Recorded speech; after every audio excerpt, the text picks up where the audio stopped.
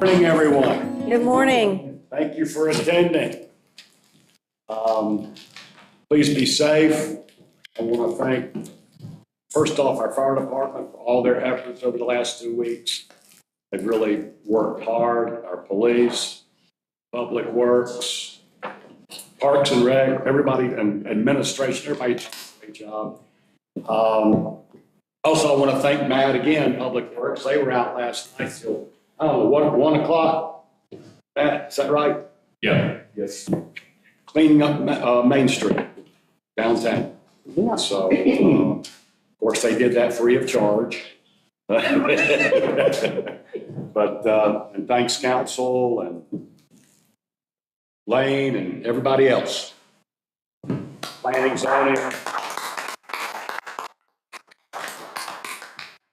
And of course, finance, first and foremost. So I'm calling this meeting to order. This winter retreat, this February, is it the 5th? Fourth. We go to Wednesday. There we go. All right. So, roll call. Just state your name. Let's move around. Cut Perry. Doug Matheson. Melissa Tausche. Wayne Miller. David Harwood. Okay, everyone's in attendance. If you would, please stand for the pledge of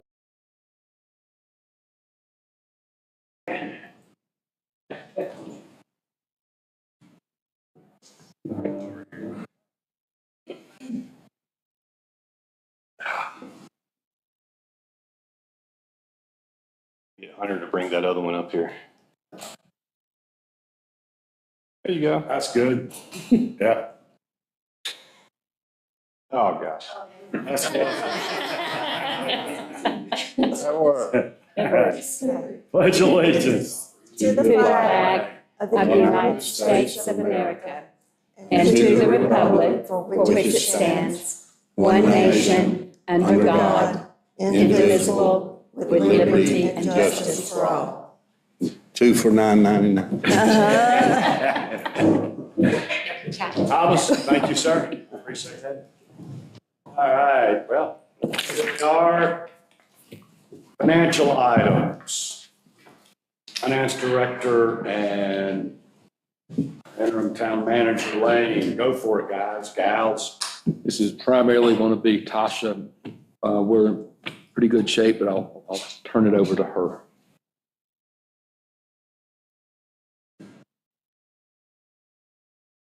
Good morning. Morning.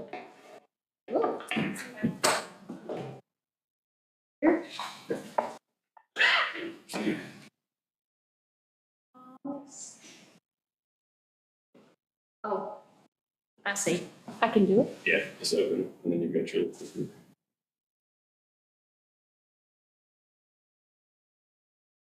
Tasha, are you comfortable sitting there doing the? This looks different than mine. Yeah, that might be better. Yeah.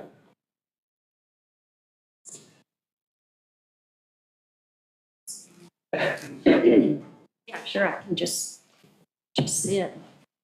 Keep this one open for my notes.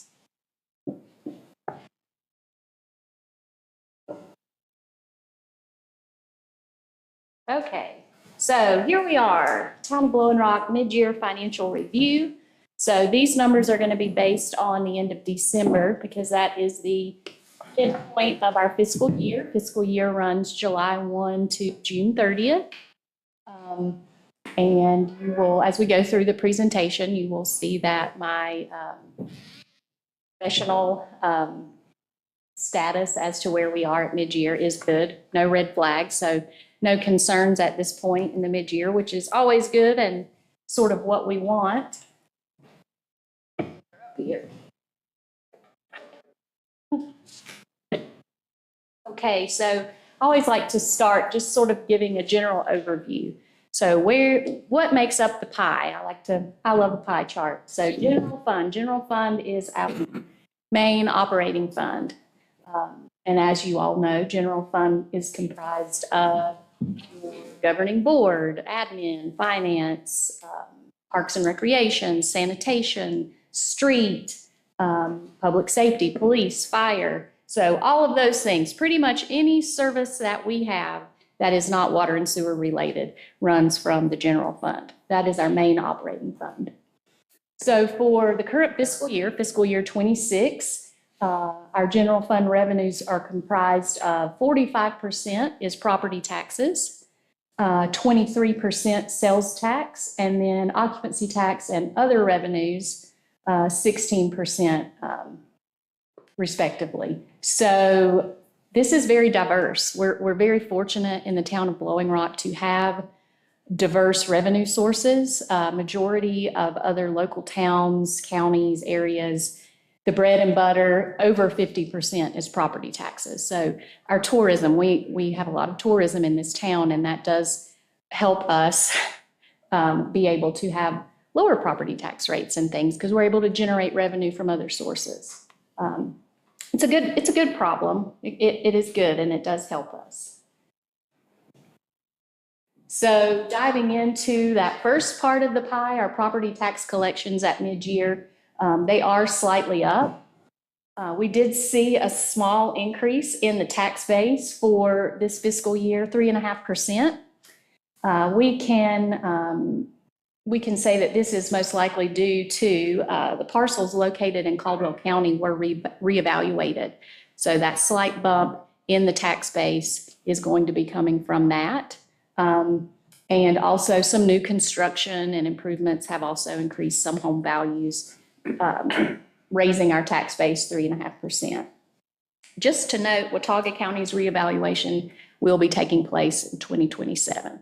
So as you can see, if you're looking at the pie chart, I know 2023 looks like we had a big jump there into 24. That's due to Watauga revaluation. So that is expected. Typically, year over year, we might see anywhere from 1% to 3% in tax-based growth. And that's typical. So we're going to see more growth as we go into a reevaluation. Our collections percentage at mid-year. So we've collected total. This was as of, actually, I put mid-January in here. It's actually a little bit more now. $6,545,386 in property taxes as of mid-January collected. Our levy was $6,935,305. So we were a little over 96% collected at mid-January. We do not have total numbers of where we ended last year yet, but we typically have a 99% or better percentage of collection.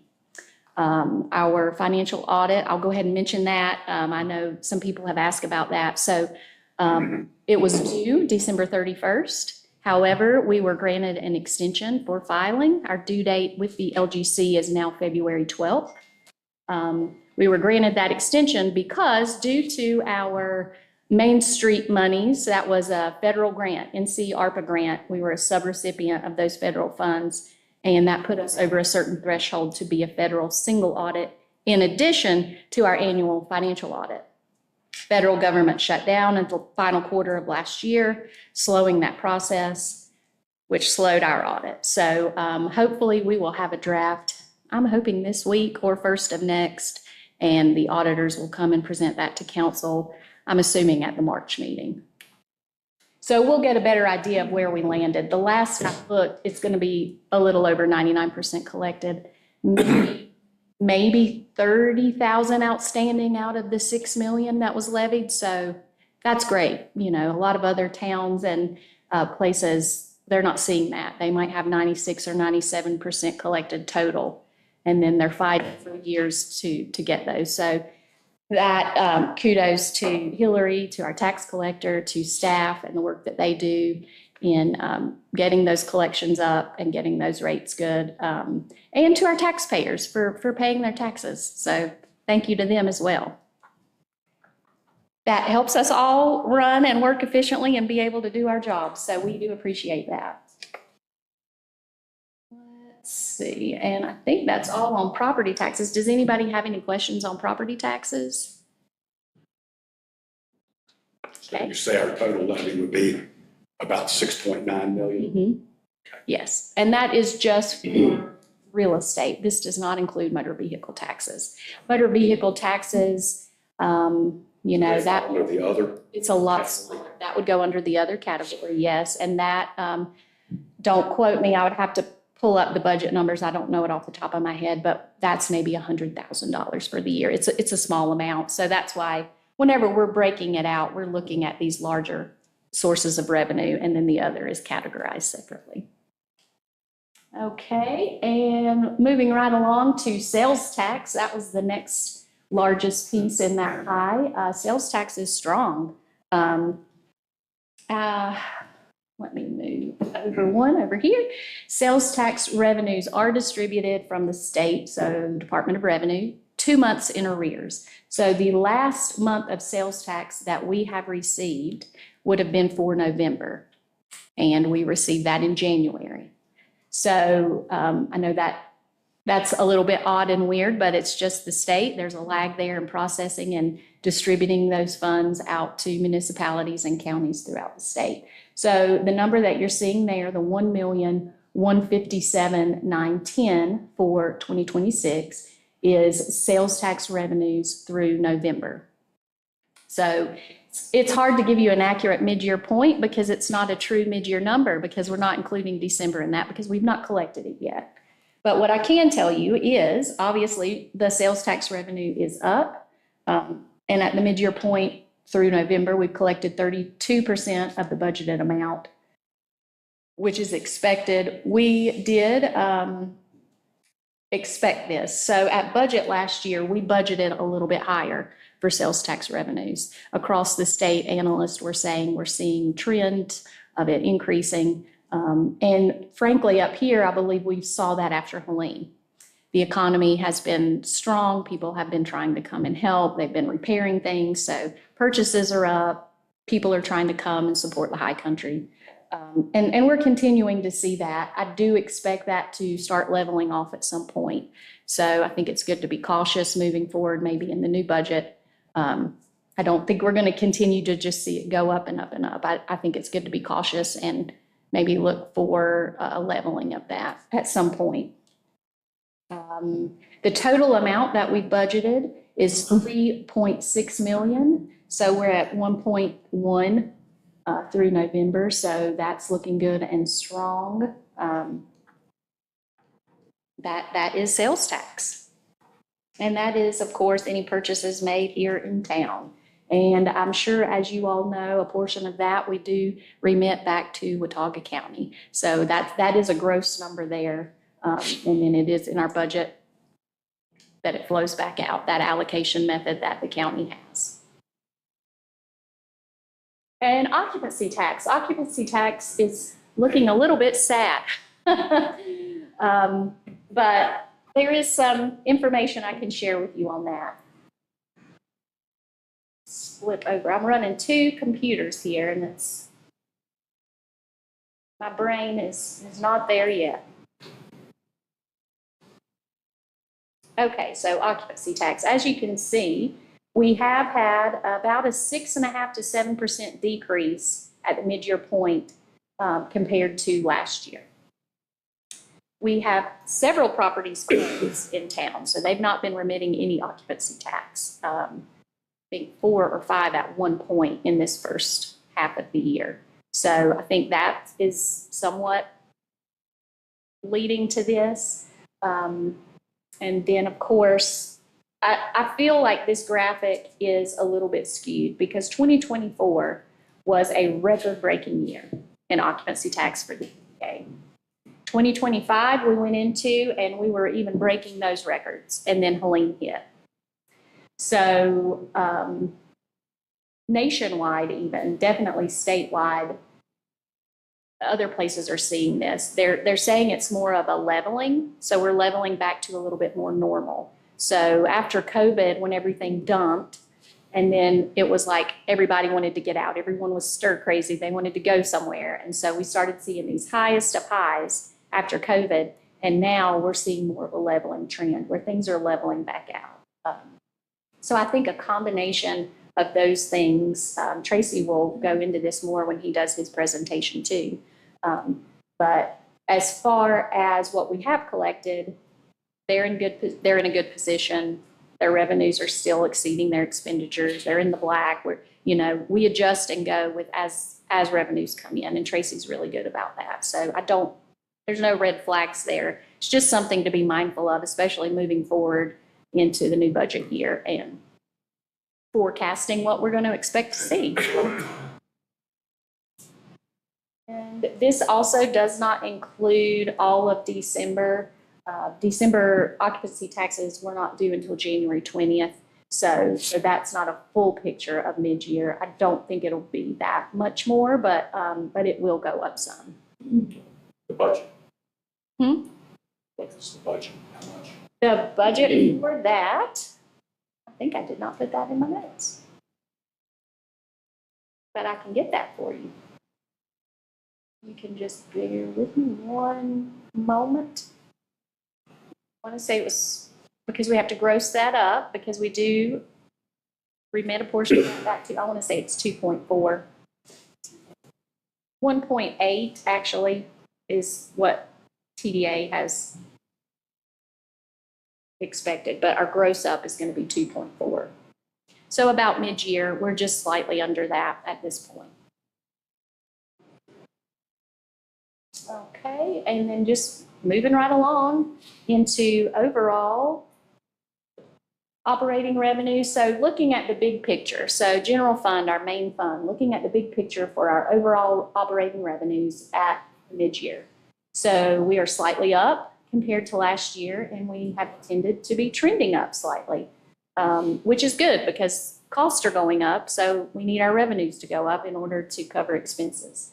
2026 mid-year, we're seeing $10,198,656 collected by the end of December, which is right at that 50% mark. Overall budget revenues for general fund, $16,416,000.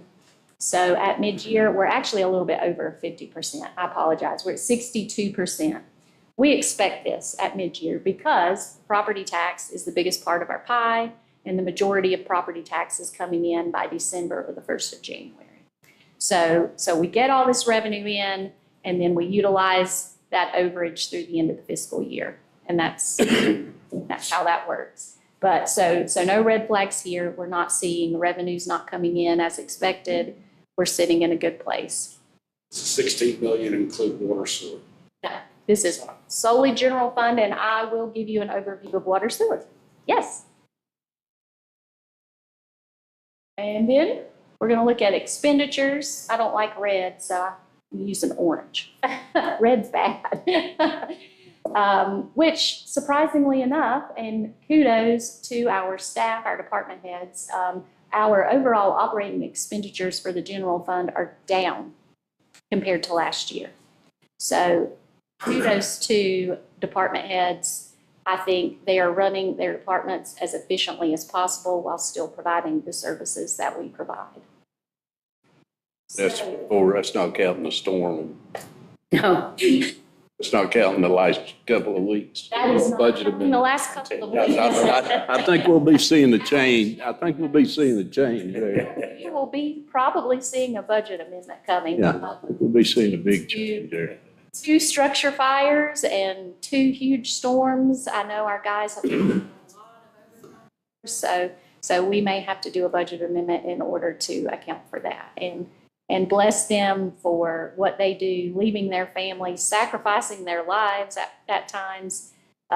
So yes, you may see a budget amendment in the next month or so to compensate for that overtime pay. Just a heads up. So yes, this is just through December before the craziness has unleashed. So 50% of budget expenditures at mid-year point. We're in line with the budgeted amount. Some departments are slightly under. Overall, my opinion, general fund is in good shape at the mid-year point. In the black, if you will, if you're talking about a business, of course, town government, we're not quite like a business, but we are good in the black, not in the red. Our revenues are exceeding our expenditures. It's exactly where we want to be. So great job to staff, great job to council for moving, making decisions, and getting us through and doing doing what we can for our town. Appreciate you guys. Just a recap, overall revenues, if you'll remember, 10,186,000, expenditures, 8,221,000. So we're doing well in the general fund. Any questions on general fund before I move into water sewer? We're about 40-some% on our general balance.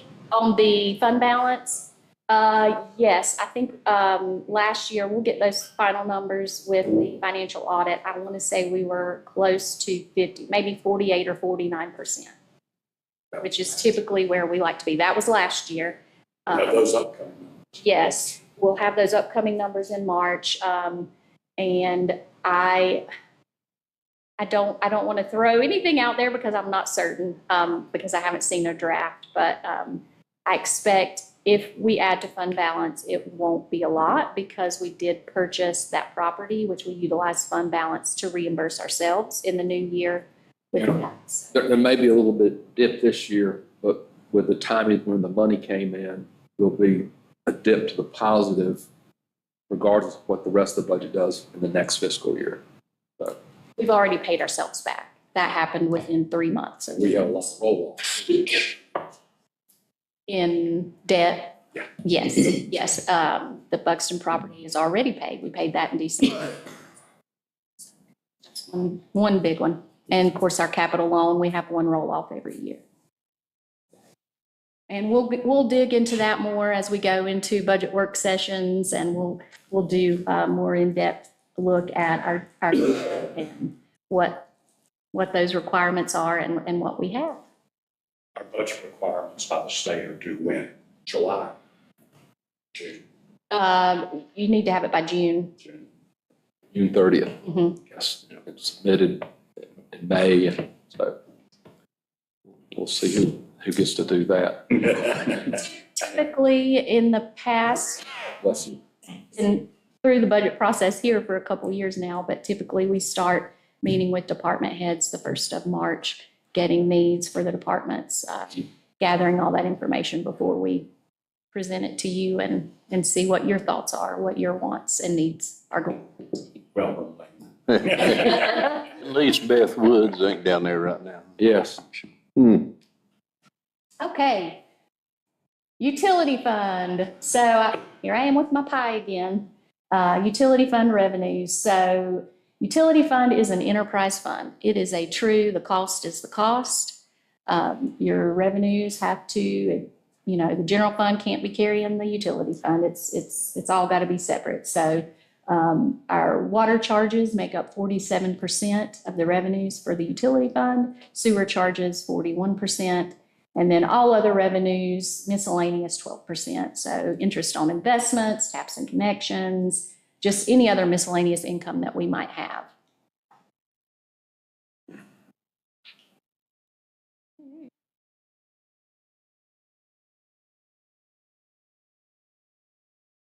Okay, so breaking that down to that largest piece, our water sewer service fees. So water is going to be indicated in the blue bar and sewer is in the orange. As you can see, year over year, we've had a slight increase at budget. Council has approved to increase those fees year over year as the cost increases.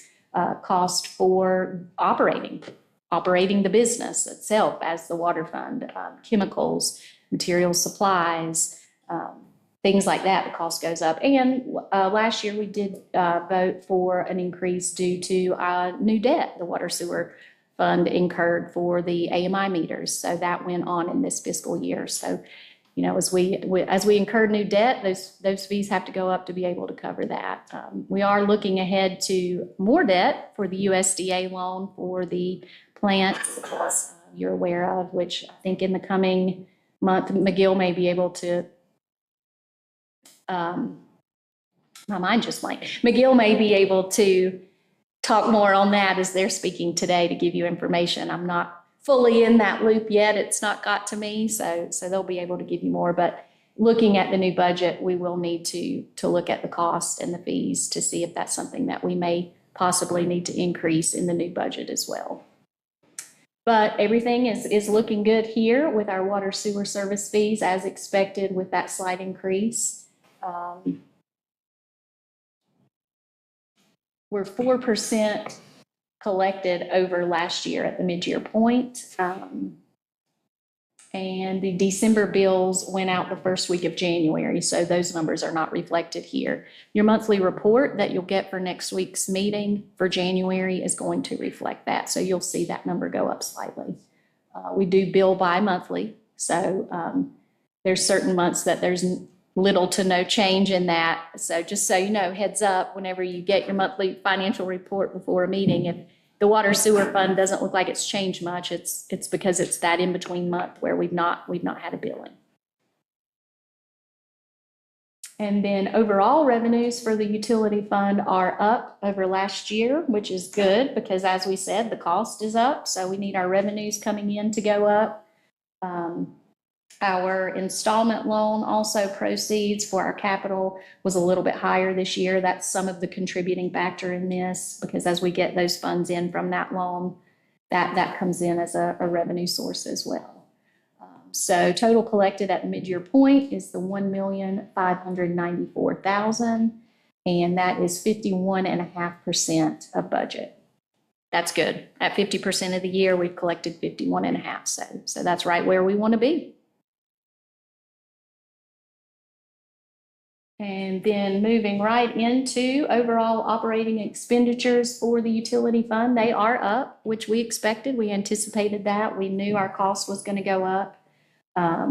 Like I said, chemicals, just the cost to operate the plants, utilities, things like that, debt service requirements with AMI, and a majority of the debt service payments for the general fund and the water sewer fund are due and payable in the first half of the fiscal year. So that's going to make our expenditures look a little bit elevated anyway. That is running slightly over 50% at the mid-year point of the expenditure budget. But like I said, we contribute that to the debt service because those are large payments, you know, that come out. And They come in to when? They start in July. I mean, I'm pretty much paying debt service wires every month. But the majority of the big ones, the bonds, things like that, AMI, are due by December. Just various months.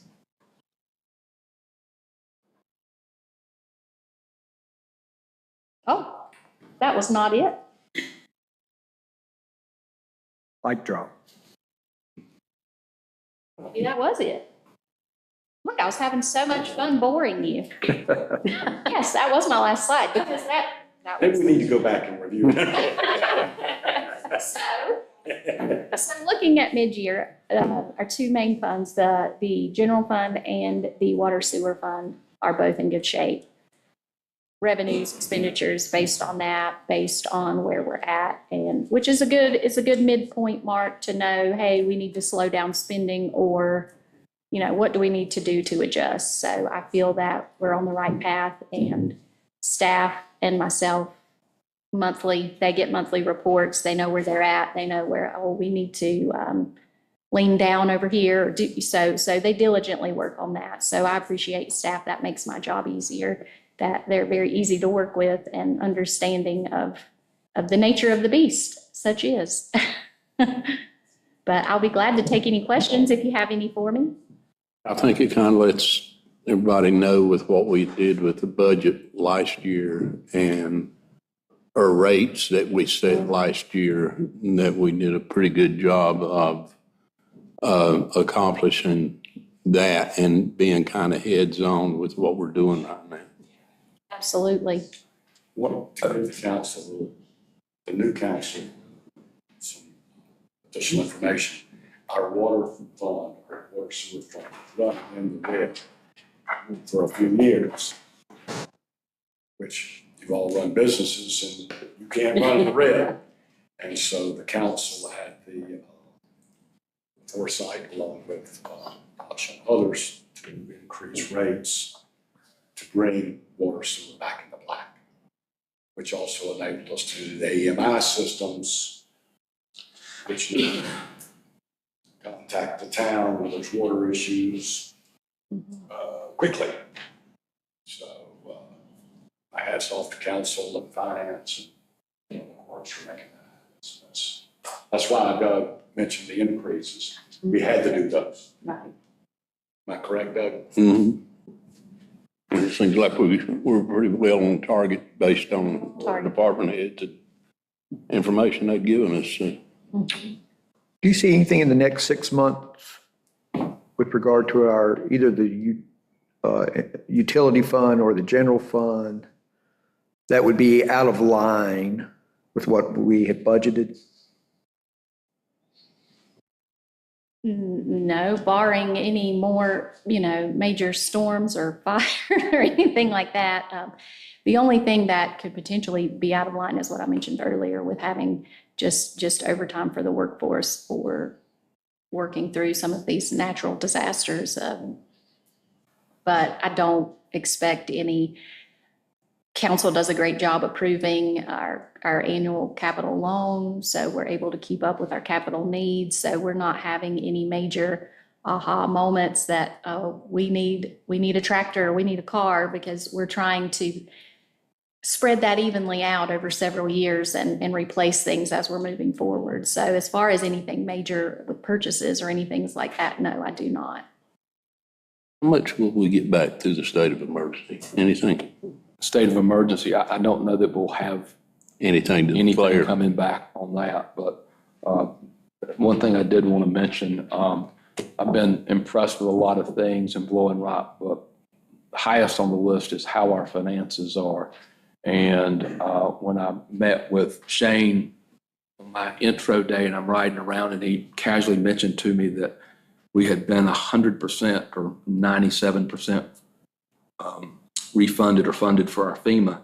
I didn't believe, I had to ask him that twice. And this past week I was in Winston-Salem and I mentioned that to Rose Williams, who's the executive director of the League of Municipalities, and she didn't believe me. And I said, no, we've gotten back every bit of money from FEMA that we're supposed to get. There's communities in Western North Carolina that are in deep financial straits because they expended money and FEMA hadn't paid them back. And they haven't gotten that. And I think we had a good FEMA rep. I think that's part of it. But I think that's a testament to Shane and Tasha and the work they did to make sure we got our money. And we're in very solid financial shape there. That's very unusual for Western North Carolina where we are with FEMA money. We even actually received the disbursement for Valley View a couple of weeks ago. We received it. Yeah. Mhm. 900 and some odd thousand. And Valley View's not even complete yet. So I have been in touch, if not met with them weekly since the October, November that it happened. So Very good. Tasha, is all of that reflected in the budget then as far as? no, so Helene is going to be in a separate fund. So it's not going to be one of our main operating funds. That is separate. It's a flow through, Mhm. correct?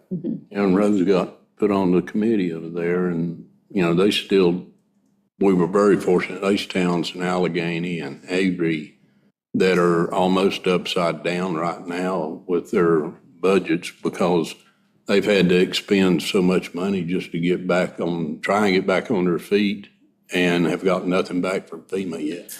I think we got lucky with the FEMA person we had, but I think the bigger issue is we've got great staff that stayed on top of that and just. FEMA has even said to me that there's areas that they're really struggling with because they don't have the staff.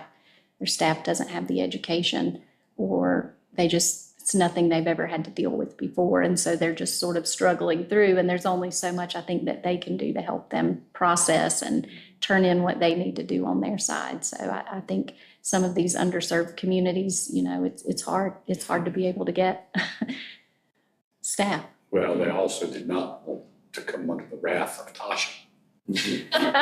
Well, yeah, I think, God, that we had no more damage done here than what happened. And I think for them, it was like we can pick off some small fruit right quick and look good. And so let's let's reimburse these little small ones right quick. And, I think, like I said, we were very lucky on what we did have here. It wasn't any worse than what it was. So majority of ours were below the threshold too. Right.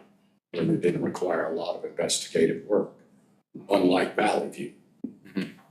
Yeah. Yeah, there was still a lot of boxes to check. I think that first meeting Shane and I had with them, there was a root ball specialist there.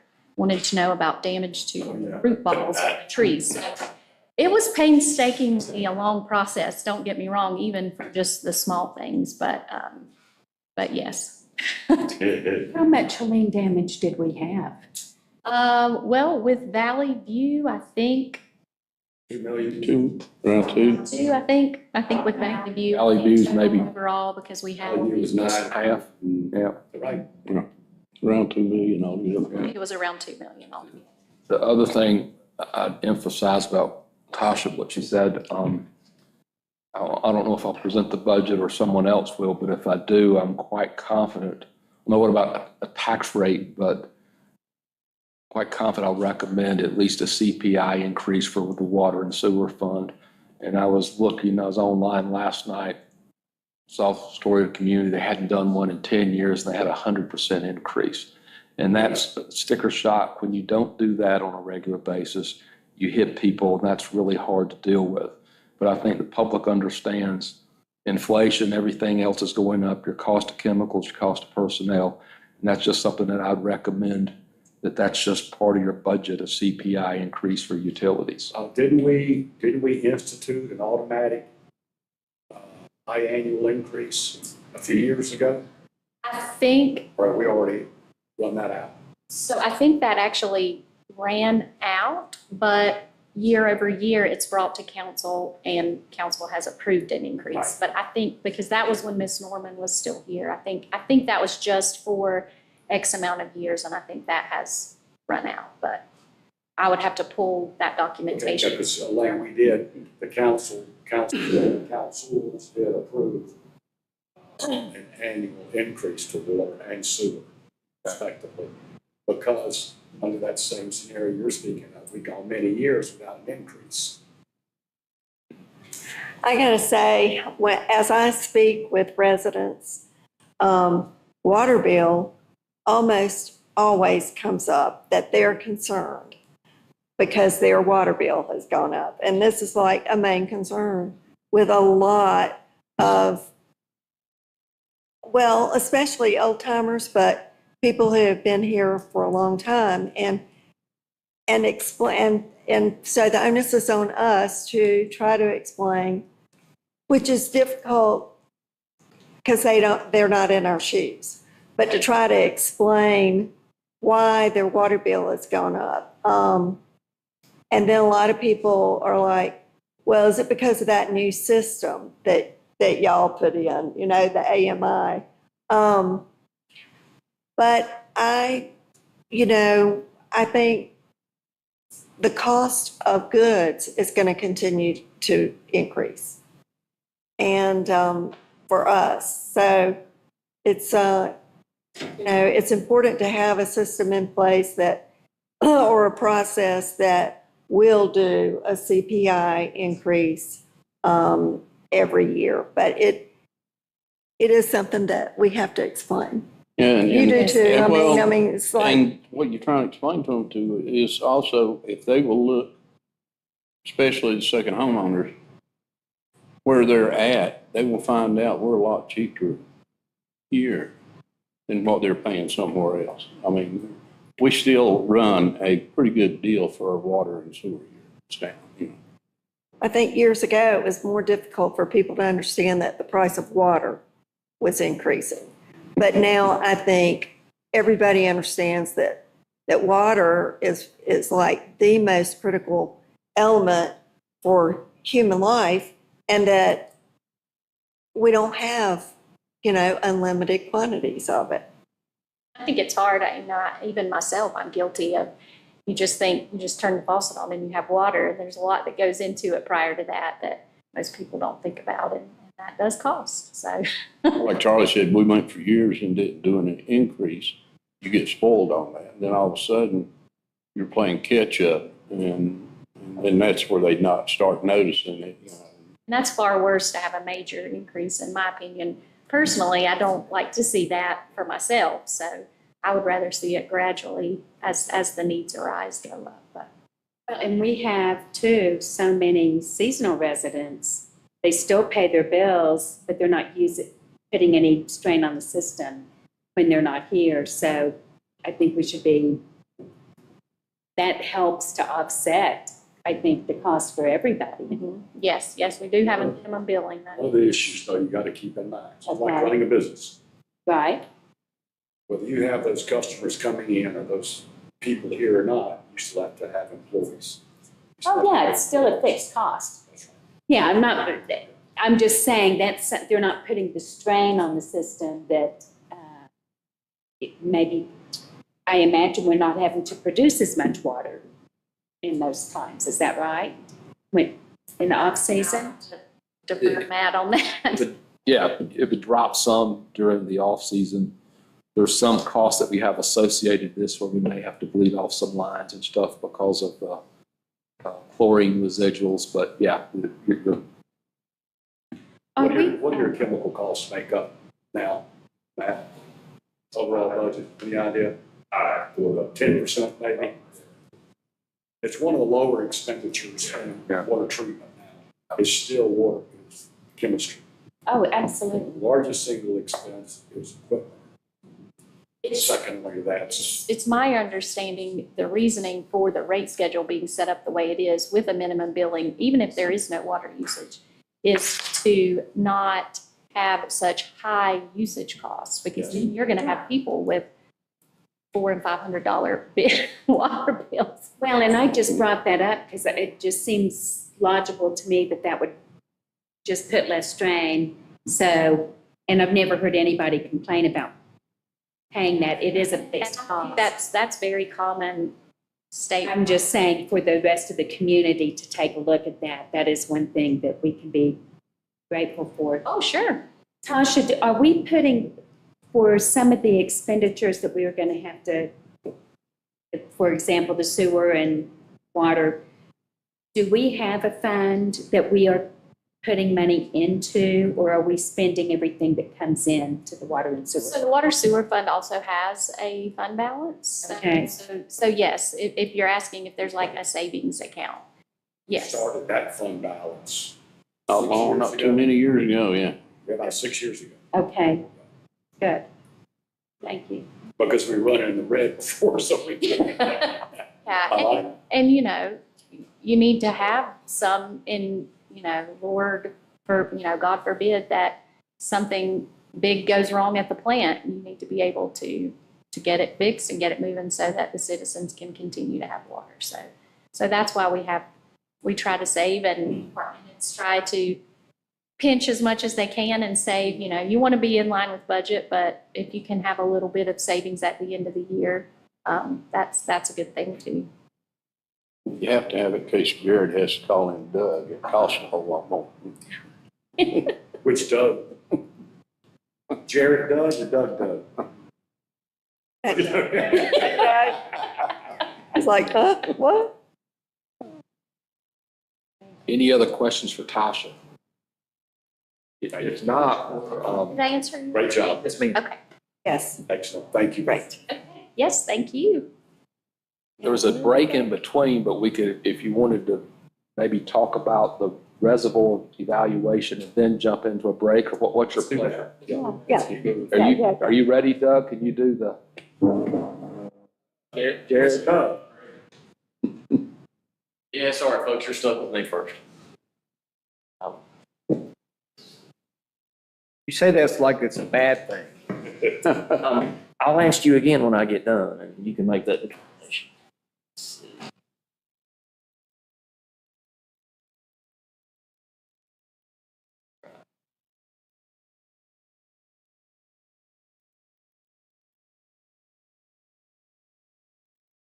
Okay, so if you'll allow me a couple of minutes before I dive in to talk about reservoir and all the other projects, McGill's relationship with Wilton Rock spans over 2 decades. Obviously predates most of us in the room and our involvement with the town, I think Doug may have been around that long because he was Mr. Blowing Rock for so long. And he hasn't fully passed that torch, but I have had the pleasure of working with you over the last couple of years. There was a small hiatus in there. But I want to share something else too, if you'll hear me. So over 15 years ago, I was a water and sewer contractor managing my dad's business. We were coming out of, the downturn of 2008, and I was ready to make a change in my life. So I was contacted by a friend. There's a neighboring municipality that has a need for a guy to manage their stormwater program. And I said, stormwater, okay, as a contractor, I do erosion control, I know all about it. Boy, I didn't know what I was getting into managing a phase 2, MS4. Anyway, Mr. Bailey took a chance on hiring me for the city of Lenoir. And, that role led my path to McGill Associates. And here we are over 15 years later, and it's come full circle. So thank you for that. That brought us back together. A couple of different stops. And Worked together a couple different times. Yeah, we have. So great to work with you again. Folks, you're in great hands, even if it is for just a short period of time. So, all right. You look at this agenda, we've got like 6 hours of, discussion topics on the agenda. It's a lot. I hope we don't bore you. We've tried to break up. Okay, that being said, It's not 6 hours, right. So we tried to break up our presentation into our current ongoing topics, ongoing projects, which, we touched on with you, and there are others. And then some future things that may have, been talked about before. Some considerations. We'll dive deeper into the water system, some projects that have been completed, some things to consider. And then we'll wrap up by broader brush discussion topics. And those include, crosswalks and potentially another consideration for a bond project, for street paving, sewer expansions, things that I'm sure many of you in the room have heard in years past, but we do want to touch on those again. So without further ado, we will dive into to our presentation. And I just touched on, we'll talk about the reservoir, Valley View Road. Tasha mentioned our USDA water and sewer improvements project, and then water distribution system replacements. And then an overview of your water distribution system. You always want to talk about that because infrastructure ages, and routine, consistent improvements is the key to the life of that system, and it benefits your customers as well. So then we'll talk about the conference center property. Hey, we're here, so how fitting is that? Sidewalks, crosswalks, and then considerations for another bond package, and what could be included in that. So first, let me see if I can get that screen dialed down just a little bit. Okay, our reservoir evaluation. So we did a volume analysis of the reservoir, which is the collection area for Blowing Rock's water supply. We did a volume analysis in 2024, and that was several decades worth of siltation and how that was impacting the volume of the analysis. And the results of those findings were really good. You haven't lost really any volume. And I know you saw this during the retreat last year. So anyway, we won't spend a lot of time talking about the volume analysis, but we will talk about the emergency action plan. So if you think back to late September, 2024, Helene rolled through, and following Helene, Department of Energy, Mineral and Land Resources decided to inspect all of the dams that are noted in their system. And the reservoir dam was inspected by DEQ in October of 24. And they had some findings. They nothing major, but they had a list of improvements that needed to be made. And we'll talk about those in just a moment. But the largest topic was updating the emergency action plan for that dam. Now, dams are categorized as low hazard, intermediate hazard, and high hazard. And because of the potential impacts to critical infrastructure downstream of that dam is categorized as a high hazard dam. So what does that mean?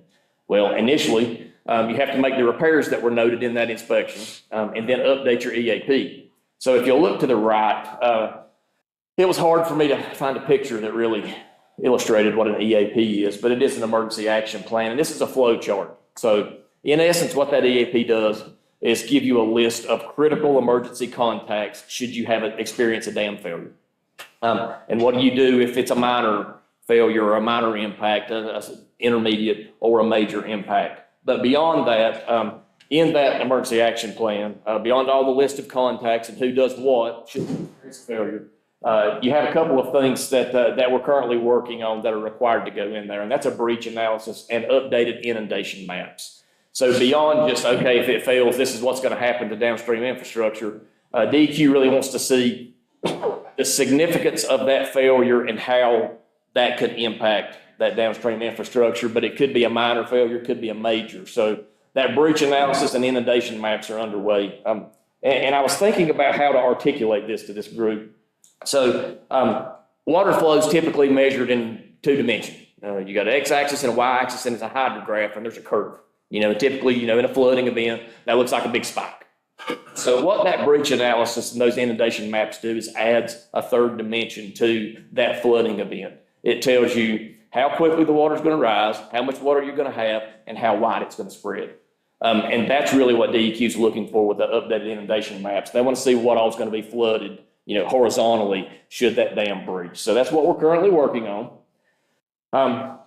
Okay, so also DEQ in their inspection, they noted a few maintenance items, which in conversations with Matt, kudos to Public Works, they've accomplished these. You had several fallen trees that were resulting from the storm that were on and around the dam. Those have been removed. There were some areas of minor to moderate erosion. Those have been corrected. A small seep, and we're calling it a seep, but DEQ's inspection and McGill's follow-up inspection about a month later noted a soft area. And we didn't speak specifically about the soft area. Have you guys looked at that too? This is not a leak. Not noticed any change. Okay. So it is an earthen dam. It's just something to monitor. So we're continuing to work on our update to the emergency action plan, and we can check that box. I mentioned this to Doug yesterday. I'm hearing that North Carolina Administrative Code is getting ready to see a significant rule impact or update that will impact rules for dams and how they categorize dams. I don't know if that's going to be less restrictive or more restrictive, so we'll see what comes out in the next couple of months. Any questions about reservoir analysis? I do have a question about the state. Okay. Do they supersede Army Corps? So I don't want to say supersede, different sides of the same coin in terms of their Army Corps. There's a different set of rules for waters that they actually regulate. Navigable waters as such, and then certain sizes of impoundments they do fall into Corps' jurisdiction. The dam itself is your first line of regulatory action is going to be DEQ there. DEQ. Yep. Okay, couple here. One is, when you done this analysis on some of the dams, did you do it on more than just a reservoir? I know at one time we looked at, we may have a few problems at Broy Hill, and then I knew. It's not under DEQ. Right, and then the one at Crystal Lake. I know that's private. Roy Hill's not under DEQ. It is grandfathered in, am I not correct? For now, It is not categorized. it's not. Not categorized, yeah. Thank you. And I'm not aware of Crystal Lake, Doug. That's something that we have looked at in the past. I don't know. Across from Ichabod's up in there, the big pond up in the top there. ABC store? No, Oh, it's already flooded. no, Crystal Lake, the Oh, big pond. yes, at the, Go- it's owned by, it's privately held, isn't it? Right, Yes, so it being privately held, we would not be involved with that. no, but I just wondered if we had looked at that. And I'll tell you, you're right. It's not anything to the town. However, private impoundments, private dams are subject to the same rules as publicly owned dams. So, if it's depending on hazard, it would, require an EAP or further action. Yes, sir. How far out do you have to take those inundation maps? Oh, I don't have that answer. That's a water resources topic. I'll get it for you though. I was just I'm curious, curious. like to the city limits, town limits, or beyond that? It's not related to town limits, it's more related to where the impact disappears. Okay. Right after the flood water does its thing for however far downstream until it reaches a point that it's not considered a flood at that point. And sometimes it depends on what's downstream to get impacted. Okay. If you go downstream for a half mile, there's not a house, it's not as critical as if there's houses and roads and people there. The impacts to Valley Boulevard are primarily, and that was what was noted in DEQ's inspection, that's a large part of why this is tripped into high hazard. Okay, thank you. Thank you, Doug. Okay. Valley View Road, we'll talk about another flooding event. Obviously, Helene rolled through, and the town experienced a significant slope failure and roadway impacts on Valley View Road and Old Orchard Road, which is a shared driveway that comes off of Valley View Road. So I remember speaking to this board several months ago when we were seeking to award the contract. So as you know, I did a summary then, but I'll reiterate. Valley View sits on the side of a rock hill, or a rock cliff, if you will. So during that significant rain event, the little soil layer between the roadway and the rock face was saturated and became viscous and ultimately slid. So we met extensively with FEMA and then pulled in a subconsultant, a geotechnical and structural firm to look at how we could repair Valley View Road and its state. The low-hanging fruit was, let's put it back like it was. Well, obviously we're not doing that because there's nothing that would prevent the failure from occurring again with the rock face. So after extensive research and then design efforts on behalf of McGill and CVET, our geotechnical subconsultant, we arrived at a design that included construction of a soil nail wall, which is really, it says what it is. Nails, large nails, big nails, are drilled / driven into the existing substrate, and then concrete is poured around those. And this served as a temporary support or shoring mechanism to hold up the road to allow traffic and travel to still use Valley View while the rest of the work was under construction. So in addition to the soil nail wall, the permanent feature is a Gabion basket wall, and we've used Gabions all over town. I mean, I'm sure you guys have seen them. Those are the wire structures that are filled with riprap or Class B stone. They allow water to infiltrate through while also offering structural integrity to hold up anything above it or sitting on. So the permanent project is, a soil nail wall that is ultimately buried, and then the Gabion basket wall, which will, form the rest of the roadway. And that project is well underway. I'm going to say at this point, 80%. So we've had on-site inspection observation, and then CVET, our geotechnical consultant, is also doing the inspection observation of the structural components of the work. So as of last week, when they submit the reports weekly. As of last week, we were nearing completion of construction of the Gabion wall. Beyond that, further slope stabilization with landscaping and matting, and then restoration of the pavements is really all that's left. Now, we know it's February, and we don't do a lot of asphalt paving in Blowing Rock in February, so we are at the mercy of the weather there. We'll need temperatures to exceed 40 and stay there before we can finish paving. But that project is a lot further down the path at this point than I thought it would be when we awarded the contract and moved into construction in early December. That was a 120-day contract time. So we're still in good shape there, and we're beyond 80% now. My presentation was made a couple of weeks ago, so forgive my 75 that I called out. So any questions about Valley View progress? Seems like it's ahead of schedule. It is ahead of schedule. 120 days.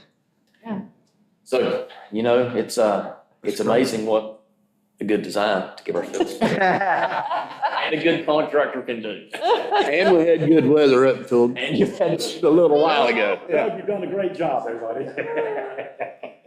and I hope you can see this, just some pictures for clarity, pulled from our dear friend Google Maps. See if my pointer works. Yes, the extent of that slide post-Helene went from Valley View Road all the way down to Glen Burnie Trail. How many feet is that? 600. 600. Okay. So some of that material is gone and will never be found again. Our project goes goes between 200 and 300 feet down the slope, and we're stabilizing there. Reforestation will occur down there. We couldn't, go through the process of trying to acquire easements to get down there and go that entire 600 plus feet to stabilize. So we're concentrating on, I think it's about 250 here from the slope repair project and walls down here, and we'll stabilize that, and that'll be, permanently vegetated. Here's the road shoulder, and we had buried utilities within that impact too. I know we have a force main, we have water lines.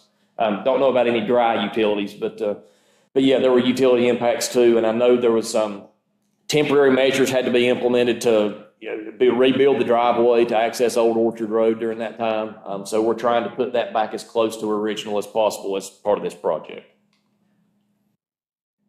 And this is a little dated, but this is a good picture showing the soil nail wall.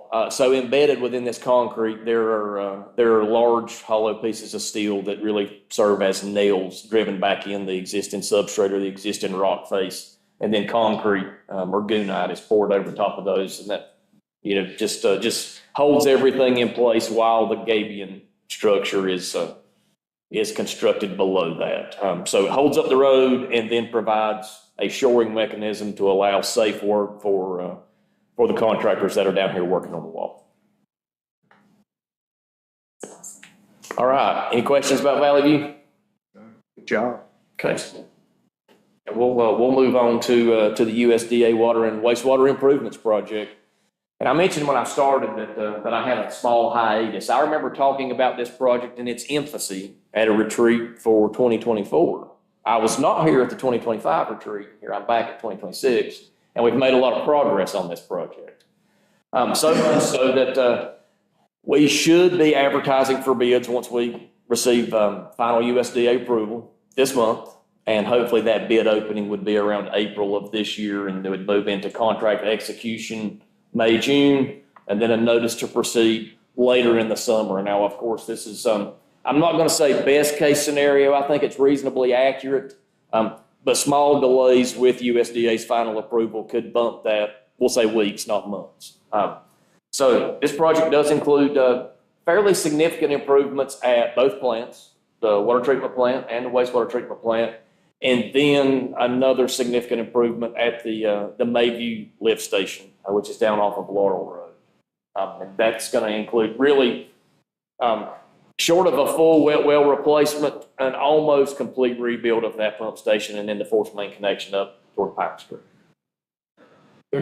Are y'all familiar with the Mayview lift station?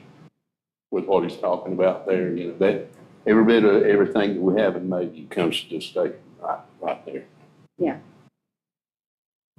And also tour the water and wastewater plants, so the improvements that we make there, Oh, yeah. which are gyrating. Okay. That's a little creepy. Sorry about that. No, you're good. Absolutely. Please, while I'm looking here and looking around the room, if you have a question or a comment, yeah, please don't be afraid to shout. Oh, okay, yeah, just one slide for a USDA project. Don't want to go down the entire list of what's being done at each of these facilities, but I will check off a couple of the big ticket items. High service pumps and a lot of piping and valves at the water treatment plant. And, those high service pumps are very expensive, north of $100K a piece. So that's, those are your larger ticket items at the water treatment plant. For the wastewater treatment plant, we have a new bar screen at the headworks, and then some significant digester upgrades, which is the air system that, forces the air into the digester and promotes decomposition of sludge. So, I know that that's probably a little further down in the weeds than we need to get for our purposes today, but just know necessary equipment and expensive equipment ultimately. So those couple of things at each of the plants, in addition to a whole host of other items at each, and then replacement and reconstruction of the Mayview lift station.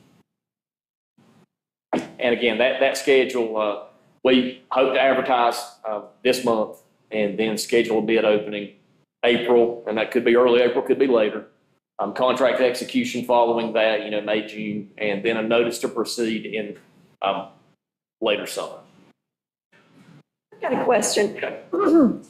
When the renovation and replacement of the existing Mayview lift station occurs, does that affect the residents who live in the Mayview area? Affect how so? I don't know. Their ability to use the system. You tell me. So we'll have to arrange for that wet well, because we're not constructing a new wet well. So we're gonna have to arrange a pump and haul scenario for anything that drains into that system that would go to that station now. So yeah, we'll end up, contractor will install plugs, a regular pumping schedule, either bypass pump or pump out of a plugged manhole. They'll use the system. I mean, we can't completely discontinue that for a number of months or even a year that it would take to construct this. But we are, in essence,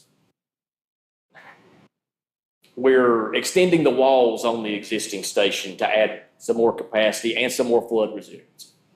So, it's gonna have to be dry for us to complete that work. And do you think it could take a year? I will need to look at the schedule projection so far. I know with a lot of the equipment that's required there, it's new pumps, standby generator, piping packages, et cetera. We could be looking at a few months worth of lead time to get those ordered and then procured, and then, the actual work, also a number of months. I'm stacking tolerances here, but yeah, we'll say perhaps a year. Fingers crossed it doesn't take that long. And I'm not sure, I need to look at what the total contract time is for this project. We have the bidding documents ready, and that would be all the work at each of the plants and Mayview. I would assume that that project time would exceed a year for everything, but work hopefully would be occurring concurrently at these sites, with multiple crews. Something else that I want to mention about USDA, this is a loan. It's a 40-year term for USDA. And that's typical for water and sewer infrastructure projects. With other types of infrastructure, those loan terms vary, but with water and sewer, it's typically 40. USDA likes to finance completed projects, so it will require interim financing to pay for the job as it's built, and pay the contractors, pay for the equipment, and then USDA would come in and then finance that construction cost. And I don't think the budget has changed since I talked about the project a couple of years ago. The original loan we were looking at, if I'm not mistaken, it was somewhere between $4.5 and $4.7 million. I hope, that hasn't succumbed to inflation as well, like everything else, and prices going through the roof. I think that number still holds true. So I'm going to err on the side of conservancy and say 4.7 instead of that 4.5. How long are you projecting for the projects to be completed?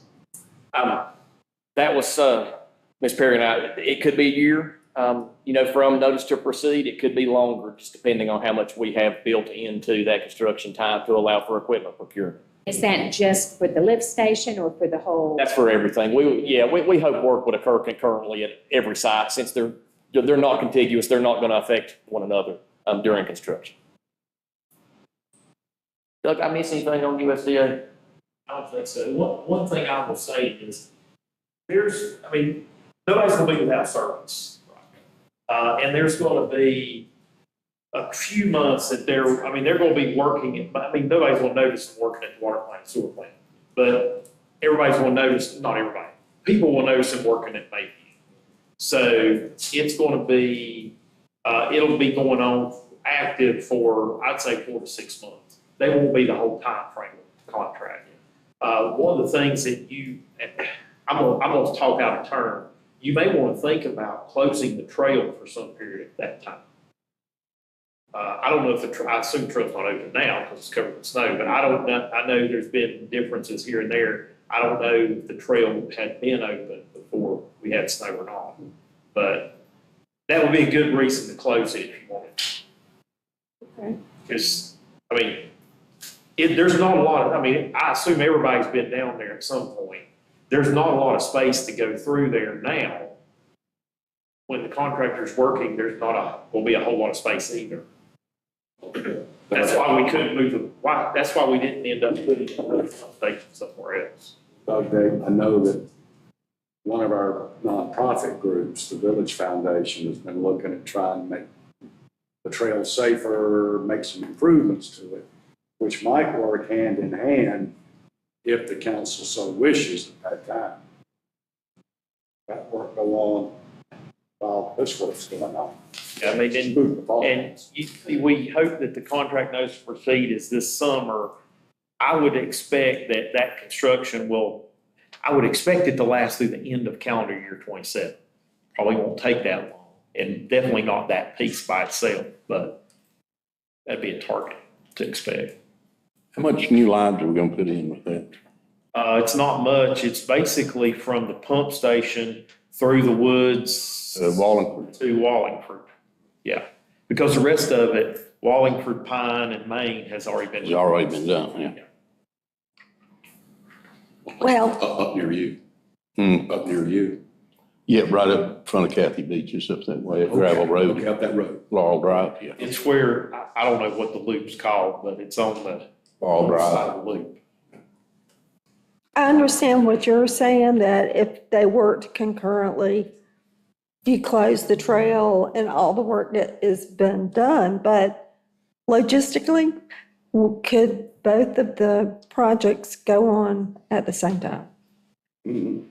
I don't know. I don't know what's planned for the trail and how they're gonna get to where they're gonna work. It's still conceptive. They've still got to bring it to council for council's approval. So it's still up in the air. Raise money. So we have something about it right here. To answer your question.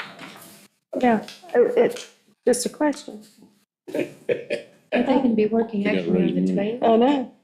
Huh? Are they looking to do stuff on the trail itself or just in the parking lot? Yeah, No, the trail is. the trail. Okay. They're gonna talk about it at 4:30. Do y'all have anything else on the USDA? No, sir. We're a little past what our scheduled break time is now. Would you like to take a little break till 10:30? 10 minutes. Come back for 10 minutes, 10-minute break and come back? Yes. Or keep going? What's- Take a 10-minute recess. Yeah, that's good. Do you think? Yeah, Jared. Jared.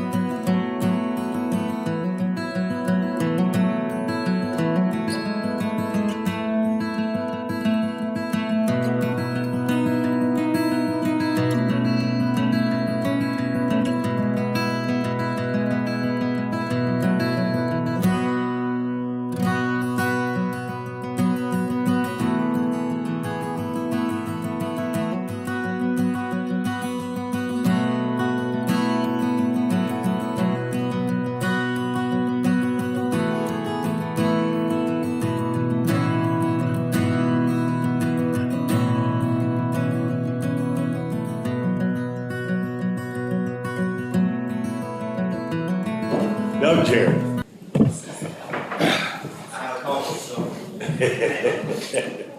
right, thank you. Thank you for coming, Doug. He takes the hard parts and I take the easy parts. You burned it. I will back up and say a little bit about the USDA project, just from a history perspective. I'm not sure who was here when we started the idea of doing this project, which I guess was in 2019. It was before COVID. We were going to do USDA funding to replace the water line on Main Street and do a little bit at the water plant, a little bit at the sewer plant.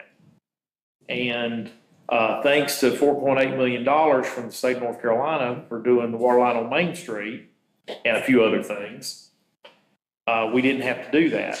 But we did set up a rate structure to fund almost $5 million USDA loan at that time. So the decision was made, and as Jared pointed out, I can't tell you which year at this point, because it feels like we beat this thing to death.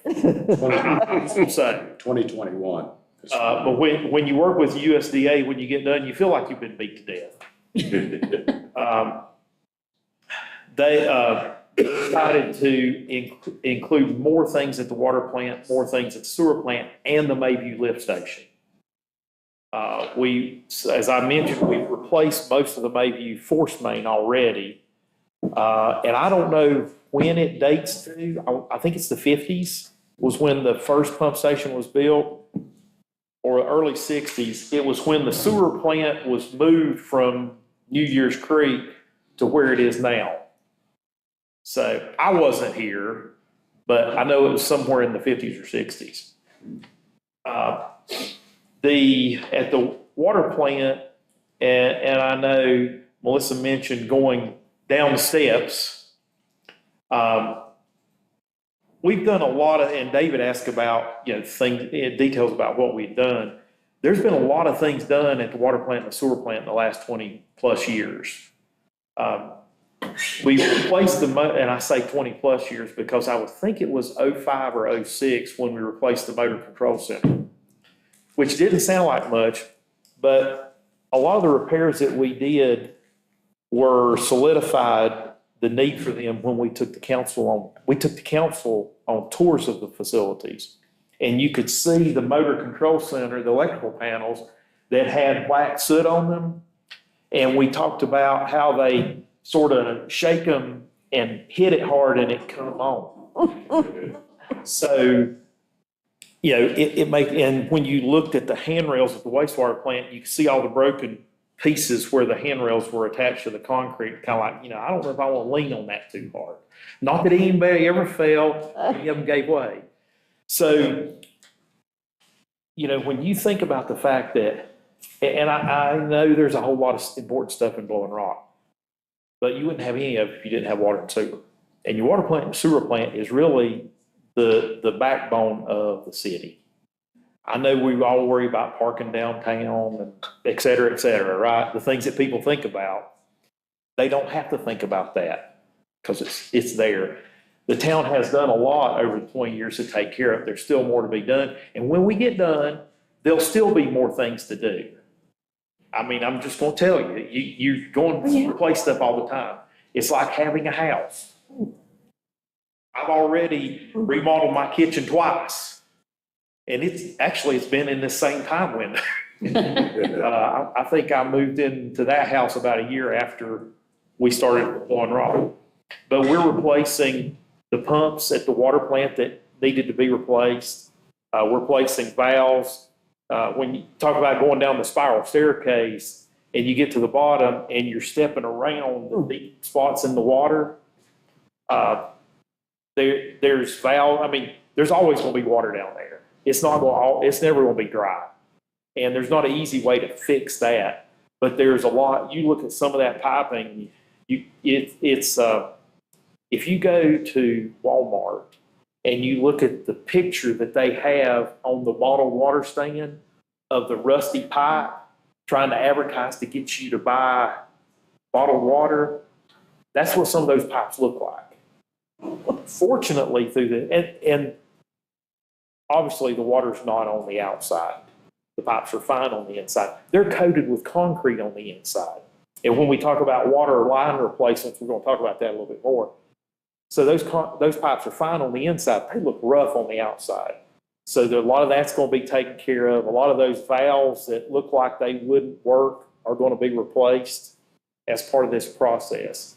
So there's, when we started 20 years ago, we fixed the most critical things first. The things where we had one pump, if that pump goes out, we have about, 96 hours before we were going to run out of water. So we fixed all those things first. These things are important too, but some of it is redundancy and some of it's I won't say the aesthetics, but the long-term security of it. So replacing those, we're replacing the screen at the wastewater plant. We're putting a new aeration system in the digester at the wastewater plant. We're replacing some influent pumps there also. And we're putting in, I'm going to say, a modest level of SCADA control and monitoring. And that's supervisory control and data acquisition. But basically, it's a way that the plants can be monitored remotely to see when important things happen. Now, right now, if the wastewater plant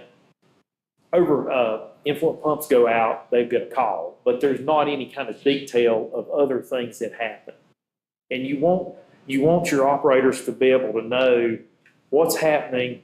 That means at 3 o'clock in the morning, they won't go get out of bed and go check on it. Those are the things that they want to be able to know. So those things are included in the project. So this gets the system a lot farther into being able, being set for the next 20 years. Now, 10 years from now, somebody's going to stand here and tell you need to do more stuff. I'm just telling you that. Kind of hope 10 years from now it ain't me. I'm just saying. Jared. And I'm starting to say that at the office so the guys can start preparing their hearts for that. Wait, which clicker? The white ball. Okay. So let's talk about the water system. And I've tried to I forgot, I didn't think about it till this morning about 6 o'clock when I should have been asleep. Looking at the statistics of how many feet of water lines we've replaced in the last 10 or so years since we did the bond package. We replaced all the water line on Main Street, and the section of Main Street right in the middle had 2 lines.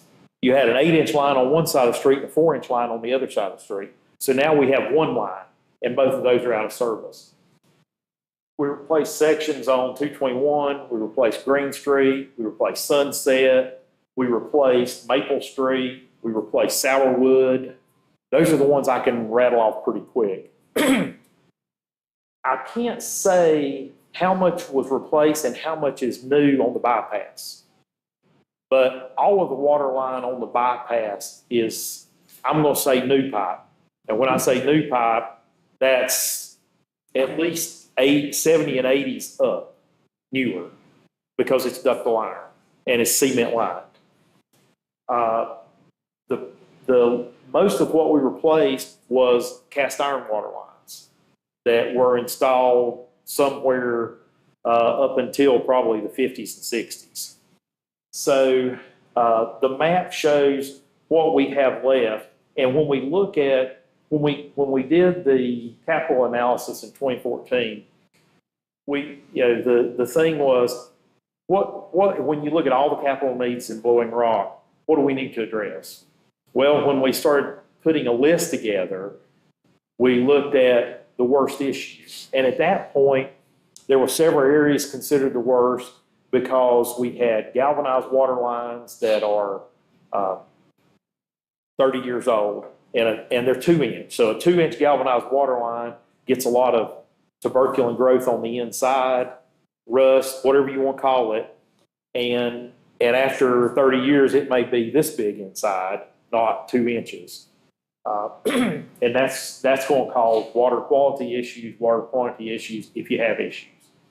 And we focused on cast iron water lines. cast iron water lines are manufactured different than ductile iron, even though they're both iron lines, but they're not cement lined.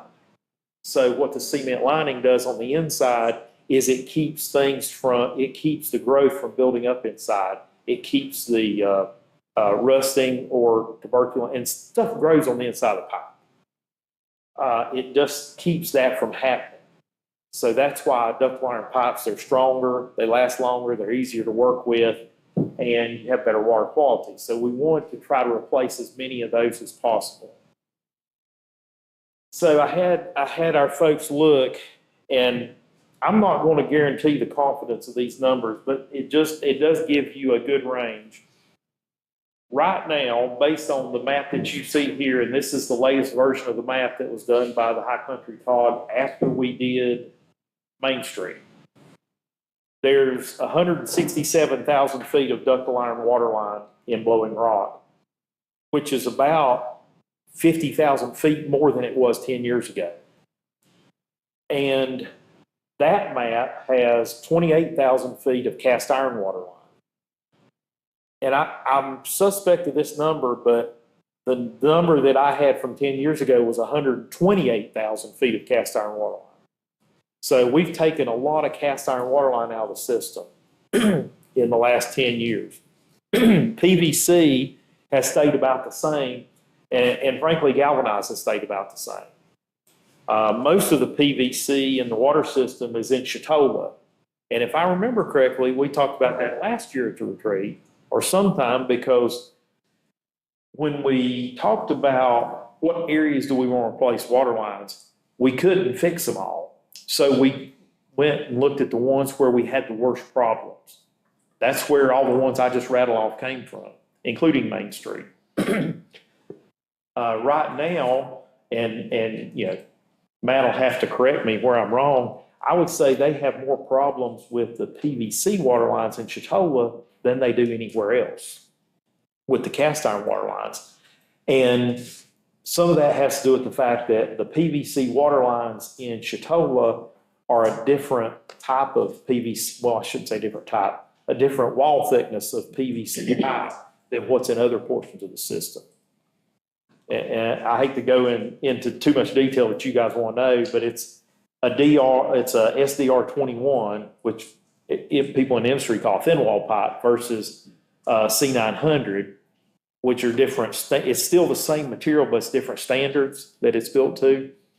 And a C900 has a DR of 18. Well, the DR that I mentioned is the ratio between the dimension and the thickness. And the difference between 21 and 18 is pretty significant. So it's just more likely to cause problems if something happens. And it doesn't have as high, well, depending on who rates it, depends on the pressure rating. But what we focused on primarily before, as I said, are cast iron water lines. We still got a number in the system. If you look, the map on, if there's a pointer, the map on the left is lines by material. And you see we highlighted the cast iron and the galvanized. And there's not big collections of them, but they are scattered through. You see a lot still in the central part of the system, and then a couple of areas. I mean, the Goforth Road is another big, that's an old area of town. And West Green Hill, some of the Green Hill area is an old section of town. The other map are line sizes. And what I want to point out there is, here's the water plant. I'm just giving you an idea of how the water goes through Blowing Rock. Here's the water plant, and up here's the Green Hill water tank. And the main way for water to get from the water plant to Green Hill is 321, Possum Hollow, and I don't know if that's Sunset. I guess that's Sunset across Overland, Wonderland Trail, and snakes its way back across the golf course to come up on top of the hill. So that's the main route that water has flowed back and forth since 77, 78, whenever that was finished, when the water plant was finished, the new water plant. let me rephrase that. If you go look, there's some of the old water plant that was there sticking out of the ground. The concrete of the water plant was failing, so they built a new water plant, but the concrete was so hard they couldn't bust it up to get it out. That's the way it was explained to me. That's funny. Used to be train When, That's right. then there's a line that comes off of this, and I think that's this 10-inch that comes back down Sunset across Cornish to Main Street and feeds out towards Mayview. So that is the old main leg that fed that way, and this is the main leg fed this way. There's an area, and I'm gonna say this, and I'm gonna be a little bit wrong, but approximate. The area in the center of town and along the bypass, Chatoa, not much of Mayview, it's at a different pressure zone than the rest. So you've got higher pressure, and that's pressure gradient. So what's up here feeds off of the Green Hill tank, and what's over in Mayview feeds off the Green Hill tank. Some of what's in between, there's pressure reducers throughout the system that reduce the pressure in here, because if you check the pressure where it comes out of the water plant, it's about 250 PSI when the pumps are running, about 225 when it's off. So you don't want that all through the middle of the system. We would have big problems. We've had some big problems a few times. When a rock got stuck in the PRV at Ransom Street, I think it was, there's a blow off, and I know y'all don't know this, but there's a blow off at Wallingford by the parking deck. So if the pressure gets too high in here, the water runs down through the storm drains and goes into. I know exactly where it is. So the system has operated pretty well considering how old some of it is. There's still sections that will need to be replaced. When I look at, let's see, that's the same map, I believe. I told you some of the streets that we've replaced, pretty significant portions of the system. We've also got two sections, and I can't remember if we talked about this last year. We talked about some last year that were finished this year. We've also designed Park and Pine Street. When we were finishing up with Main Street, we want to make sure we spent all the state's money. So there was some sewer lines the project included water lines and a section of sewer. We did a little bit more sewer, and we did Maple Street to help spend the rest of the money. Depending on how it was going to end up, we started 221, doing a section on 221 out to Green. I guess we ended up getting about that far. We'd replaced the PRV at Green Street when around the time we did the sidewalk to Bass Lake, and that area was changed. So we went ahead and designed, in addition to Maple, we designed replacing Green Street, Park, and Pine. We finished Green Street. I believe that was the town used their ARPA money, just the direct, how much they got from government ARPA money to replace that line. And by the time we got through with everything, there wasn't enough money to do Park and Pine. So those were delayed. But they have been designed and they're ready to do whenever the town wants to. But that's sort of a deep overview on the system, on the water system, and some of what we've done over the last 10 years and where we're at. I remember on Sunset, there wasn't a lot of breaks that I remember, but there was a lot of water quality complaints because the hotels along through there were having issues trying to keep white sheets clean. And that's why when those lines were replaced, the water and sewer were replaced when the streetscape was done. Can I ask a question? On the other map where you showed the types of lines, so you say you did Sunset, but just how far did you do Sunset? We just did downtown? from Main to Valley Boulevard. Okay, And actually, part of that didn't even have a water line before. The part from Ransom Street to Valley Boulevard, there wasn't a water line there, was there, Matt? Everybody was served, but there wasn't a water line in that section. When the Ransom Street and Sunset is part of the lower pressure zone, Valley Boulevard didn't have a water line before either in that area. So when the new line was put on Valley Boulevard, PRVs are on both ends to feed it. So all that's in the same pressure zone, so it's looped now. There's a lot more looping now. okay. So on this map, though, what is it that needs to be replaced? The cast iron? The cast iron and the galvanized would be the next targets. Both of those, okay. Because I'm on Sunset, but I'm up close to Goforth, so, And some of there's some galvanized in that area, there's some cast iron in that area, and then there's ductile iron, newer pipe in that area. okay. I had someone respond to a survey I did that said they still had lead. And I don't know that is that part of possibly a connector? So that's complicated. I Okay, don't think the town has any cast iron pipe that has lead joints. Do you know of any, Matt? There may be a small section of wall that still have lead joints. I think that may be where this one came from.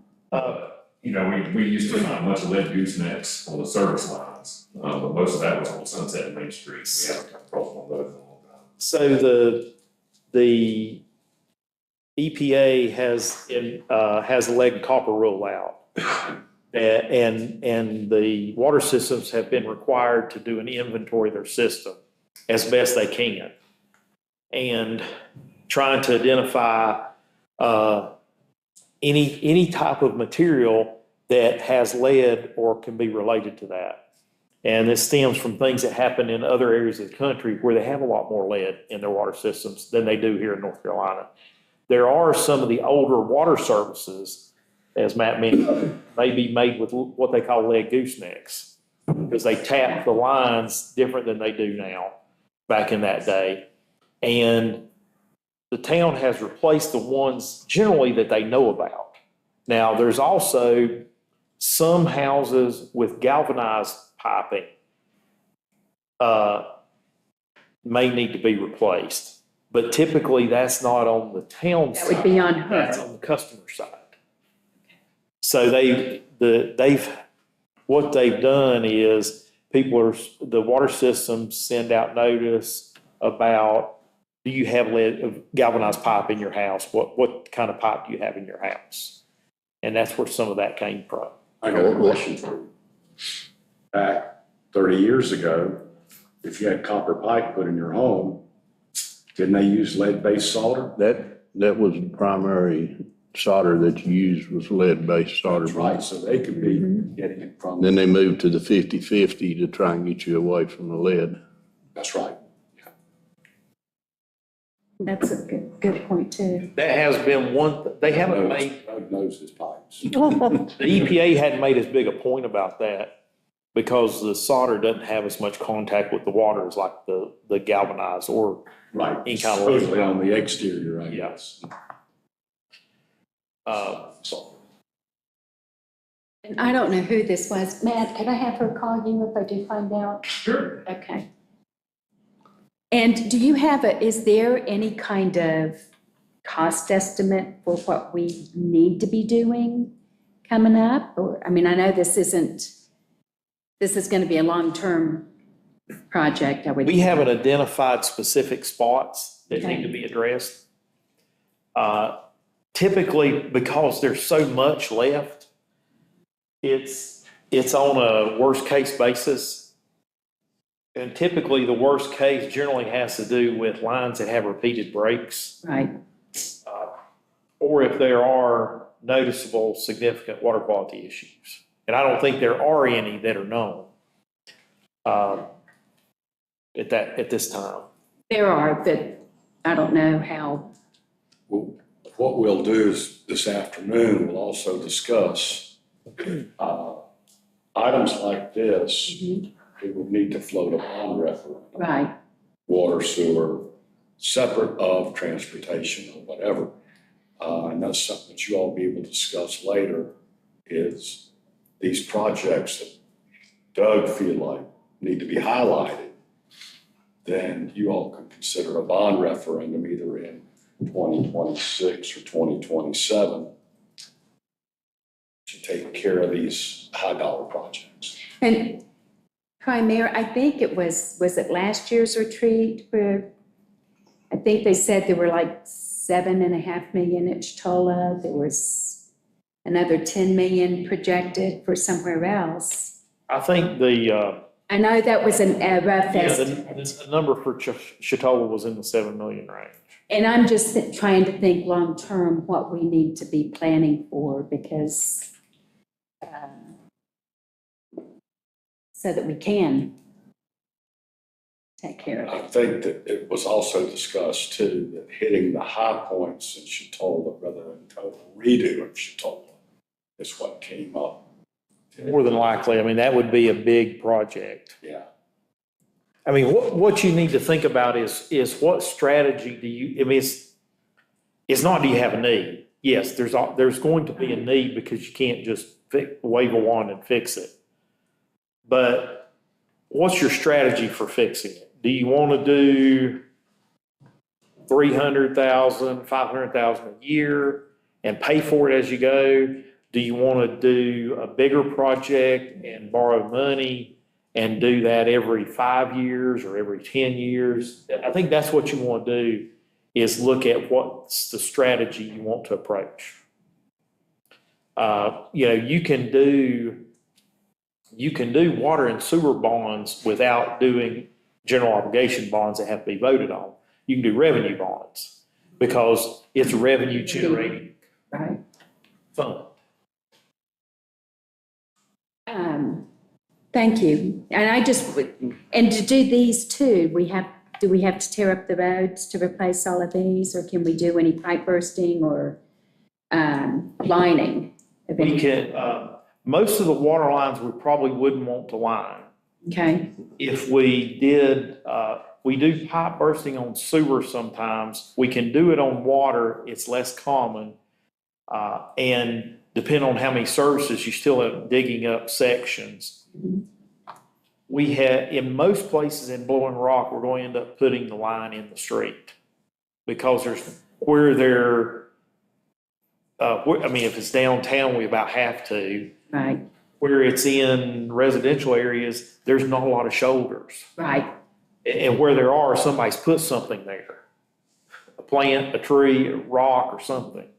So yes, most of them go in the street. Okay. And typically that's about the cheapest.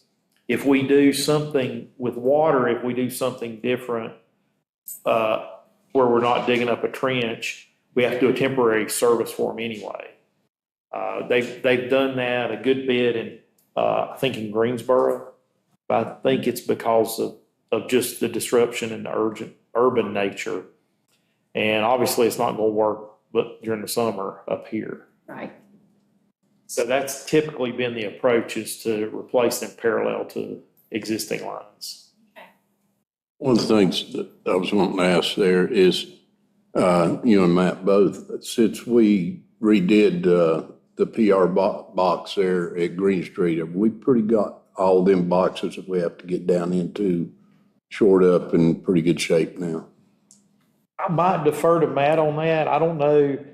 I remember one that's not great to access on Brooker. I don't know if anything's been done on that one or not. But we did Green Street, Wallingford end, am I saying that right? Wallingford end of Green Street. We didn't do the other end of Green Street, right? We did the one. We did one in Possum Hollow, and then Sam did one at the top of Laurel Park as part of the main. Yeah, that's what I was. There's 3 that have been done, but there's still several vaults that are, and several of those, I think we abandoned 1 or 2 on Ransom Street with the Main Street project. We're able to bypass those. Didn't we do away with the one at Possum Hollow that was really deep, Yes, the old one? yeah, I think when Stillwell did the 12 inch, when the bypass came through, that one went away and it's moved to feed across the old, this lane one going across the shop. It was tied into the new one that only fed Liz Claiborne until we did the bypass. Correct. And the bypass is fed on a new PRV there in front of the Tanawha building. I know I didn't say that right, and that's probably not what it is anymore, but you know what I'm talking about. And another PRV that's near Pinnacle. Yeah. Somewhere, I know it's right in there somewhere. Yep. That sort of feeds the middle in addition to the other ones, because they're kind of linked together now.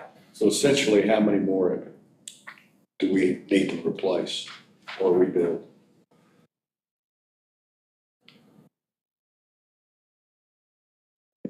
I'd say there's probably 5 or 6 that would be.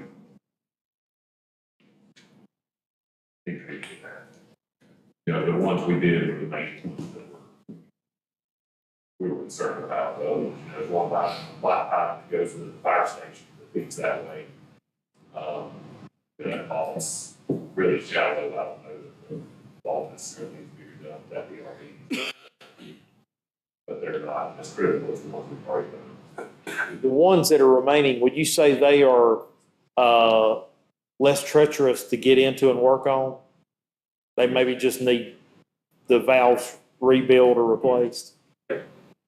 I mean, replacing the valve, depending on how it's plumbed in, isn't as bad as having to, you know, it's $150,000 like doing a whole new vault and new piping and everything. What's the turnaround time of replacing a valve? I'm sorry. How quick can you replace a valve? Just a couple, like I mean, order it, and once it's there, it's relatively easy. My Sam can do one a day, once it's ordered here. Yeah, it's one. Okay, gosh. You don't have many that feed a single area by themselves right now, do you? Except for maybe Laurel Park. Right. So there is more redundancy in the system than there used to be. So it's like all of Chatola isn't fed through Brooker Street. And I don't know that anybody knows where that one's at. I've just been there before. It's fed from Shops on the Parkway now. So it's not like there's a one-hit wonder in a lot of places. And even the one on White Pine that feeds the fire station, it's tied back through to the bypass, isn't it? It is, yeah.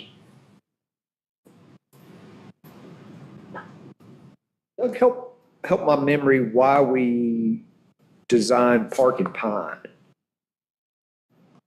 versus some other street. I might want to defer to Matt on that one.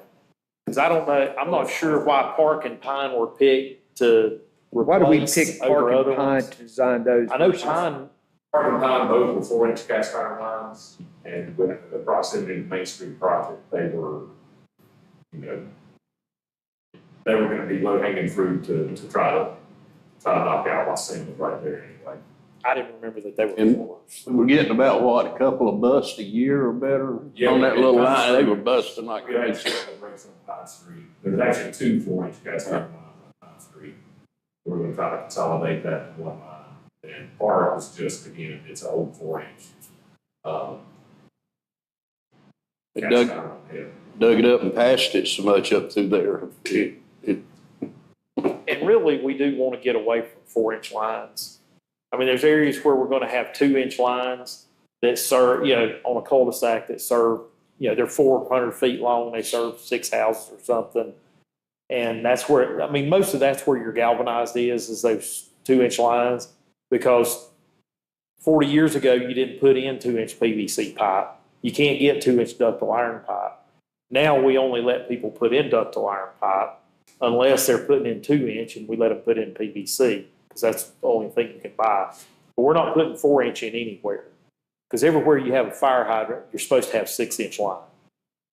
Is PVC the same as polyethylene?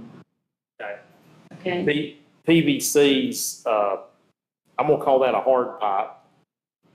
HDPE can be rolls or sticks, but yeah, it's a different compound. Don't ask me what all's in it. Would that be better though than to put than the PVC? Is it longer lasting or? I don't know that either one of them has a failure rate. I don't know that either one of them is old enough in water to have a failure rate for somebody to answer that question, to be honest with you. All the materials and all the supplies and everything in the water industry is just suited towards PVC over HDPE. You can't, and PVC is made so that the outside diameter is going to be the same as ductile iron, at least in 4-inch and larger, so that fittings are interchangeable, stuff like that. Polyethylene is not? No. I don't know if they have iron pipe size. No, not that I've found. To achieve the same pressure class as its ductile iron PVC counterparts, the wall thickness of HDPE is significantly more. When I talked about, and I know when I say DR ratios, that's just a whole lot more than you guys want to know. I've been studying a lot about this, that's why I was asking. But a DR 18 in PVC, depending on the size, is probably about a DR 9 in HDPE.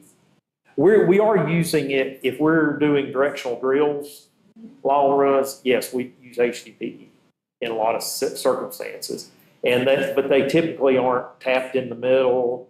No hydrants or valves or anything. Have a long You have a together. transition coupling on each end. I had started looking into it with the talk about burying power lines. Yeah. Because it just seemed like that would have been a really good solution for lower costs. So is polyethylene less expensive to do? I like the butt fusion fact of the polyethylene. That didn't sound good. We'll strike that. But that technique where you don't have the joints, where they're melted together, infused together, seems. Everybody says that joint's stronger than the pipe itself because it's thicker. In the water industry, most people aren't familiar with how to work on it. So, because they don't, So is that why there's a resistance to you to do that? I think some of it has to do with the wall thickness for the pressure rating. Okay. Because it is as you get into, particularly when you get up to about 12 inch, and you're talking about pressures of 250 PSI, the walls start getting really thick. And what happens is the outside stays the same. So if I go with a thicker wall, I gotta go with a bigger pipe. So in North Wilkesboro, where we're drilling under the river, we were putting a 20-inch pipe. Where we drill under the river with HDP, we're doing 24-inch to get the same ID. Okay.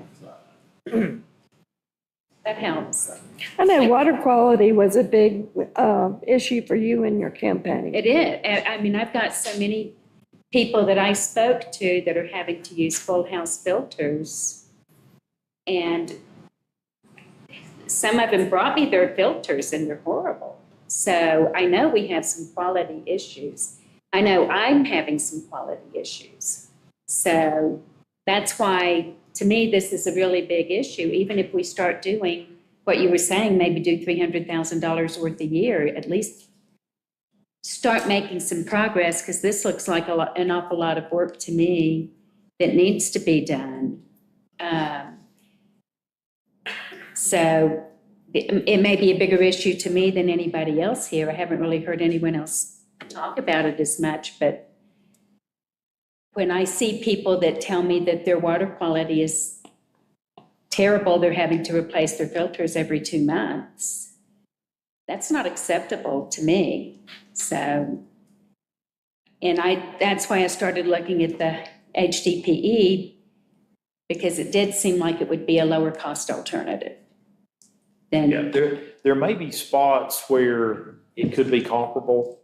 In some of the smaller lines, it's probably easier to put in smaller lines than bigger lines. Right, I mean, if I'm digging a trench with a backhoe, I've got to dig it with an 18-inch bucket. So if I'm putting a 2-inch, a 6-inch, or an 8-inch, I'm digging the same trench.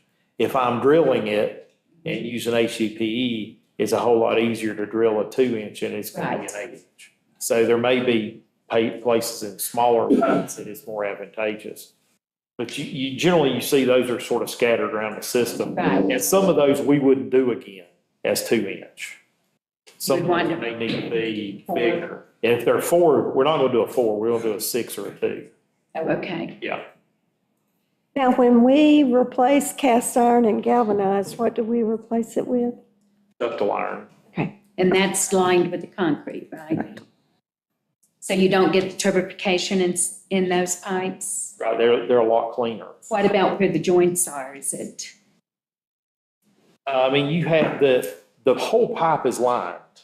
right? So the bell in the pipe is lined too, and then you have a gasket. So you're not going to have a spot. You wouldn't have any, So the question to you and Matt then is, for me, is where should we be concentrating our resources in terms of replacement? You know, I'm obviously Park and Pine or design, but we've got PVC in Chatola, we've got cast iron. We've got limited resources. Well, I think you need to pick a strategy, and you can put your strategy around, you're going to, do you want to focus on pipes that tend to break? You know, if you have 3 breaks on Park Street a year, that's probably where you probably want to focus attention. I think, and I don't know which year retreat, because they kind of run together after some point. But one year we talked about how many breaks we had on Main Street in the last 12 months. So is that your driver? Is another driver material? We want to get rid of galvanized. We want to focus on areas where they may be lead goosenecks, if we thought there was still some out there. We may want to focus on cast iron. Some we may know the ages of those, some we don't, we may probably don't. But if we said, okay, we want to start replacing the 1920s lines before we replace the 1950s lines. If you knew, there'd be a strategy. You could look at where have we heard that are water quality issues? Because some people may not say anything if they're not asked. right? You know, some people may say, well, it's not a big deal if I replace the filter every 2 months. Other people may. I don't know. Or what it does to their toilets and sinks. You could look at, there probably are some areas where they're dead end lines, and I'm just making something up because I don't know for sure, but like right here, if that's a small galvanized line, we could put in there and loop that through and replace that line. There may be a dual benefit there. So that may be an area where you want to focus. I mean, that's a 50-cent answer to a 10-cent question. To further take your question further with an answer, I think that's when we need to rely on Matt and his crew to make their recommendations to you guys. Well, Don't you think? I mean, well, I was asking both of them. oh, okay. Now, I have a question there too, if I can interject. What about, I know we do neighborhood water quality tests. Would that show where the pipes might have more turbification or whatever? And we can look at Toby's test and see if there's more turbidity showing up on different test sites or sample sites, but he's never brought anything up to us as a concern. Okay, that wouldn't necessarily tell us where the worst pipes might be. Not necessarily. Okay, I mean, you guys are unique. You have a lot of folks that are seasonal, so you have a lot of folks that don't use water for a period of time, and they use a whole lot. I think you're also unique in that, how often does a town do a flushing? Once a year? Twice a year. We get a few phone calls. Flush hydrants twice a year. So most communities don't do that like you guys do. I mean, I'll just be honest with you, most communities flush when they have to. Sometimes they flush when they take a sample. I mean, you always run faucet for a minute before you take a sample, but so we're doing a lot of system assessments because the state thinks that's important, so they've thrown money at it. And we do a criticality matrix where you look at the likelihood of failure and the consequence of failure, and you factor both of those, and it adds up to a thing. It sounds really sexy and nice when you say it fast, but in reality, it's not going to tell you the kind of answer you're looking for. You got to put more into it that, because if I look and I look at the cast iron line that's 60 years old, it has a high likelihood of failure, and a galvanized line that's 50 years old. But when I look at the consequence of failure, well, if that line breaks and there's 3 customers on that line, it's not a big consequence. No offense to those 3 customers. I was going to say, they would think it is, but. But it's not like I understand the where you're. line that cuts everybody, Exactly. when the line broke under the river and we lost all our water because we couldn't find it because it was going down the river, that was a high consequence of failure. Yeah. A lot of people still on the houses here in town, if you test the water on the town side of the meter and then test it at their faucet, you will find out whether it's the town water or whether it's also their old lines that's in their house. Some of these houses still got very old plumbing in them. And I don't know what plumbing was changed in the house versus to the street. And I agree with David. Let's see if we could come up with a plan. I mean, we can't do anything without knowing where is the worst I think we places. need all of this information Yes. to develop a strategy. Maybe the start is to get a total budget as to what we think it would be to fix the lines we need to fix, and then look at, with Matt and Doug, come up with what would they recommend. Matt, would you add anything to this? I mean, I think the worst is subjective. If you ask my guys, they hate fixing the main break that she told us, so they're gonna tell you she told us the worst. But you do ask somebody else, it's gonna be water quality issues or the 2-inch galvanized because, it's a dead end line, it's just stagnant and they have dirty water every time they come up. So it's really, what number are we looking at to throw at the start? And, we can go from there. I don't wanna say I don't have an opinion, I do, but, she totally is a problem if you're talking about breaks, but a lot of these 2-inch dead end lines, it'd be nice to see if we could loop those and upgrade them and get fire protection there too. Oh, wow. There's opportunities for that as well. So it's really, I think it'll be a collaboration, how much money we want to put out and what we want to fund and see what our options are with that number and get the biggest bang for our buck. And maybe a combination of all of it. And I think Stoll will be kind of a piecemeal deal. That's a big chunk to bite off. And there's I can give you several examples in there of, a couple hundred feet of line that can be replaced and solve a lot of problems. Now, that may push those problems to the other weak areas, but that would be a start anyway. Okay, thank you. Well, and I'm not inclined to pull a number out of the air. But if I were pulling a number out of the air, just to give you a perspective, if the numbers from this map is correct, and there's 28,000 feet of cast iron line and 17,000 feet of galvanized line, that's 45,000 feet. And if it just averaged $500 a foot, and I'm not saying that's what it's going to be, kind of hope that's high, since I'm throwing it out there, that's $22.5 million. Just to say, oh, wow, what are we talking about? So as a stab point, I don't think it's that much. I don't think you replace, you're not going to replace it all in a short period of time. And I know, because I've talked to Matt a lot about this too, and he's been very helpful, but I know at that retreat, the ballpark estimate was like 17 million. So we know it's going to be a big number. I personally would like to see us do something instead of just putting it off. We need to come up with a plan to either do it piecemeal or go, I don't know that we need to go sort of big with a $22 million bond or whatever. You probably have more insight onto this than I do, David,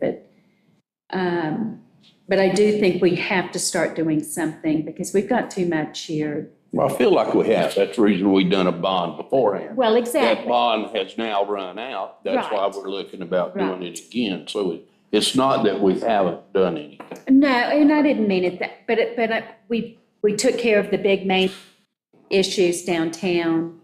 And I think for the communities, I'd like to see us just start working on. There have been numerous areas we've taken care of, sections, not just downtown, since we highlighted because that was the most notable. Right, That's what we got received the funding for. But as Doug had mentioned, we floated a bond in 2014. That bond was set, the water sewer bond was set to enhance water and sewer distribution.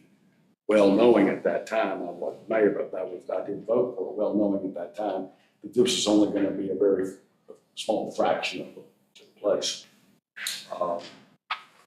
You can only get so much. You can't, right. or you'd need $100 million bond to take care of everything in town. No, and I get that, but would it be, I mean, what he was suggesting or throughout, would it be feasible to at least say we could do maybe 300,000 a year or take different sections? Well, keep in mind, you could. Okay, If you did 300,000 a year without borrowing the money, you got to find a place to get it from. It's got to come from water sewer. So that's why the bond referendum is the most it would be the favorable, most favorable. because it stretches us out over many years. Okay, But I do like, before when we did Main Street, we did Sourwood, we did, not Sourwood, Green, Maple, We did Sourwood. Sourwood, that's right. We did Okay. Sourwood. is that off of, Matt and others told the council this is what, and Doug essentially said, these are areas that maybe need attention. And then it was left up to the council to decide, yes, we'll spend the money there. and if it's an area that we're spending a lot of money on repairs, it makes sense to do that because then we're saving that repair money. So that would, but I don't know, I don't have a clue what we're spending on repairs versus what replacement would be. And I think these are numbers that the council kind of needs to make these decisions. How about if we did something like this? We talked about a couple of different criteria that would trigger a replacement. What if we work with staff to come up with, I'll say a scoring system where we can break down the segments of pipe into reasonable pieces and say, okay, based on age, you get an age score, you get a material score, you get we've repaired it this many times, gets a score, you get a water quality score, and you get a improvement to the system score. And I'll explain what I mean by that in a minute. And all those scores factor together, whether that's an add or a multiplier or whatever, and some of them can be weighted if we think this is more important than this. And that gives you a numerical way to say, here's our worst lines. And then you decide, okay, this is the way we want to fund it. And you just start off that list. A road score. Like a road score. The other thing that concerns me is one of the things we're going to talk about is paving or possible bond in a couple of years to do the roads. I don't want to be doing the roads and then tearing them all up again for this. Yeah. It's kind of the same thing. So The other thing, could we possibly put something in the next water bill that comes out, just for people, how is your water quality? To ask where it's the worst, I or think you're do we opening- open a can of worms? I think you're opening a can of worms because I was in the water treatment business for 35 years. Mhm. Blowing Rock has some of the best water anywhere in the state. But when I'm away from here for a month and I come back and turn my water on, and I've got old pipes running from my house to the street, I'm gonna get rust. I'm gonna get corrosion. It's taking place. It's gonna flow through the filter, Right. whatever. You know, I'm very much in tune to what the public needs, and what they want. And they deserve the best. But, it's after we flush our hydrants. My water lines wire on, and all the toilets turn red. Mhm. Okay. That's the nature of the beast. Yeah. After a couple hours, they clear up.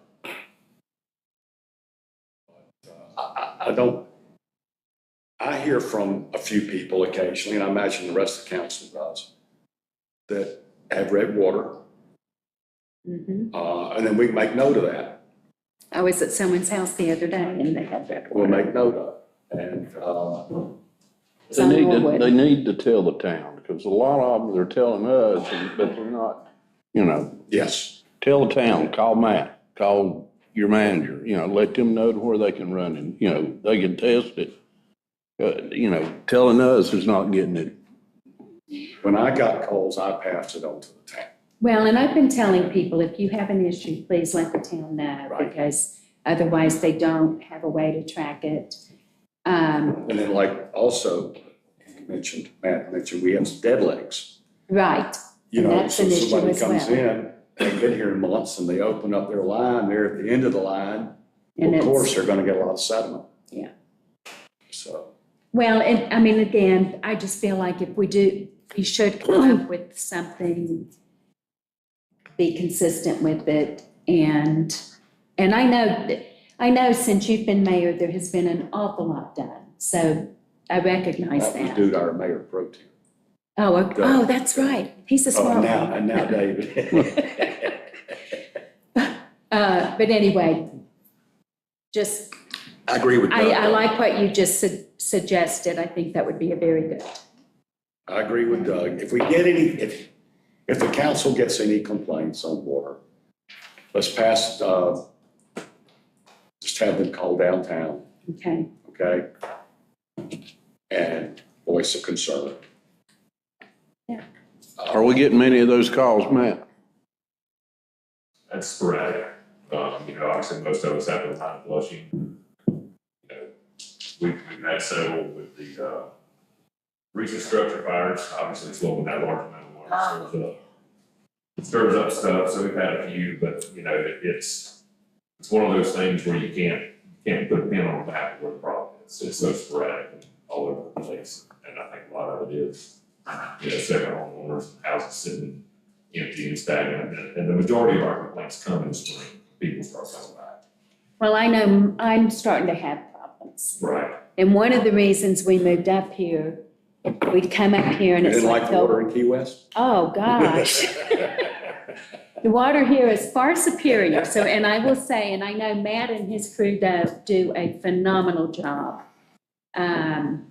So I'm not complaining about any of that, but I do reckon, and we've just started having problems in the last few years.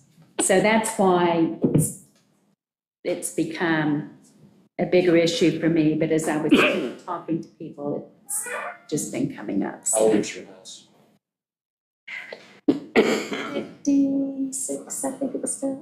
56. But we redid just about everything when we moved in. But, From the road you did. But that's a lot of what we run into. but that may be it. Yeah. That may be it. But I like your ideas. Thank you. Yes, thank you very much. Yes. And Matt, thanks. Sir? I got us up. So we're gonna keep rolling. I was told we're gonna keep rolling until noon. Okay. So the town purchased a piece of property from the conference center property and an adjacent parcel that's 9 acres, I believe. I can't remember who it was purchased from. This is a map, and we may be going back and forth, depending on how much you guys want to talk about. You may not want to talk about it all. I'm just talking about the property. This is the conference center property here. This is the piece that the town purchased, and this is the easement to get to that piece. There's a parking lot here and a building. I'm not sure which building that is. The other driveway, not the one we came in, but the other end, the driveway comes up here to that parking lot. Where are we in relation to that now? I can figure it out. Where are we at? We're here. Huh? We're about here. Okay. And There's this parking lot, I don't know if that's a maintenance building, maybe. Gym. oh, the gym, okay. And there's a picnic shelter right there where that dog leg is. And this is open, and then it starts getting some trees, and then it gets in the wooded. So this property was purchased, and I think this to get some of the high ground if there were infrastructure needs that the town had. The town basically picked this parcel. The reason this is survey topography that we surveyed. The first wedge was surveyed like this because when we talked about it, we were going to purchase a piece of property that looked like that to get down to this driveway. But then, I don't know how between the discussion between the town and the conference center, they decided to change it and then have an access easement up here. So this is town property, this is town property, all of that's been finalized. And this property, you access off of Tipton. Now, one of the things I want you to see is this property is pretty steep in places. This is actually the survey. That shows the road better. I guess that's been the gym and the picnic shelter, the side of it. And there's the tree line. And this is the piece that the town purchased. So we did a slope analysis on the property, it's done in the computer. It's pretty simple.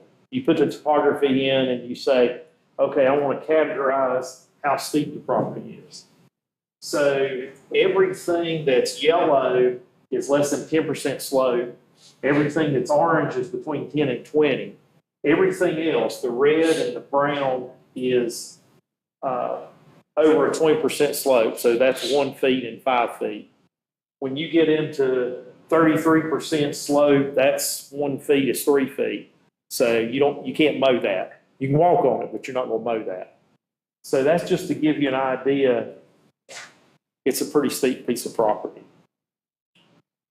But as I said, the intention was, I guess I can show it from the other one, is to use this, have this property, if the town needed a high for this area, flat spot. Because it is, if you wanted to put something for communications or a water tower or something like that, it could go in that area. Originally, when Shane and I got into discussions with the Collins early on, they were amenable to selling a piece of property. Then the gentleman that owns the larger section, okay, came forward and wanted to sell it at a really good price to the town. We were well aware that we needed it for the future, a position for a communications, upgraded communications area for our public safety. And so originally it had been earmarked for Green Hill Circle.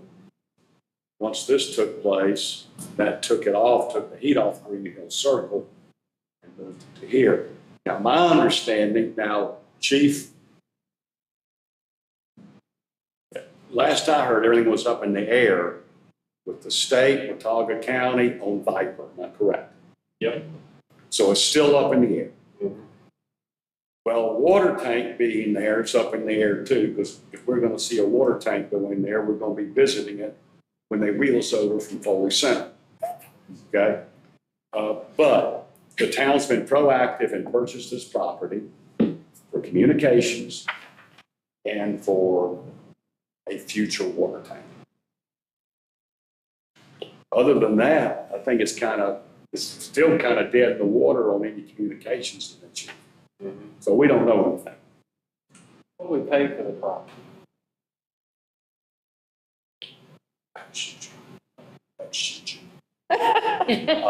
I don't remember, was it oh, What was it? do you remember what it was? It wasn't that much. No, it wasn't. This is for the communications tower, correct? Communications and future water tank site. Didn't we already own the property up on Green Hill Circle? Yes, we did. Still do. And that would have worked fine, right? The problem with it is we couldn't go, here we can go additional height. But this is lower than Green Hill Circle. Not much. Not much. Yeah. Yeah. But here, we've got space to go up with a Viper system. The other location, what do they call it, a fall ratio or something? The fall zone. Fall zone. We reach that fall zone on the tower over there at the house. They won't allow it. You can't go over 198 feet. That's right. You can't go over 198 feet without really going through everything. But one of the things I was really looking at this piece of property for and is for maybe a future site of another water tank is that we found out when that busted down at Stoller, when that tank goes dry, and that tank up on the hill is probably reached its longevity life or getting very close to it, wouldn't you say, on Green Hill? It's almost 50 years old. A little over, I think. Yeah. We do things like that on a 50-year life cycle calculation-wise. But, I mean, there's a lot of places where there's concrete tanks older than that. Yeah, but At some point, you're going to do some maintenance. I mean, we've done a little bit of maintenance already. At some point, you're going to do a little more maintenance on that tank. That's the only tank that provides pressure in town. That's the only storage. So yes, that's the only tank the town has. and if it's shut down, we don't.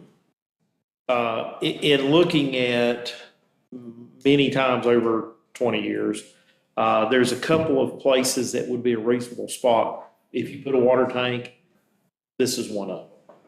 When the conference center approached the town probably 15 plus years ago about extending the water up here, because conference center, I don't think is on town water, and they looked at extending a line, I told Kevin then, we need to look at the ability to put a water tank up there.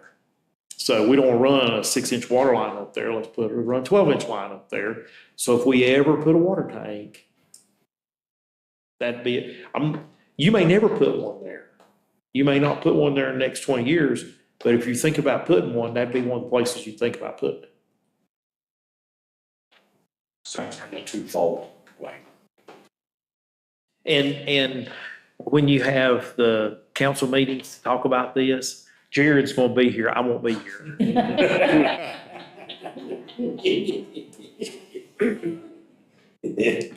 You're driving that point home. You sound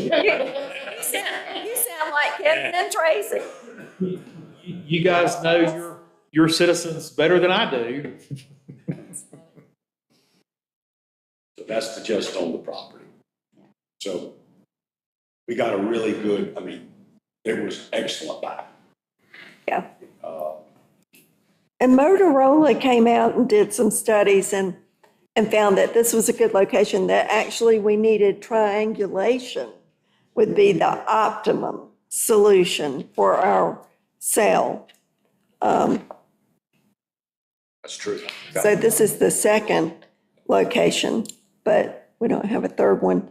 I was gonna ask a question. I can't remember now. Oh, what is the issue with the Viper? So when Viper first came about, the state was looking for a location. They were looking at the Green Hill site. It got shot down from the governor's office. So no Viper Tower, and where they ended up putting the Viper Tower was up there off Sampson Road. And it's down in the hole, essentially. So it benefits everybody, you know, towards Caldwell and everything on that side of the county and stuff like that. But here in Roaring Rock, it's dead to Viper in a lot of places. What has to happen? The state has to approve it?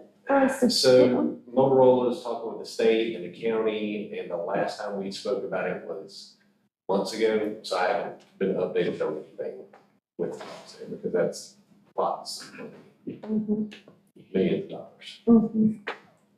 I heard, are they making changes to the Viper system? They're just trying to update it and try to make it better, so it's Okay. viable to where every agency, not just law enforcement, but fire and everybody can use it. And if this tower went up, could it be a shared use tower like could the cell phone companies share it as well to help increase cell service? That is an option. Okay. Well. I guess it would depend on. You got to keep in mind, what we're hoping for is the county and the state and Motorola come in and put this in at no expense to us. Right. No, I get that. Because it is public safety. What they so choose to do from that point forward is up to them. But if they wanted to lease the tower to Verizon or AT&T for their, Because they're on our property. And I don't know how that would play in. okay, come it was into just play. okay.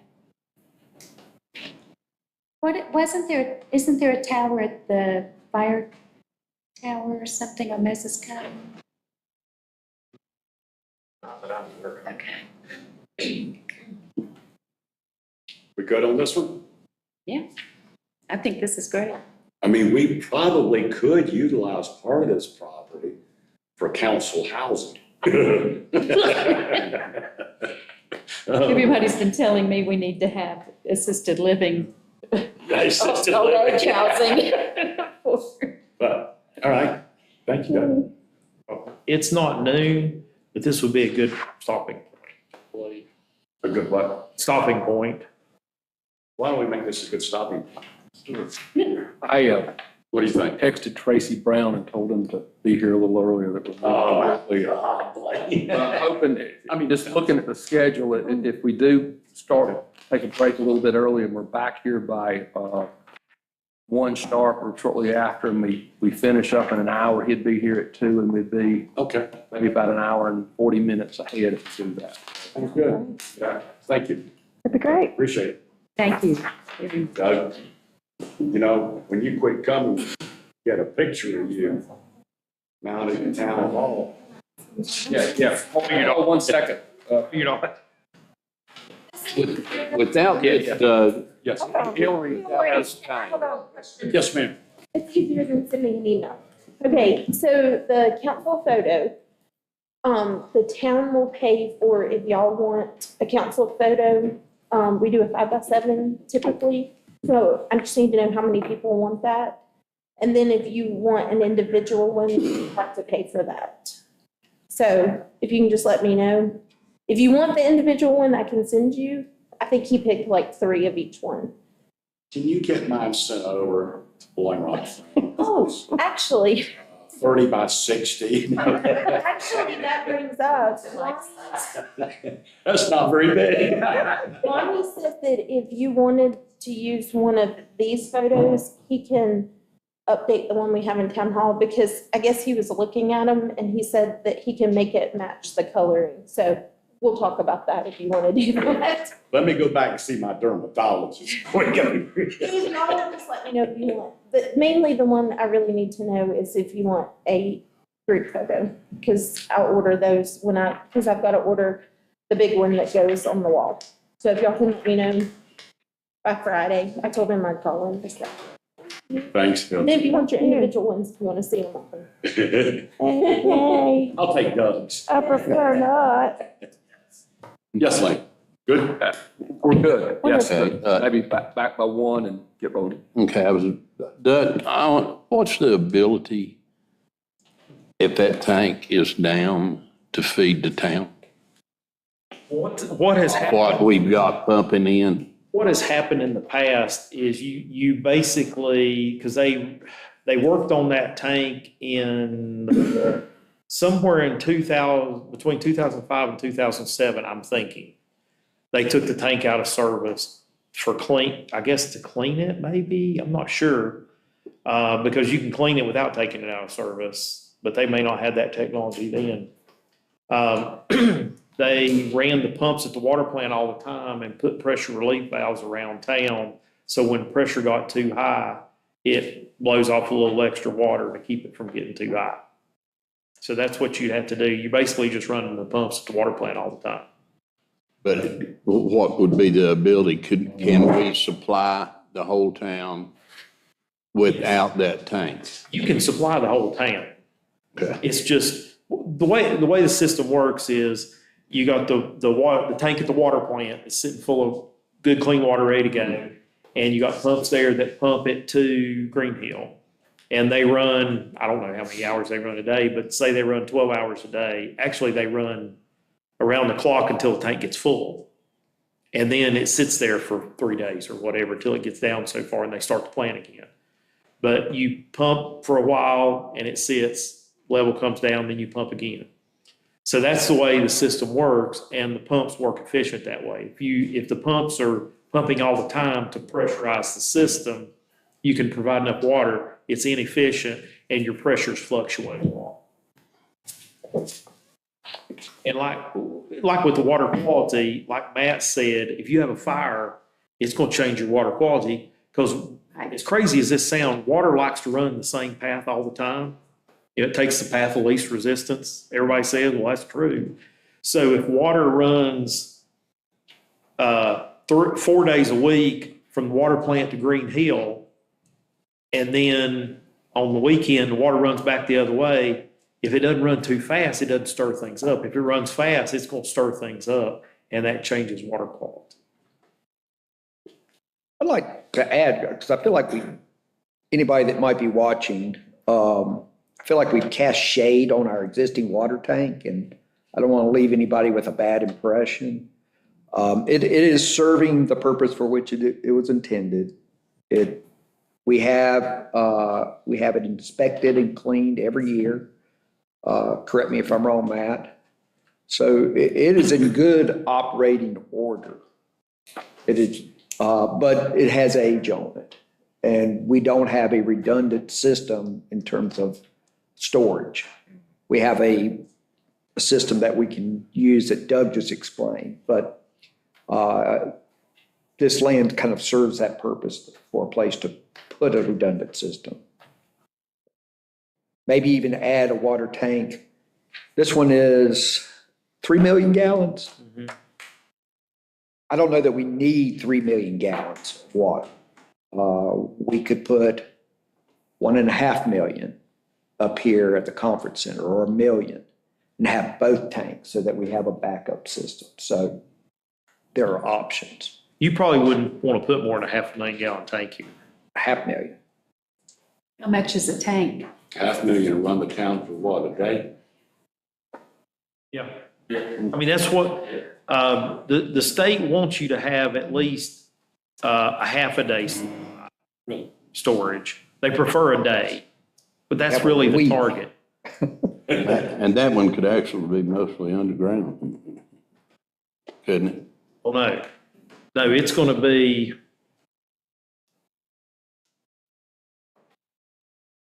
Man, your eyes are good. it's going to be 100 feet tall. Okay, you could put it, Uh, okay. That's why I told you, I said, I'm not going to be here when y'all.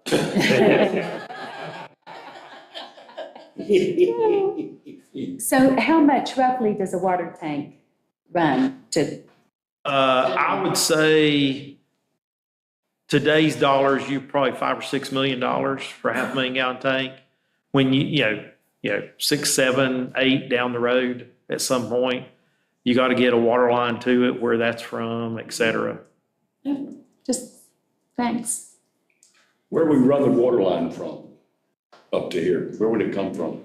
The 12-inch that I described that cuts through maybe behind your house to Wonderland. Yeah, it'd be. Go forward. Wonderland, go through. So right there from where the 12 crosses go forth out here to it. And didn't we look at one time at where Little Baptist Church is, coming up to that bank?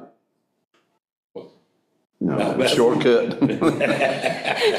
On Possum Hollow? But, you know, having one water tank is not uncommon, you know, for a system your size. Having that big of a water tank is probably uncommon for a system your size.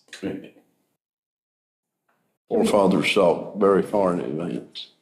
I'm not going to speculate on what the thought process was there. I think we need to do it in the shape of the blowing rock, kind of like Gatsby Beach. Like the Gaffney Beach. Then you should at least double the price I gave you. Yeah. Cool. All right, so Lane, you want us back at 1? Yes, yes.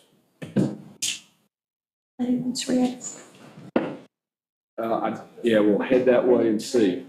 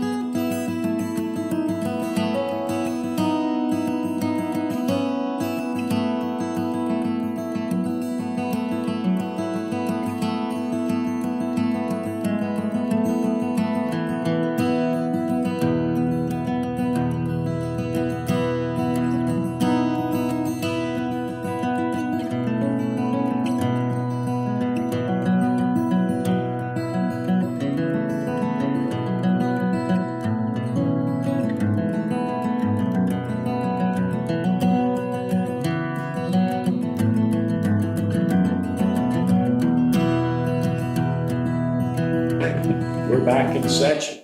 Yes, we'll defer to Doug Chapman. Doug Jarrett. For Doug number 2. Jerry Chapman. All right, so we talked this morning at length about your current projects and some considerations, including this property, and a lot of good information was shared. We really appreciate your questions during that morning session. I fully expect to have some more of those this afternoon as we talk about several topics. We'll start with sidewalks. So I mentioned earlier that I participated in the 2024 retreat and was around for a lot of that following fiscal year.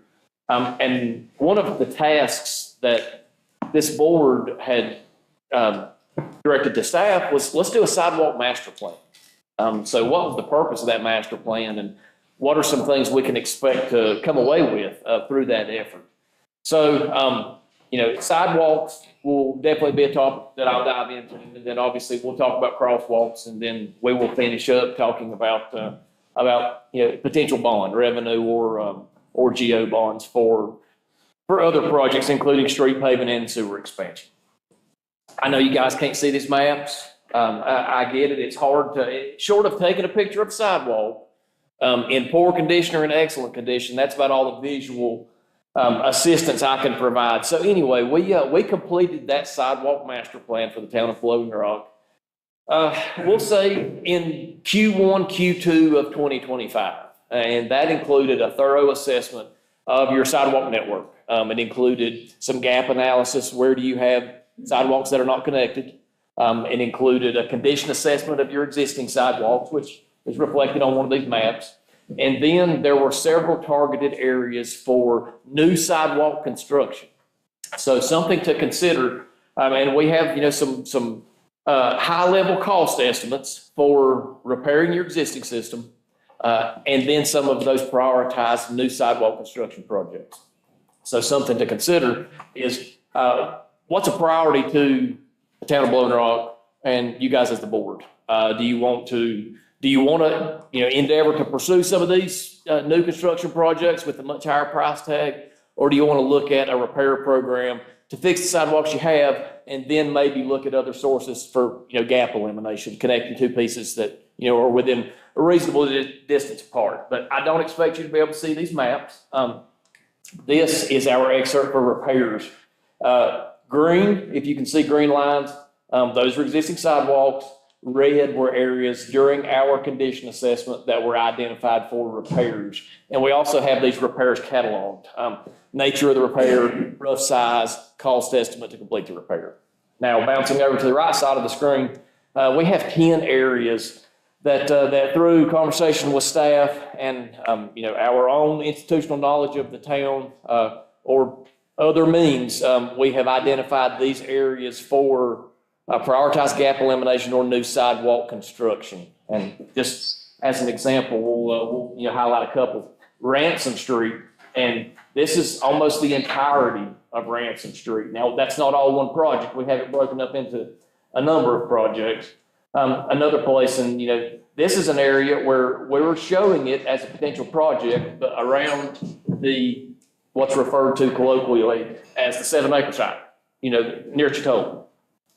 Now, if somebody develops that acreage, perhaps they would build sidewalks as part of their, compliance with zoning. But that's something to consider. Also, we have some areas here. What is this one? Chestnut Drive. That's a fairly significant section of sidewalk. So I'm going to go ahead and flip to the next slide, and we'll look at some of the costs. I did mention that new sidewalk construction is significant. So just those high-level cost estimates that were included in the master plan. We included 38 areas for repair of the existing system, and those are identified here. Total cost for those repairs, make the math easy, we'll say $780,000. And the specific costs for each location are included here. Bouncing over to new sidewalk construction, 10 projects for $9.7 million. New sidewalk construction, and that could involve utility relocation. It could require right-of-way or real property acquisition. new construction costs, traffic control, all of those elements that are required of new construction add up. So there are some large numbers there.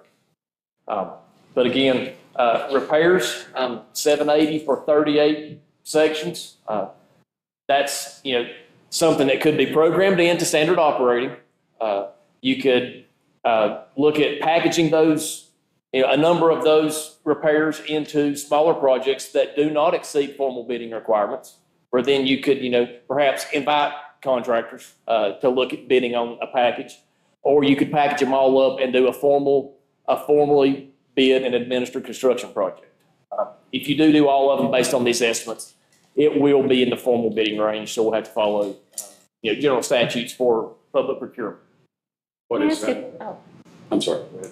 I was just going to ask, if we were to put sidewalks on some of the roads, Ransom, for example, with a curb, would that help with road deterioration? It will definitely help with drainage. And, that's something we'll talk about when we talk about paving. Water is the enemy of asphalt. Right. So as long as the road's constructed and graded correctly, and then you have adequate or sufficient gutter pans with some kind of drainage, curb and gutter gives the water somewhere to go, and then channels it in the direction it needs to channel, instead of allowing it to either just run off the edge and perhaps deteriorate the edge where you have edge cracking, or other fatigues that are common with, water pooling, standing, crossing a road and not having a definitive place to go, such as a curb and gutter. I'm just wondering if it would offset some of our road repair expenses for those roads, or would it be so minor that it wouldn't matter? So you're going to have a significant cost in curb and gutter installation. Now, sidewalk goes wonderfully with curb and gutter because it gives it a nice hard edge to butt up against. The cost may very well wash out, between maintenance activities to maintain your asphalt or construction of curb and gutter with less maintenance for your asphalt. So, it'd just be something that would have to be looked at on a case-by-case basis. Okay. Mr. Mayor, you were going to say something? Formal bidding threshold? Yep. 500,000. 500,000. 500,000. So if you're 500,000, we only go formal bid. Okay.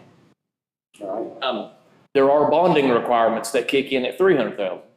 Which, I mean, that's fine. But for formal advertisement, bidding, compliance with all general statute, that's $500K. All right.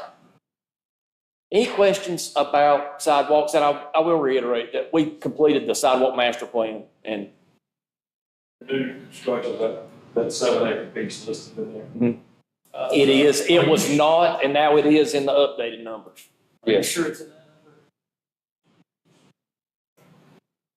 number? Yeah, there's two sections of plan, main 1, main 2.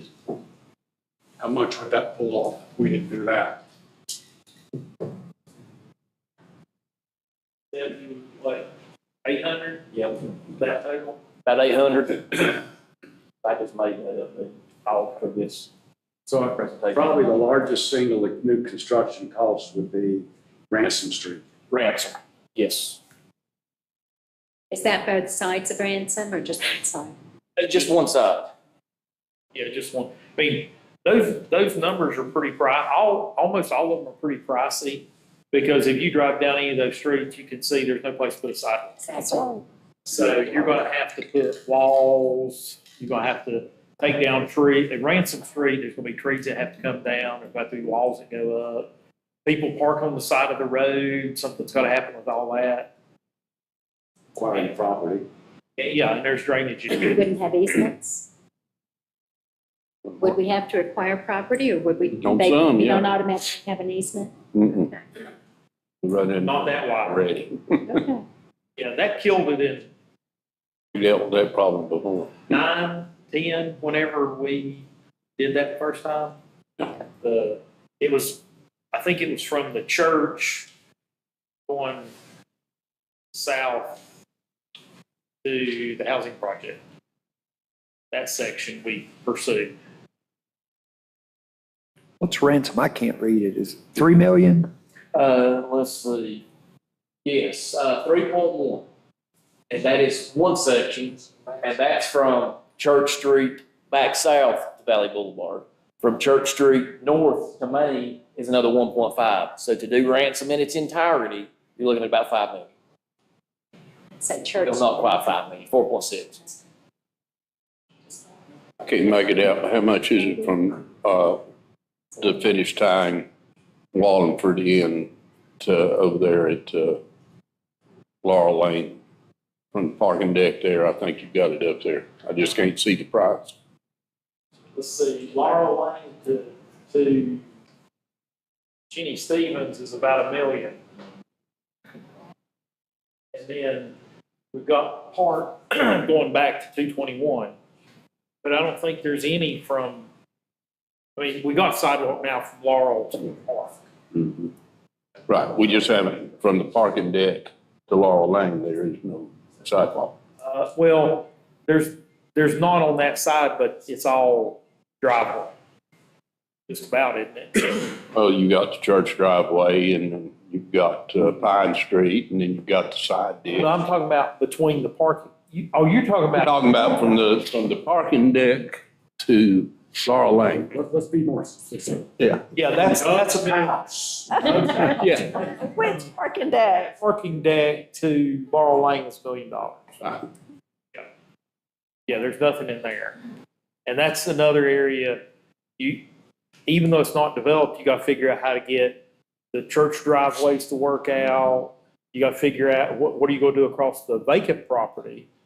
Because we're gonna be into their property. So you gotta have easement there, right away there too. I have another question. Are these ranked as in order of priority as far as traffic and danger? Okay. These were just identified sections that had a lot of interest. But that is the repair cost about with what you come out of with rent. Yeah, you're just shy of 800,000 for repairs. And that may include replacing a section that's broken due to tree roots or, heavy traffic. Concrete spalls, especially up here, you know what cold weather and salt do to it. The top layer will break off. Those have been identified, just misaligned joints. So, and that master plan is a really good document. So, if you have time, I encourage you to look at it.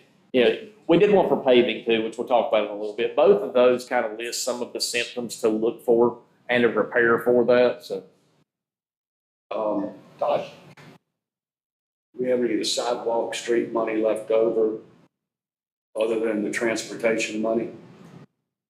So the transportation money can be used for sidewalks or streets. We have about $1 million left over from the private bond in transportation money. But we were originally earmarking that for crosswalks early on, or that was discussed. It was discussed, nothing has been legally earmarked. It's Right, still- yeah. Yeah. Yeah, it was It mentioned. hasn't been allocated for specific service. So all we have left over, let's say from the bond money, is $1 million, roughly. Roughly, yeah, it could be a little bit more than that. There is no water sewer money. That's done, water sewer's done. Parks are done. Parts of none streets. Can TDA money be used for this? For sidewalks? You have the UL, Lane? I wouldn't think so. I think that would be a stretch to use TDA money for that, but you can ask Tracy that in about 40 minutes. Well, I get his feathers up on it. Hey, all right.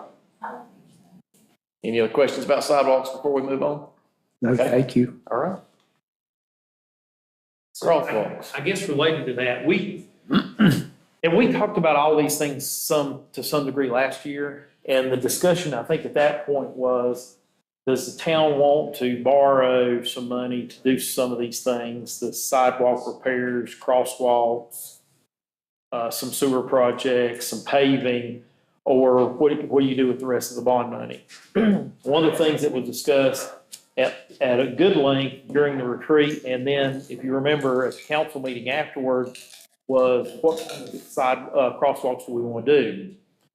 And we went through that exercise of the different types, and we built the new crosswalk on Sunset sort of as a test case.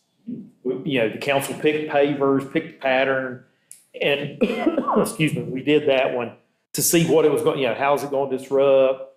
Because we talked about the fact that we got to close Main Street pieces for a while, all that. So we talked through all that, and we did that section. That was last spring, I believe, spring, maybe before the summer. It was over Easter. Right.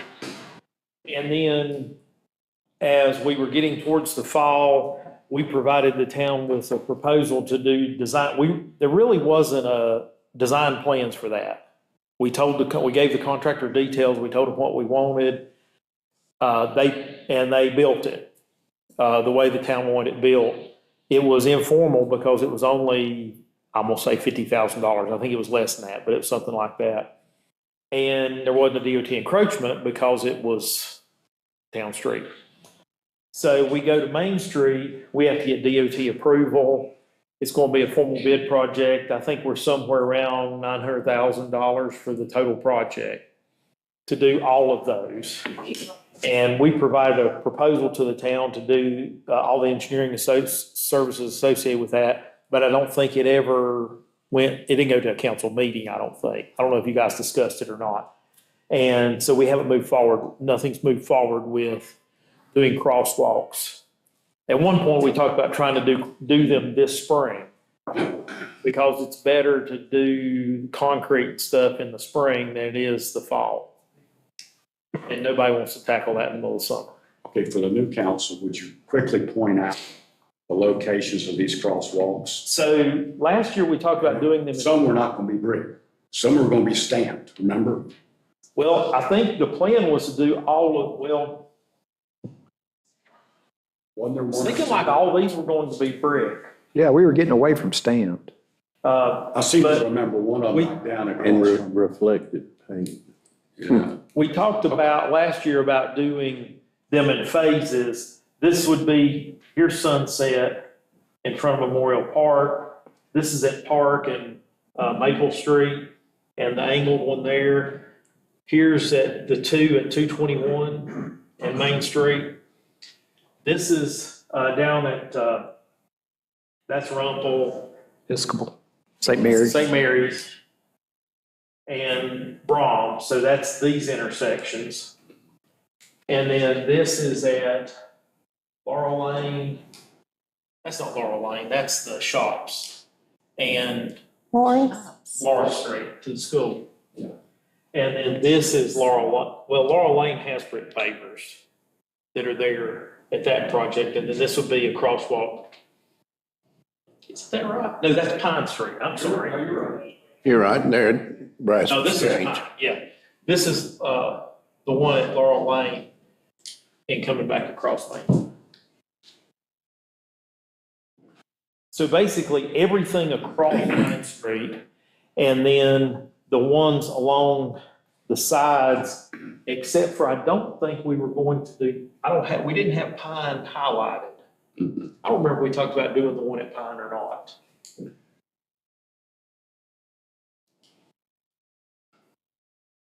I don't think we did because it's one way, and I think we kind of left it alone. I think so. Yeah. What material is the one that goes where the school is? Is that Brick pavers? pavers. And this is a photo of that one. It has a concrete strip on both sides. Uh-huh. It has concrete under the pavers and then the pavers. And I don't know why, but it was raining one day and I couldn't see it in the rain. That's That's one of the things Reflective that paint, yeah. Doug brought up, is making them reflective. You have a contrasting color with the concrete being essentially white. Right. We can put reflective paint on there like you put a regular crosswalk, but then you've just got the challenge of keeping it on It there. up and that's, When it gets hit with a snowplow or something.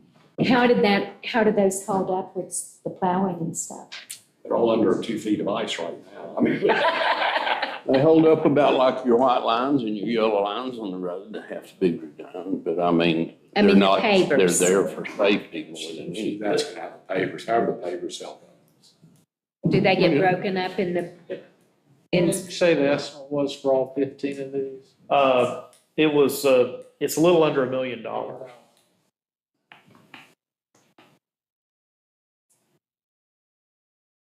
And that's the kind of thing, I mean, and we talked about this at one point, it's a disruptive process.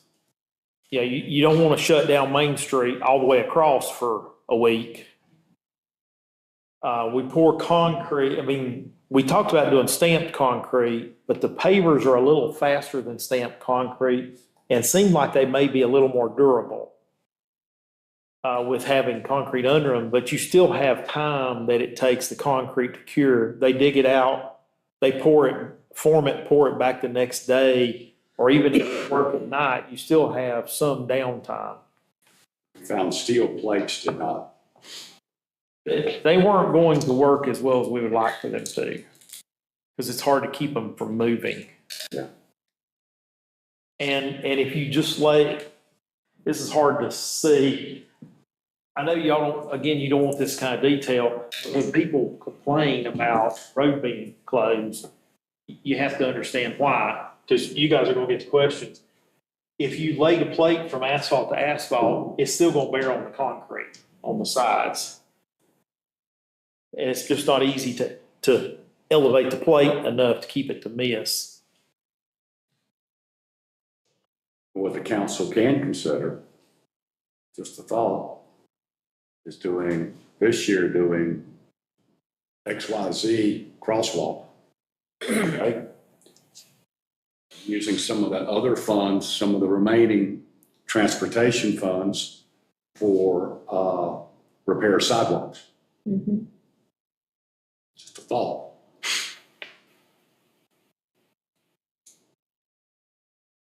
I'd just like to get these crosswalks done because I think it makes, one, a huge addition to the way the town looks, getting these crosswalks to where people can actually see where to? where the crosswalks are. That way Nathan the chief don't have to give so many jaywalking tickets. Yeah, he's given out a lot of those. Yeah, and it'd be nice not to have a sign, all those signs in the middle of the street down through there that people keep running over. It Well, says crosswalk. The sidewalks need to be repaired, yes. This needs to be done, yes. We got $1 million sitting there that the citizens voted on to use. That needs to be used per their wishes, their votes. Take 700,000 out of general reserves for sidewalk repair.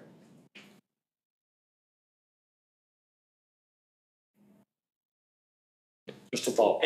I mean, one thing to think about with crosswalks, when we did the streetscapes, even when we started back in 07 or 08, whenever we did the first piece, we did the stamped asphalt, and they look pretty the day you get finished, and every day after, they just get a little bit worse. And the town went back and painted them multiple times. They're gonna wear off. When we started talking about doing the water line on Main Street, the road being repaved, we sort of just put all those on hold. When we bid the Main Street project, we bid doing some of these with stamped concrete. And the council decided not to pursue that at that time. They were just gonna wait till the road got, the water line was done, everybody's tired of Main Street being torn up. Then we're gonna have to live through the paving project, which is next year. Wait till that got done, and then see about doing the crosswalks, which is gonna tear things up again. So the paving got done last year, so now we're at a point, it's a good time for the council to decide, what do you want to move forward with, how do you want to do it, when do you want to do it? It would be reasonable to say, you want to move forward with it and start the process of design and permitting this year, take bids around the end of this year, first, January, and then award it to start construction as soon as it gets warm enough to do it. In 2025. Yeah, so you could build it in March, April, May, so that it's done before Memorial Day. Of what, whether you do 3 of them or 15. So if the council, if you came to council in April, that would give ample time for bidding. I think so. I mean, it shouldn't be, I mean, DOT's going to have to prove it, but I don't expect that to be a huge problem. Because, I mean, we're not building anything new. It's not, we've had the discussions before about building a mid-block crosswalk so that people coming from the park, jaywalking across the street to Killwinds had an extra mid-block crossing, but it's a pain in the neck. It takes out parking spaces. We've debated that multiple times over the last 18 years, and it just keeps, it's best just to leave it. I thought DOT told us we couldn't have that. They probably, I think they did once. You're right, Dave. Yeah. Could we embed mix it reflective glass or whatever into the concrete so it didn't have to be painted with reflective paint? I'll have to look into that. I don't know. I mean, I know you can, but I don't know if it would be allowable in a road situation, but. Yeah, well, I mean, it has to be something, yeah, that's safe in the road. But whatever you put out there, DOT's gonna make the town responsible for. So if it has to be fixed, they're not gonna fix it. They'll fix a stripe if they paint a stripe, but they're not gonna do anything else. So would y'all like to address this in March meeting? Yes. Could we make that decision tomorrow? After we hear everything else on our wish list? Yeah. And let Lane throw some number and Tasha throw some numbers back at us. That's fine, yeah. Okay. Thank you, Doug. Moving right along.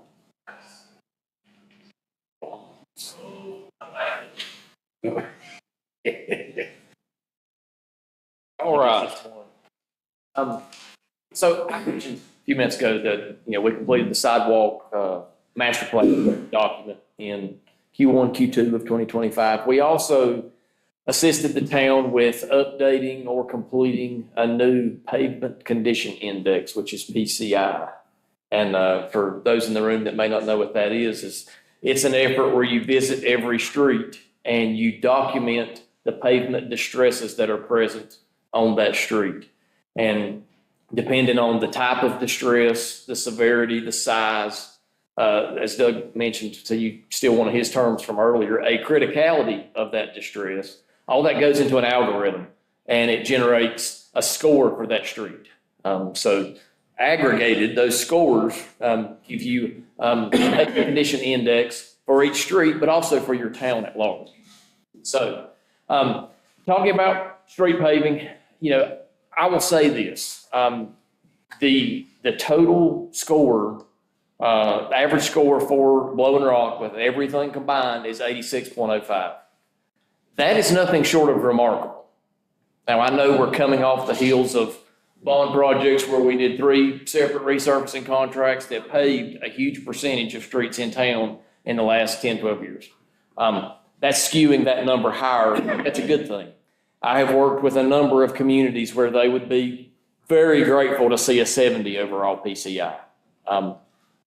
I would have worked with some that would be grateful to see a 60 PCI. So the fact that you have an 86.05 is really good. So there are some outliers, I will say, that pull that number down that have not received any treatment in a number of years. And we decided to make our cutoff between what's a street that doesn't need much attention and what's a street that needs some pretty serious attention soon. That score was 55. So anything under 55, we've done a deeper dive on. We've determined what it would take to repair and or resurface that street. And then we've assigned a cost to that. So the total costs, and I don't have the number of locations on this. We have it in our PCI report document, but I'm not seeing it on my slide here. I don't have the number of streets. For some reason, I'm thinking that's 26 or 28 streets. But the total length is just under 2.5 miles. And total cost to repair, replave, resurface, all those streets is right at, $1.388, $1.4 million, which is not terrible. So 2.5 miles, $1.4 million, 20 some odd streets that need attention, overall score of 86.05, really good. So could you package up the streets that need paving in a resurfacing contract? Absolutely. Folks do it all the time. So we want to pave our remaining streets that are in need of something. Here's a project and solicit bids. Now, they are in that formal bidding range, so you'd have to follow all the statutorily required procurement requirements. But you could also, look at some of your worst streets, package those up in much smaller projects. Or, I have also worked with municipalities that designate street resurfacing funds, which are a combination of general fund dollars and POW bill funds that go into a capital line item every year for dedicated resurfacing. That has proven to be effective. Don't know what the total lane miles are in Blowing Rock. Other municipalities I've worked in, a number of lane miles, we were paving somewhere between 3 and 4 a year. So obviously prices have gone up since then, but if you What is the word you're using before miles? lane Miles. Mm-hmm. Okay, so that means, all right, just for my clarification, so if you got a mile on Valley Boulevard and you pave both to that's 4 lane miles. So Okay. yes, literally speaking, yes. Okay. But perhaps I used lane miles incorrectly because those terms are not interchangeable. In other municipalities, paving 3 miles, the full width, because municipal streets are oftentimes much smaller in width than thoroughfares. So paving 300 feet of Valley Boulevard is not like paving 300 feet of Ransom. Going to be much cheaper because Valley Boulevard's 5 lanes wide, Ransom's 2. But a lane mile is, yes, a mile of a single lane width, which is typical 12 feet. Okay. Sorry, Thank you. 4.46 miles. Yep. 2.46 miles total, that's No milling. correct. No milling. Well, there may be in spots. There may be in spots where patching would be required, or leveling. This does not include full mill and field replacement. Okay. I have a little bit of history with asphalt, and I'll throw this out there. I'm a fan of milling. I also have a history with stormwater, as I mentioned this morning. All too often, historically, folks, have paved, and you fill up your gutter pan, and you fill up your gutter pan with asphalt. So eventually, you lose that capacity in your gutter pan, have stormwater running down the road. So now, and I laud DOT for this, they have instituted, not quite mandatory, but they prefer milling on their streets prior to resurfacing instead of just stacking up new courses of asphalt. Good point. Strongly encourage you to consider milling. All right. Any more questions about asphalt before we talk about sewer, before Doug talks about sewer? One thing.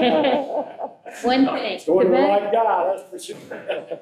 Are the roads in question, were they part of the last bond issue to redo the roads? I don't think any of those got paved Okay. last month. There were some streets that got paved when the town was paving. The town had paved streets before, a few spots a year. So some of those may have been paved in 2010 or something. Like when you look at that map, I see Valley View on there, the end of Valley View. I think it was paved whenever we put the water and sewer on Valley View. And I'm guessing that was in 2010. Give or take 2 years. There is on that list. So I did realize when I looked at the map, Maple Street is on this list. When we did the scoring, Maple Street hadn't been paved. we put water and sewer in, and Maple Street's been paid. It was one of the worst streets, but it's been paid.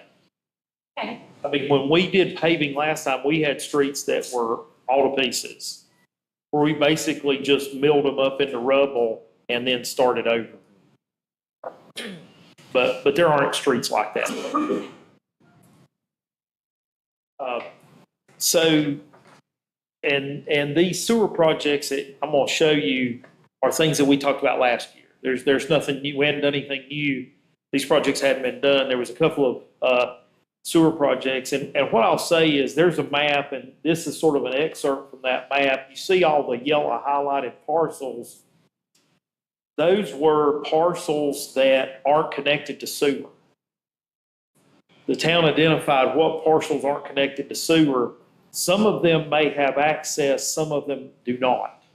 And one of the goals when we talked about what do we want to do with the sewer system is filling in the gaps, because there's still people in town who don't have access to sewer.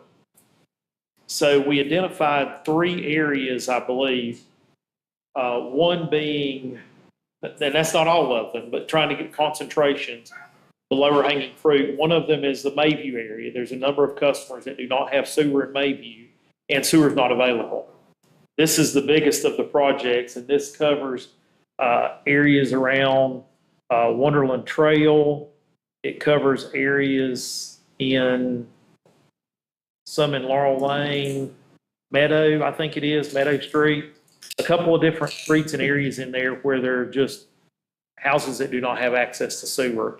We did try to do all of this with gravity sewer instead of doing pressure in this area. And that was 32 customers and $3.6 million. So it's not cheap per customer. We also looked at Chestnut. We've talked about Chestnut a couple of times. And there has been some sewer changes up there since this was done last year. We redid some gravity sewer up there, but we haven't done the pressure yet. And this would pick up 13 customers, and it was about $450,000. But all that's pressure sewer, because it's going to be, it would be very difficult to get gravity sewer to those customers. We could do it. We'd have to figure out a way to get from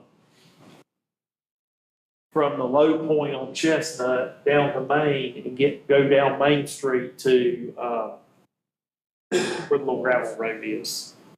I can't think of the name. Hidden Waters. Hidden Waters. Because I think we've got sewer up to Hidden Waters now. The last time it was extended up Main Street. So I don't know what the demand is. We also talked, and it's not on here, we also talked about doing some on Country Club Drive from the Country Club out to where Country Club Drive tees. I can't tell you all the names. I know exactly where I'm talking about. And both ways, there's some houses in there that don't have sewer. It was a small number though, right? It seems like. Small number of people or dollars? Customers. Yeah, I mean, it's maybe 10, 12 customers. And I can't remember what it was, but it's well over $1 million. So that's just for information. That's some of the more populated areas inside town that doesn't have access to sewer. If you look at this map, you see a lot down here, Laurel Park, Dogwood, Buxton, Shadow. That's not a street though, is it? Yeah, Shadow. Okay. That area doesn't have a lot of sewer. There's a little bit on the end of Laurel Park and Quail Hollow, but most of the rest of this doesn't have sewer, and that's going to be a difficult area to get sewer to, because most of it's going towards the Globe. So you got to flow down and pump back. And most of it's too far to pump back unless you pump a couple of times. Or The lift station.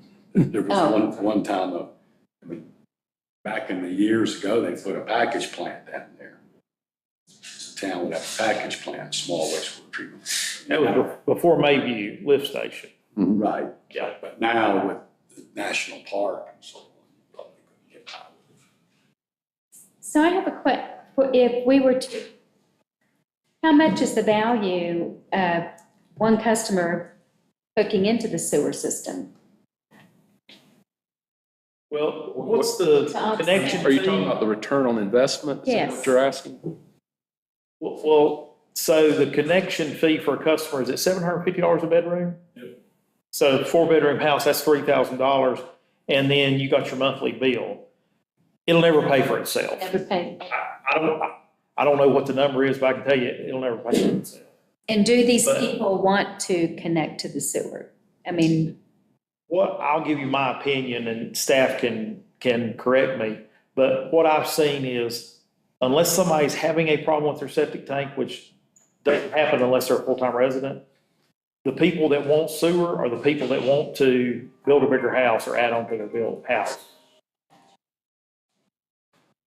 You And know what I mean? they feel like they pay taxes just like everybody else and should get the same thing that everybody else.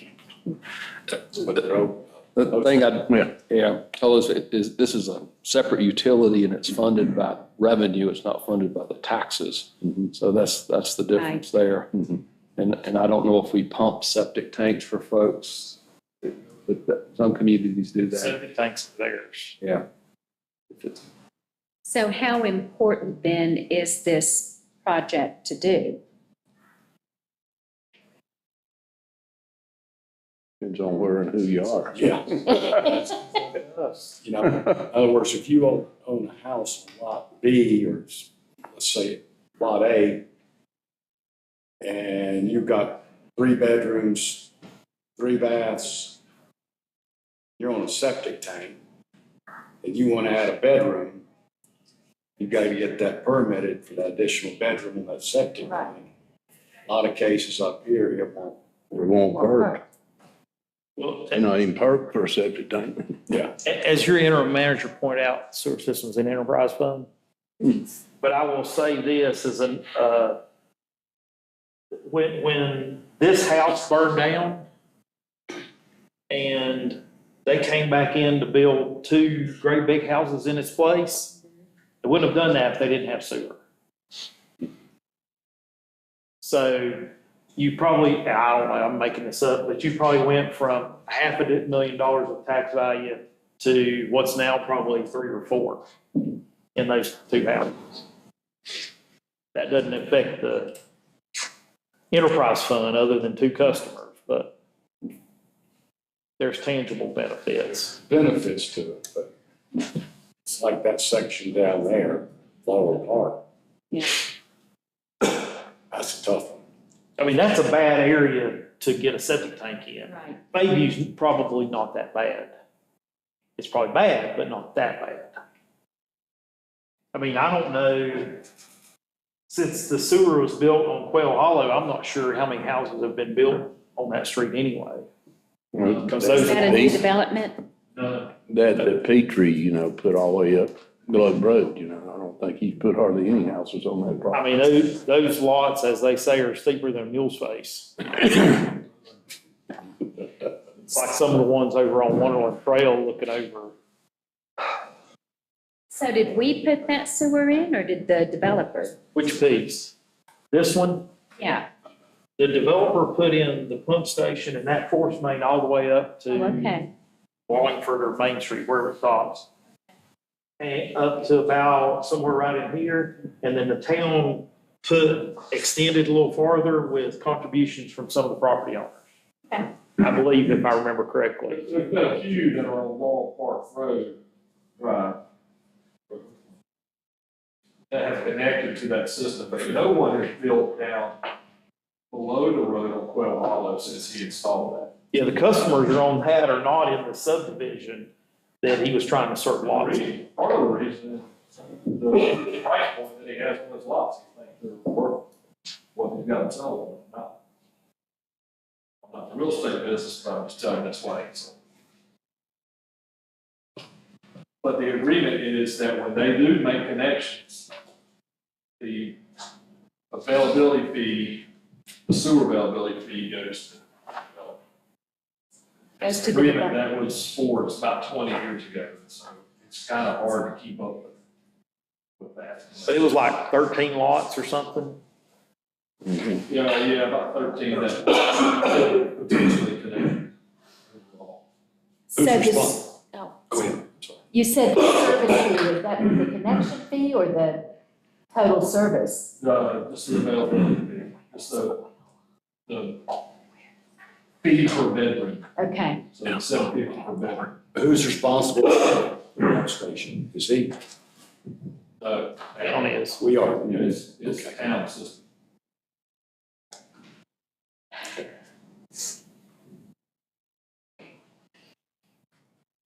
That's it. That's it for what, y'all?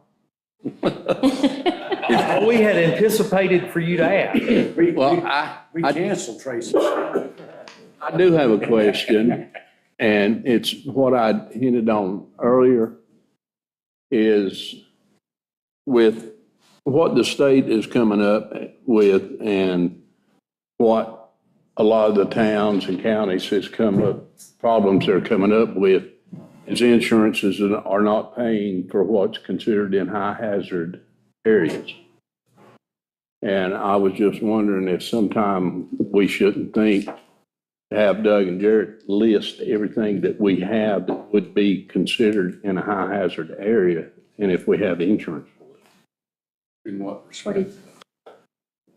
Your water plants, your sewer plants, you're in flood zones are considered high hazard areas. If you don't have stuff like that, your pump stations, lift stations, things like, they're in high hazard areas. And now that they're getting where the insurance companies, the way it's set up, are not really going to pay for it if you don't have high hazard insurance. I just am mentioning this is that, do we want to get caught with something happen and think that we have insurance for it and we don't, And I just, we had talked about this earlier about, and I think Jared is running into some of this to talk about. Yeah, I mentioned earlier that the definition for hazard when it comes to dams is getting ready to change. That's a draft of it has been presented to Environmental Management Commission and should come out within the next couple of months for public comment. And that kind of triggered Doug to think about, and Doug Matheson, not Chapman, to think about assets that you might have that would be impacted during a significant flood, during the breach of a dam, whatever.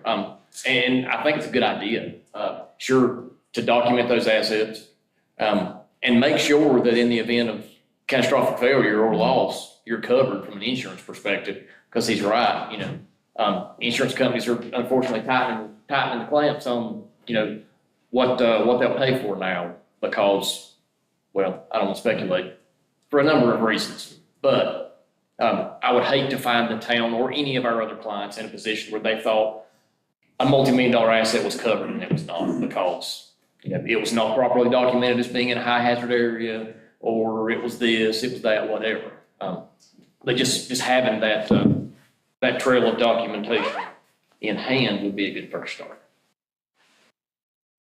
Just a thought, have we talked to the league about that? Well, that's why I brought this up. That's what, a lot of towns, especially through FEMA, are running into this problem right now, that they didn't have the proper insurance. These high hazard Country areas. Council of Governments, do they have any feedback on this? Well, other than, they said that, as I mentioned at one of our meetings, that they said that we needed to check and make sure that we have our high hazard areas covered. The main one for us would be the ABC stuff. Well, for you, Charlie. No. But anyway, I'm kidding. Generator for the town. Yeah, it is. It is. It is a revenue generator. I thought about that and decided to throw that out for thought with when he talked earlier this morning about the high hazard areas that we have. That's good. Pretty sure whenever we were in the early stages of the USDA loan, USDA is requiring us to have additional insurance due to the financing of the revenue bond where the plant is, we're having to purchase flood insurance policy. So that's something that they're requiring. whenever we do that financing. I don't know if you remember Oh, that. that's right. Yes, they did require that. It's been about a year or so ago, but so But for that asset, we are. that don't cover everything, I believe, that we have that would be listed as a high hazard. Not sure. I mean, that would be something that we would need to check on. Something we I'm can not take a sure. look at. Yeah, Yeah. yeah, I think Doug's right. I mean, we have property down which the ABC store is located in. And they are a revenue producer. And they are the low end, the low level. Reason.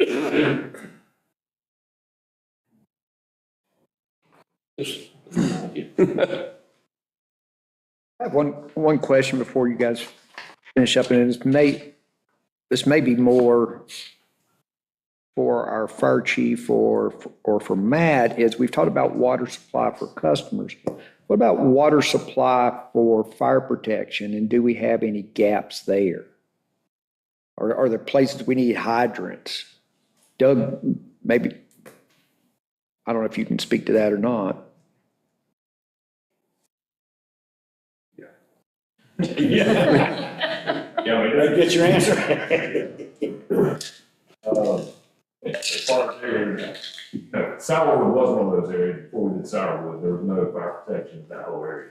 That was all 2-inch galvanized line. Wow. Sunrise Cove, anywhere there's a 2-inch galvanized line, there's no fire protection, basically. Close. That honestly. No hydrants, yeah. Right, Yeah. hydrants. I'll have to honestly just pull the map up and look, I don't know off the top of my head. Sunrise Cove comes to mind, just because there is a 2-inch galvanized runs up here. Without looking off the top of my head, I'm sure there's some areas that definitely could use upgrades in that aspect. And made some huge improvements in the last few years, you know, with the new line when it went up the bypass helped out, you know. But there's, you know, as Matt has said, there's still a few areas. Something I think that, you know, we ought to factor into our thought process and prioritization. And like Matt had mentioned too, about anytime we have a fire hydrant on a dead end, you know, you run into problems there. It's always nice to have those lines looped around coming in somewhere, you know. And it's a dead end, it's a problem from a fire protector on dead ends. Well, when you start pulling off it, you're pulling off, that's the whole thing. It's, you're not being fed both ways, so. When you start robbing pressure off that line, that's taking it off. Do we have a lot of dead ends? I don't know how many dead end loops we have now, Matt, you? Not off the top of my head, there's a few. Some of those probably are on, you don't have much choice. Yeah. Most of them you don't. There are a few that you could probably work around, you could move back in, but the majority of them are, you know, there for a reason. I mean, there's no other option. All right, thank you. Anything else? Y'all good with it? Thank you, McGill. Thank you. guys. Thank you. That's right. You know, it seems like they have given us a list of things we want to do. But reality is, what can we afford to do? Exactly. And it looks to me like the low-hanging fruit is sidewalks and crosswalks. So we can afford to do that now. I want to discuss that a little more, or? I think, you know, David, I made that mention earlier, David said, hold off till tomorrow afternoon, we'll finish up. And we'll look at all the different options that come to play, where we can spend money. And go from there. But I agree with you. I think sidewalks need to be addressed and crosswalks. I mean, we can afford it.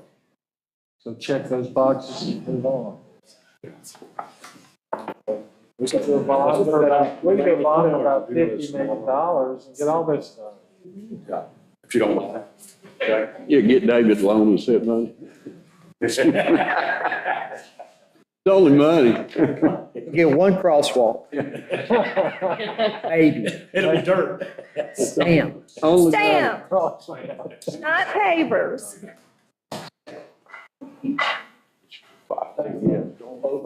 Yeah.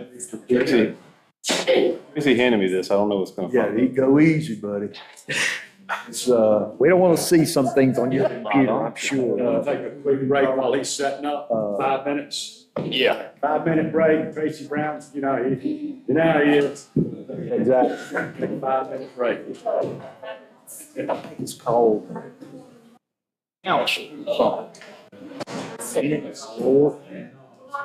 My entire life's on a thumb drive.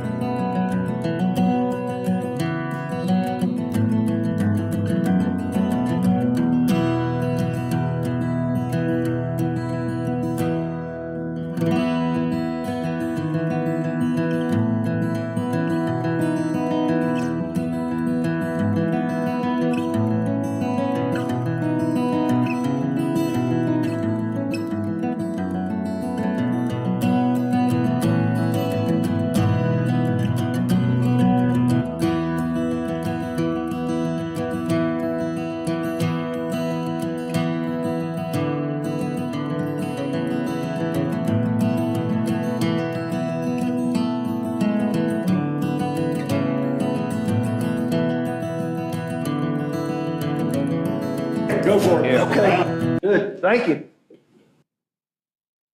Wayne and Melissa, welcome to town council. Thank you. Get comfortable. I'm kidding. So I gave you all a bound report. It's our annual report.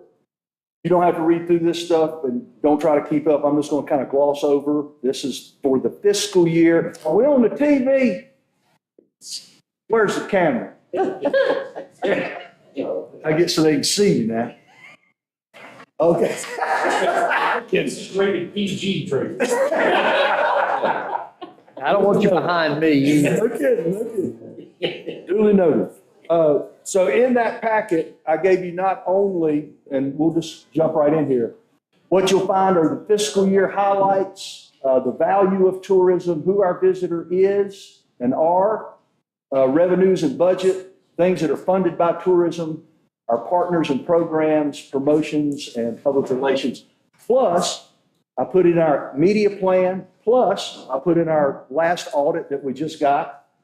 And when did we do that, Tasha? It was last December, I think. It's okay. We finished that in December. They presented it to us in December. Our audit. Yeah. It's in there as well in your packet. And some fresh research we just got last week. I think Doug and Wayne were there when our consultants came in from Nashville, actually did it via Zoom, and gave us the latest research from not only our visitor, our potential visitor, and our resident. Resident both being full-time and seasonal. Got 1,100 or so responses in it, so it's good, fresh data, and we're happy to do that work and need to do that work. We do that kind of work every couple of years so that we know we're on top of things. I'll jump in real quick, and this will move along quickly. This, of course, is not Blowing Rock. But what happened with Helene disrupted that entire fiscal year. We lost October. Up to that point, we were trending up about 5% over the year before. This would have put us at our best year ever. Helene hit, knocked us out for leisure travel. Our most profitable month, of course, is October. We lost it. Even though that, we did not look like that. We had neighbors that did look like that. And of course, you know what DOT said, what the governor said, no travel unless you were there to help. And we still have neighbors that are rebuilding, as you well know. Some of the things that we did immediately following that, because we could not welcome people here, is we worked with our neighboring communities and the Chamber of Commerce, both Boone, Blowing Rock, folks over in Avery County, Banner. And we worked to put out helpful information, not only for our visitors, potential visitors, but also our businesses here in town or the region. Our friends at Adams Outdoor gave us about 70 billboards across the Charlotte area, the Triad area, and the Triangle. Because we do a lot of business with them. And so does Boone, so does Banner Elk. And they gifted us those for about 2 months. And those went out and up as soon as the governor said it's safe to travel. And we were one of the first towns they opened up. Charlie was making calls and they started giving us the green light. And kudos to Adams for helping us like that. We also work with our friends over at, all these different towns, Banner Elk, Boone, Beach Mountain, to put together a high country road trip as we were coming out of that fall and winter. How could we get people to visit the different gateway towns, especially since the parkway was closed? It was closed for, as you know, months as they were doing repairs, because there are still sections north of us on up into Virginia toward Roanoke that are still closed. So we had a great, a couple of iterations of this. We had a fall travel for this year as well. But that was a great idea that came out of collaborating with our neighbors. During that fiscal year, we had this going on, Main Street disruption and the construction that was going on there. Surprisingly enough, our visitor did not complain about the disruption. Now, we got a lot of complaints from businesses. It's, you didn't get to experience that, Lane, good for you. They were upset that this was going on. Our visitor understood it. I don't know if you've watched the news today or the last couple of days in Charlotte, water's bubbling up out of about every damn main thoroughfare they got. Because they've got mains breaking and lots of water lines going down. To my knowledge, I don't know if you had any problems this year at all. I know you've been right there, Matt. Don't say That's hard. But thank goodness that work is over now and Main Street looks like new money. A couple of things notable this year, in the last fiscal year, we were finishing out in June. Both Tyler and Lindsay earned their TMP and FEP certifications from Southeast Tourism. TMP is Travel Marketing Professional, FEP is Festival and Event Planner, and that's a 3-year program. They were down in Lake Charles, Louisiana to get this, to get their degrees or their diplomas. They've been really good gets for us. Forever, me and Amanda were doing it by ourselves. We're to the point where, you know, we've got nearly 250,000 followers in social media. We can't look the wrong way without getting tons of comments or interactions. So we had to put people on that kind of stuff. They've done great. And I have to say this about the TDA board. They have been very supportive in continuing education. We're the only office around here that all 4 of the employees or the whole staff is certified. We spend a lot of money on that. I say we, our visitor spends a lot of money on that. And Amanda's been with us 21 years now. That was her first big girl job coming out of college. And I can tell you part of the reason is she keeps advancing. If she sat stagnant, as these 2 kids, if they sit stagnant, they will go somewhere else. So they're constantly learning, and I appreciate that support by the board. They've always been great about that. We were an inaugural participant in Outdoor NC in the North Carolina Trail Town. That's the 25 Trail Town Guide. Blowing Rock is right in the center of that and been a big part of that whole initiative through Visit North Carolina. We're proud to be in there. We have a new and improved website that we did this past year. Winterfest was not so good this year. The winter was. The winter was great. Oh, the irony. But it did shut us down this year regardless. I just wanted to show you one of the slides on the front page. The website was totally overhauled. A lot more bells and whistles. There's agenda builders in there. If you want an itinerary builder, you can do that. Maps, a lot of interactive stuff you can do on the website. One of the best things I think about it, at least for our town and the businesses in it, is the resource page. If anybody wants to find that annual report, they can go to local data and research, and there's tons of information in each one of those portals there, each one of those links. Partner resources and education, if they want to learn about the TDA, what we do. If they're doing their own marketing plan and need assets, we have it on there. They need videos or photography, we've got that. We've got logos and give them access to that. So that's been a great advancement on the website. All right, we're jumping into numbers. Last year, 24-25, this will be June or July 1 through June 30, 24 to 25. We collected 1.7 million in occupancy tax. And that was about 5.5 or 5.25 down from the year prior. You can look at the last, 8 years, fiscal years there in collections. We all know what happened right in here, what was going on right after COVID. Directly spent in our town just in lodging was about $30 million. Now, and I pulled a lot of this right out of the annual report. That's a good snow day reading. When you look at that nearly $30 million in lodging sales, that's just in the town limits. Take that number and multiply it by 3, and that's the actual travel economic impact. It's called TEIM, Travel Economic Impact Model. You take your lodging number, multiply it by 3, and that's a pretty damn good number. Conservative. It actually be multiplied by 4 in some areas. And if you'll do this next time you take a vacation, keep your receipts and then see if your lodging wasn't about a third of your overall spend. They've been doing that kind of stuff for a long time. If you were to look at the last 6 fiscal years, now we can go back all the way to 2004, but nobody wants to see that kind of graph. This is really to point out that the trends have always kind of been the same. You know, we have these ebbs and flows, or these dips and valleys, the peaks and valleys. October is always our best month until this past year. That never happens. Now, what did happen after that, in November, we spiked, had the best November we ever had. Part of that was because our visitor came up here to intentionally infuse cash. They meant to come up here and spend money. We asked them to. The news media was all over it. But then you see what happened right after the inauguration. Now, I ain't talking politics, but we can if y'all want to. All I'm saying is, in all seriousness, anytime there's a national election, leisure travel will take a dip. So every 4 years or so, if things aren't looking quite right, things slow down. This has also got to do with the economy.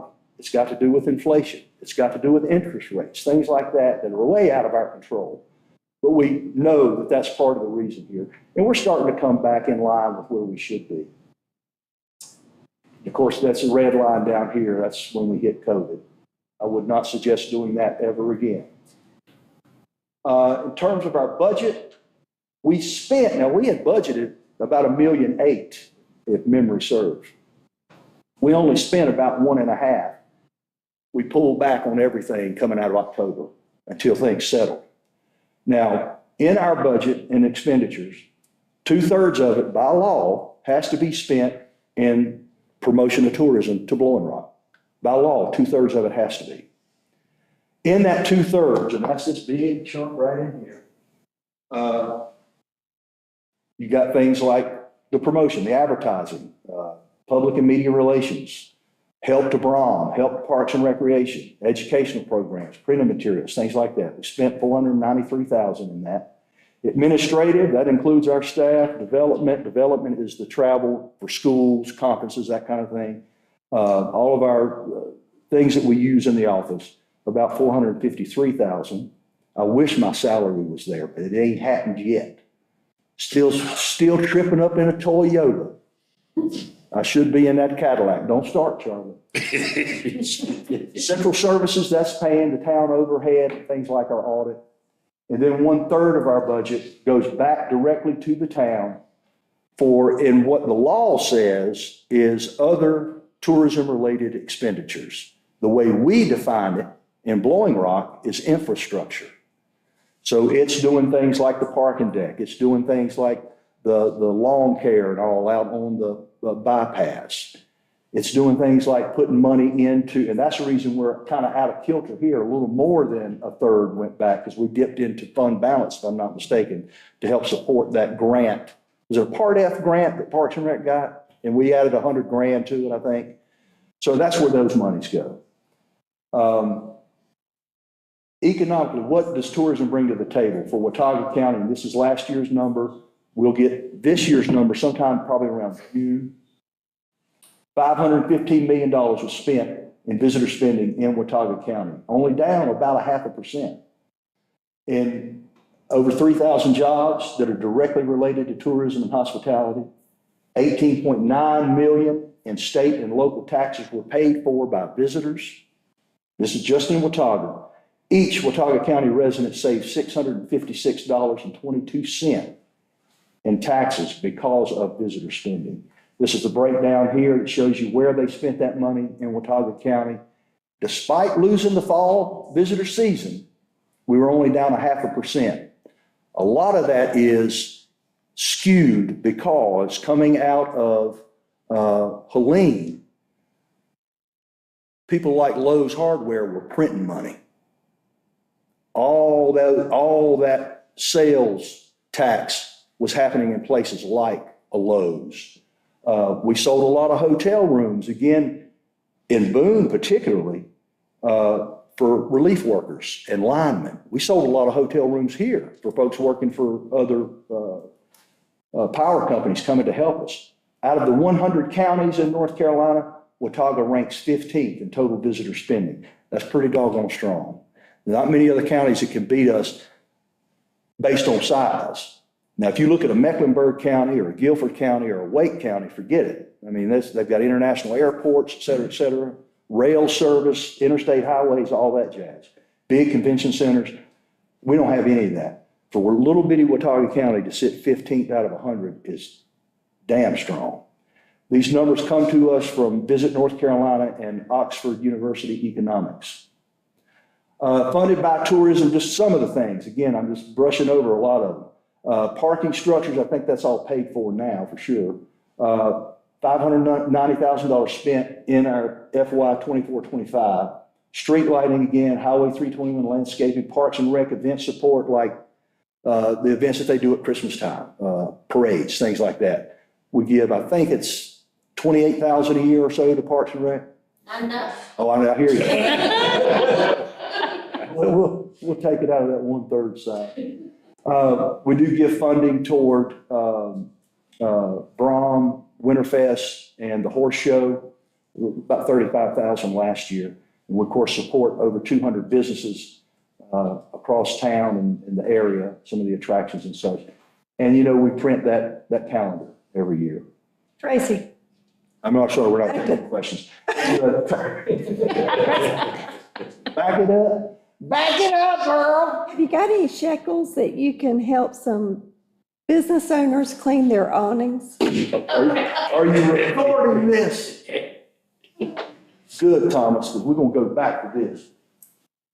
We talked about that. Not that TDA can necessarily do anything, but maybe we could put together a small fund to help support, maybe offset some of their costs. Maybe it's a grant system or something we put in place. I think Kev's talked about maybe some language that maybe will come to you all and try to, yeah. Right. Yeah, I hear you. Okay. Other things that 1/3 funding goes to support sidewalks, street maintenance, Memorial Park restroom attendance, town center beautification, and that's going back into the town's general fund and then carved out for helping pay for trash removal, stuff like that. $175,000 went into the landscaping and mowing up on Valley Boulevard. And then, of course, that grant and the big work that's happened in the park, Memorial Park, TDA gave $100 grand to that. I say TDA, our visitor gave $100,000 to that. Our visitor looks like this, so this is how it kind of breaks out. This comes to us from a platform we use called Arrivalist. We tracked right at 100,000 phones that came into market between July 24 and June 25. 68% of those cell phones that came into market were overnight visitors. We're not tracking y'all because you live here. And Arrivalist knows that you're here more than 30 days at a time. It's only looking at people that are coming up from at least 50 miles outside of our immediate downtown. And then it eliminates anybody that is looked at as local. Anything within 50 miles is considered in market. We don't even count them. A full third of our visitors are day trippers. They're coming from more than 50 miles away. If somebody comes into market from Lenore, we consider them local. Anybody comes to us from Banner Elk, Beech Mountain, Newland, West Jefferson, that's a local to us because they're within that 50 miles. And then there's a descriptor here that tells you what these travelers look like, what they like to do.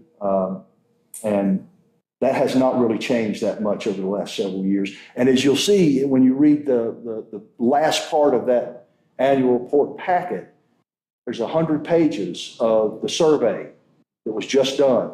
You'll read exactly why people come here. And this is coming from our customers, not what I'm saying, okay? And you'll see what the issues are with the resident, what problems they have with tourism. Overwhelmingly, they see the importance of it. But they also want to find a damn parking place. And they want to be able to make a reservation at a restaurant. You'll see all that in there. That's in the resident sentiment survey part of that. Our top markets look like this. Our top 10 states, you see right there on the right, North Carolina's number one by far, all the way down through finally Texas. These last four, that moves around a lot. This top six is pretty consistent. They make up about 93% of our visitation. These are our top markets, and these are actual cities. Charlotte's been number one since probably 1900 and, I don't know, 45, something like that. Whenever we had automobiles that could get up here, Charlotte's been our number one market. Raleigh-Durham is always right behind them. I don't see this changing because we're so close to Charlotte, part of the Charlotte DMA designated market area. That's the reason the weather guys always say, other than Buda Blowing Rock, it's boo, boo, boo, boo, boo, boo. Raleigh-Durham is one of the fastest growing cities along with Charlotte in the country.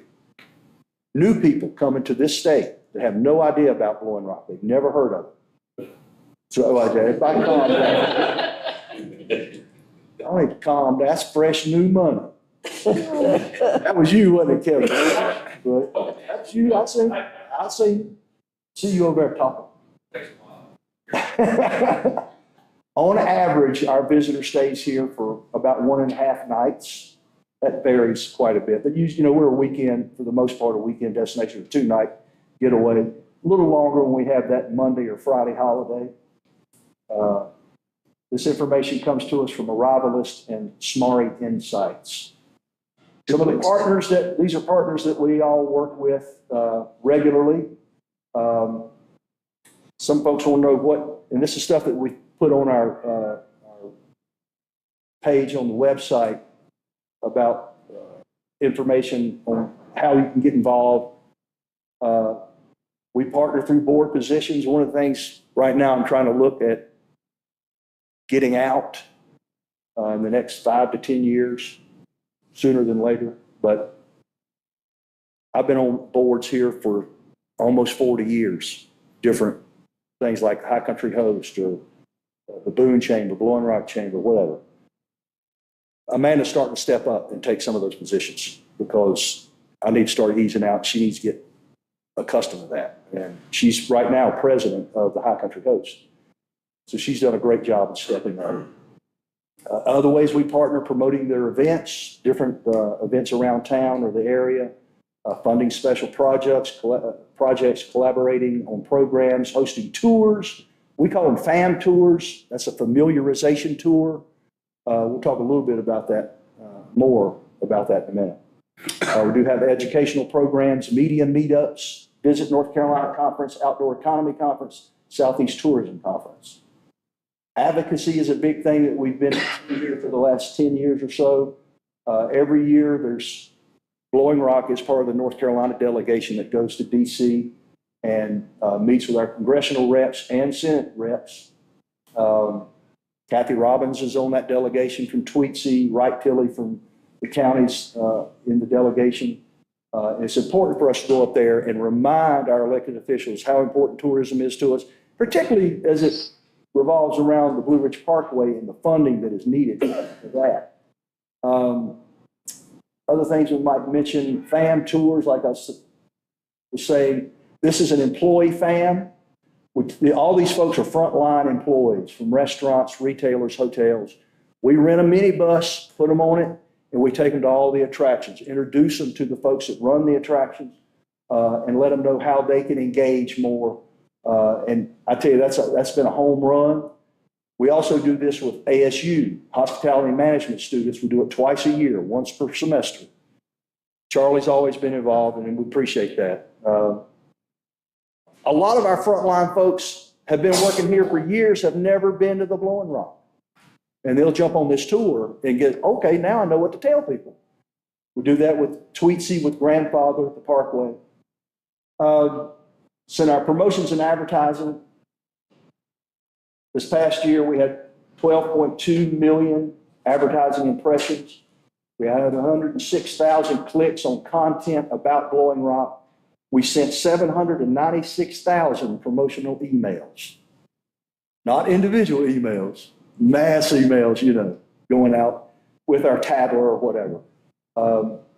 500,000 unique websites, was up about 2%, have 1.1 million web page views on the website. That was down about 10%. Part of that is because we revamped the website and it was down a little bit or didn't have the right search engine optimization, that kind of thing. We printed 70,000 visitor guides, and we get rid of those every year. They go out a lot. Wanted to jump into PR real quick. I love this image, iconic. This is most recent. Some PR and some of the media relations. This was North Carolina weekend, Deborah Hope Noel. She called me and said, hey, we want to come do a thing on the Christmas lights in Blowing Rock. I said, yeah, man, come on. She said, can we do an interview with you? I said, no, you cannot. Why? You do such a good job. I said, no, I got somebody better looking and better spoken than me. Shane Fox. Well, I was busy that day. let me tell you what happened. They showed up and were setting up the scene, or, setting up, the crew was setting up the lights and cameras and all that. And Deborah and I are over back near the gazebo talking. And they're micing him up and getting him ready. And she said, who in the world is that? I said, that's Shane Fox. She said, Lord, I thought they done sent somebody from the national headquarters down here. He said he thought he was looked like a anchor for the national broadcast. He said, no, man, that's our town manager. It was fun. And that thing really, it was beautiful. They did a great job in producing that piece that ran in December and promoted our little town and the Christmas lights. Some other things you may have seen, we got on the cover of Carolina Country and we were voted the finest Main Street of all of their cooperatives. Carolina Country goes across the state and had like 20,000 folks did the survey, and they chose Blowing Rock as the finest Main Street, finest downtown. That's fantastic. That photo right there, Amanda took several years ago. And I mean, it's the other day. I know. That thing has run nationally many, many, many times. It's an iconic photo. HGTV listed us as one of the 50 favorite small towns to visit for Christmas, again, using Amanda's photograph. I keep telling her, I said, you need to tag your name on everything because eventually you'll start getting paid. Our state did this piece. You may have seen that. It was in November of this year. It was. That was an 8-page spread on the frescoes. 2 pieces to this. One is that came directly from a pitch that Amanda did at Visit NC. When we go to the conference, we have roundtables with media. You can go in and pitch ideas. Amanda goes to all of them. And she pitches, who's new in town, what we got going on. Well, these things were just about to happen. And she pitched that to the editor of our state, Elizabeth Hudson. They came and did a piece on it. 8 pages. All right, let's think about it. This is earned media, okay? We pay for it because we got to go to that conference. We got to buy hotel rooms. We got to buy a cocktail now and again. Elizabeth likes good gin. It costs a little more. Of that 8-page spread, our state on their cheap months, a full page is about $15,000. $15,000 per page. Multiply that 15,000 by 8. Then take that number and multiply it by 2.5, and that is the earned media value. The reason being is that's not a paid ad. You open that magazine up and see a paid ad. It looks like an ad. You're trying to be sold. This is an implied endorsement. That's worth $300,000 to us for earned media. And we're happy to buy a nice gin and tonic for that. Northern Virginia Magazine ran a great piece. This was like 16 pages in Northern Virginia Magazine. This is up around DC area, high income demographic up there, and did a beautiful piece. Like I said, it's about 16 pages in that. And we're starting to see Virginia creep in a little more in terms of a visitor. Typically, they're not big on our radar because they have the Shenandoah Valley. They have the Shenandoah Mountains, the national park. They don't need to come here. Same thing with Tennessee. They have everything that's happening in the Great Smokies, Gatlinburg, that area, Pigeon Forge. We're not that kind of destination. We're just not it. Best of the South, that was just released in December. Again, we're the South's favorite mountain town. That's a huge get for us. Top 10 scenic drives, Blue Ridge Parkway is number 1. That's huge for us. And a lot of responsibility as a town, not for the TDA. I'm talking to y'all, for y'all. It's a huge responsibility to maintain that. Blue Ridge Outdoors just listed us best Main Street or downtown. Here are our runners up, Brevard and Stanton, Virginia. Brevard's a beautiful little town. Anybody know what Stanton, Virginia is famous for? Beautiful town. If you ever get up there, so a lot of people say Staunton. It's Stanton. If you get up that way, go into Stanton. They're famous for the Statler brothers. That's where they came from. And for Woodrow Wilson, President Woodrow Wilson. You knew that, didn't you, Matt? Sadly, you didn't know that. Now, what does Blowing Rock have? Charlie Sellers.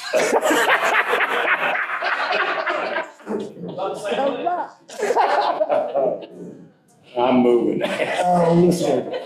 That's all I have for you. But I did want to point out that those few accolades, especially in the last few months that we've gotten, all of those different accolades and awards are listed on our website under the media section. I point that out just to say, as a community, we have a lot of responsibility to try to maintain that. A lot of eyes are looking at us. I remember JB told me one time when he ran, when he was still running, he said it's a lot easier to catch the dude in front of you than it is to stay in front of him. Does that make sense? When you're in a running race, it's a lot easier to catch the guy in front of you. A lot of people are looking at us, and they call us all the time. How did you do whatever? Matter of fact, Kevin and I, the mayor of Mount Airy, contacted us wanting to know who the vendor was and how much did we pay for those stoplights downtown, because they're so pretty. And he's wanting to do that in Mayberry. Kevin? Mayberry's on the line.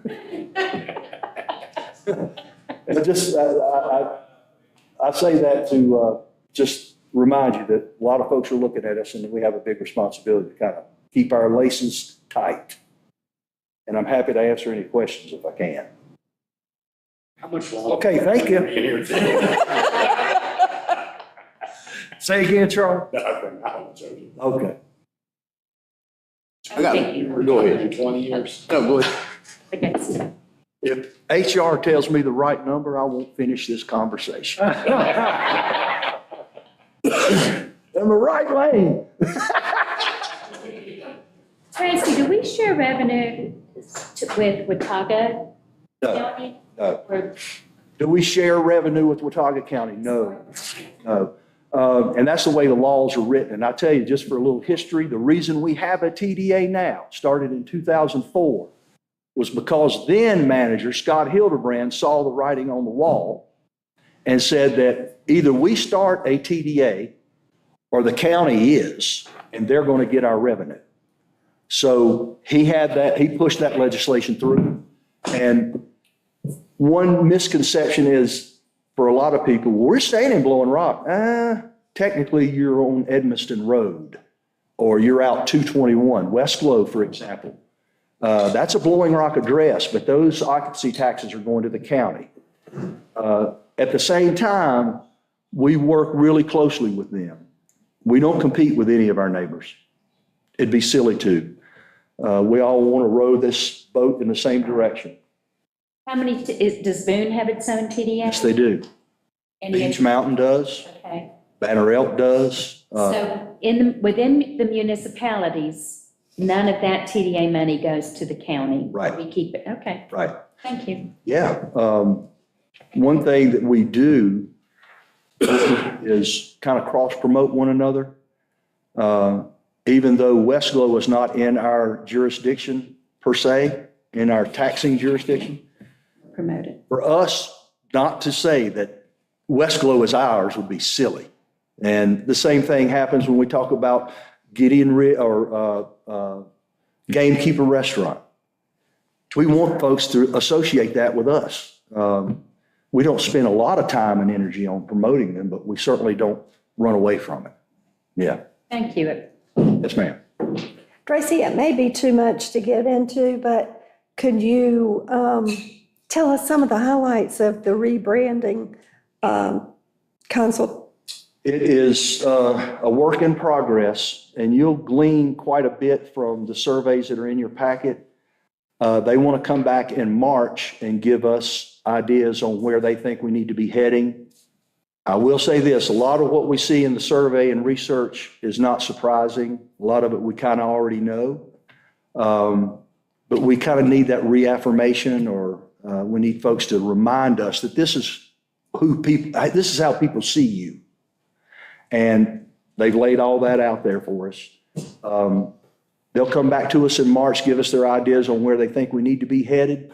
We give them the blessing to go on from there. They'll come back with logos and such, suggested logos. And they made a point when we were in that meeting last week that this is not a rebrand. This is just tweaking, making sure, this is assessing what we're doing and making sure that we're saying the right things, we're using the right narrative, the right voice, right imagery, and we're not trying to be something that we're not.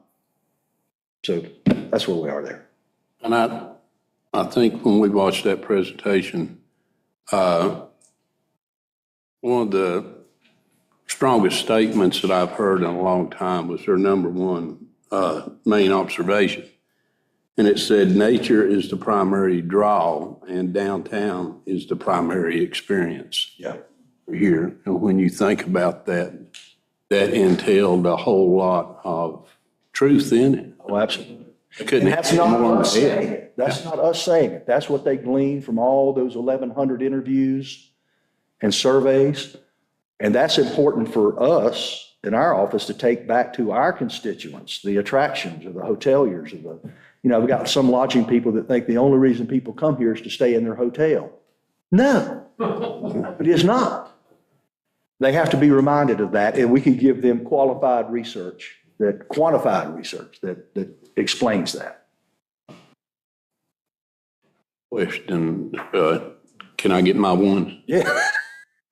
One phone call. Where we at on the signage? I'll have to go to Kev on that. Way behind. Talking about wayfinding signage and pedestrian signage for downtown. Way behind.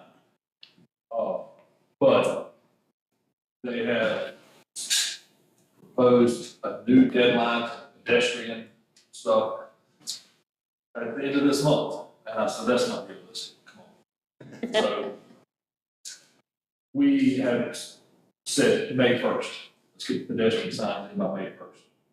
They had a lot of delays on the vehicular signs with DOT and the programming that had already been done throughout Watauga County and Boone could not continue. A lot of that had to do with probably DOT coming up here in October of 24, the board came up. I think some saw the signs that were up here and said, wait, we can't approve that. So they rebranded, or not rebranded, but restructured those and changed who was going to be listed. And so that provided delays on the vehicular side. So we're hopefully going to have those finished by June or June 15th, somewhere like that. So the TDA's committed to paying for them. We've already paid, a good chunk of money, but there'll be several $100,000 that go out from our advertising side of the budget. It won't be the town side. That's considered branding. And Look forward to getting those invoices after the stuff is installed. If any of you remember, the signs had the maple leaf and with that, it was like stained glass where you could see through it, and that's still part of it. And it looks really good, and it's gonna be something we'll be proud of when it's installed. Yeah. Tracy, this morning we heard there is a leveling off, maybe even a correction with sales and occupancy tax. Can you expand on that, or from your perspective, what that might be and what your resources are telling you for the next 6, 12 months? Everybody's looking at it. A few things. I think right now we're trending down about 7 or 8%, somewhere in that neighborhood. Part of it is, of course, we're down at least 3 properties. Got 118 rooms with a hole big enough to put this dang building in the parking lot. He's been down almost a year, the Holiday Inn. And that's for a budget-minded visitor or family coming up to do Tweetsie, and I'm just throwing these things out, groups that are going to Apski Mountain, that's their go-to. Or this place will be for groups, college groups or church groups, they'll stay here. We've got also the Ridgeway and Green Park Inn down. Did not see some of that coming. In terms of down the road, well, let me add one more to it. We've lost nationally about all of our international inbound visitors. Here, we don't see that much, 2-3% maybe of our visitation would be international. When the Parkway's down, that's what they come for. Well, that's out because somebody from the UK, let's say, fly into DC, they'll do the Shenandoah National Park, and then they'll travel the entire Parkway down to Great Smokies. They stop here and spend a night, have dinner, whatever. We're not going to see that international travel come back for a while. In terms of leisure travel, I think folks are tightening up their belts a little bit, their wallets, and I suspect leveling off is a good term. We were seeing such good growth that's not sustainable. If we could level off and about where we are now, we'll be in great shape. And 2, in terms of our revenue, I think we're going to make up losses with some of this new product that's online, like Embers. Have you checked their rates lately? That ain't cheap. And places like the newest one that Winkler just opened. I can't think the name of it right now. Winmore, yeah. That's not a cheap option. So that kind of thing I think is going to help. Say that again? Oh, I thought you going to open up a new place in March? No. Pass by us. We just do it all internally. It's not a big project. Oh. And if that were to happen, I would be driving a Cadillac here in a couple of years. I guarantee you. By the time it was finished, we had somebody chauffeur you out. Exactly. I look on that, though, as working both ways, as, not trying to throw any water on the fire, but we have had 2 or 3 places that's closed down, but look at the ones that have opened and at the price of what they are. Yeah. You take that price out and put it on what is normally being charged or regularly being charged, I think you would see that number even lower than what it is now, wouldn't you? Probably so. And if, the economy or at least the perception of the economy was a little better, folks would probably spend a little more, maybe spend that extra day. A lot of folks have pulled back, I'm not taking this vacation this year, or instead of a 5-day, we're going 3 days. That kind of thing's happening. I think the percentages you're showing down, I call it stabilization. Yeah. And I think it's part of growing pains once again. And you hit the nail on the head when you said we've lost 3 projects right now, one of which will be reopening, hopefully by summer, Holiday Express. Actually finish mining for gold. Ridgeway should be reopening, shouldn't it? They're supposed to be doing a remodel, but we'll see. But, so those are facilities that hopefully will be reopened, which are not gone. We won't see anything out of Green Park this year. Right. But I think your numbers are healthy, considering the economy, election, post-election year. I think you've done a great job, Trey. Oh, no, wait. A man has. That's absolutely right. I totally agree. No, we're in good shape. I mean, you know who really benefited after Helene were places like North Wilkesboro, Burke County, Morganton, Greenville, South Carolina. All that convention business went from Asheville to Greenville. Not all of it, but a big old chunk of it. And Morganton or Burke County TDA posted their biggest numbers ever immediately following Helene because all that relief work, they filled up all their hotels for months. That never happens there. Thank you. Yes, sir. My pleasure. Ms. Tracy. Brown, thank you. Thank you. Hard work, good job. Appreciate you. I'm trying to get out of this. There'll be a test on this tomorrow. Yeah. I just want y'all to have it for. Thank you. Thank you for putting it together. You're welcome. All righty. Any other questions for Tracy before you are leaving, aren't you, Tracy? I'm gonna go pre-game before dinner. That good, Jen? Yeah. Mama's gonna have to drop me off and pick me up.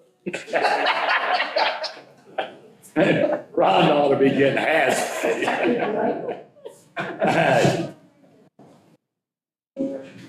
Everybody good to keep going? Sure. Any break or anything? Yeah. All right? Okay. The We have star, Gina, the star now. we have Miss Gina Harwood with Village Foundation. Did you bring Charles with you? He's supposed to be coming. No, I stole it. Okay. Okay. Well, you want to wait a few minutes, dear? Wait, take a short break. Oh, we're good. You got that? Yeah, I know the feeling. This is me getting brownie points. Thank you. Oh,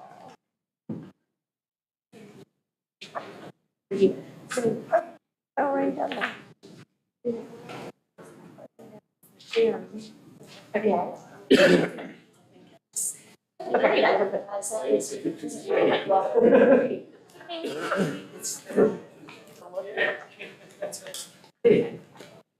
You're welcome. Better be. I remember. I tried to try. I took a bit.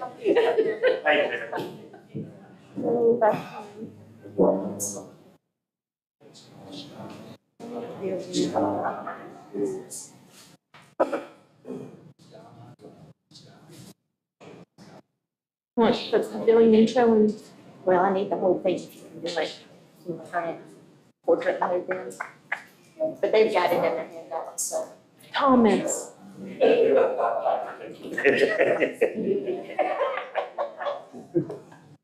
Yeah. Maybe because it was remote, let me ask, sorry. That's okay. Is there any way to make this be the whole screen? I'm so sorry. I thought, see, thank you. I told you. He made that look easy, Hillary. He did. Right, he's like, this is not my forte. And Elaine's like, I don't want to do it either. Fairly fast.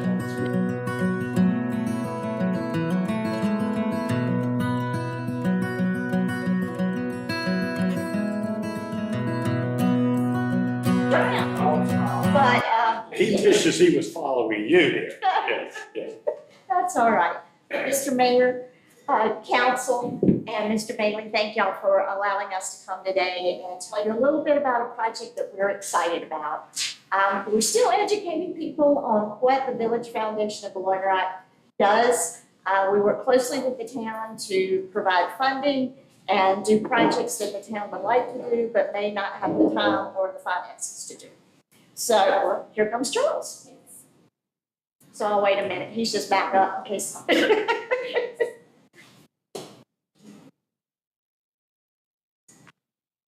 Well, Gina, we He's coming. want to thank you for coming in.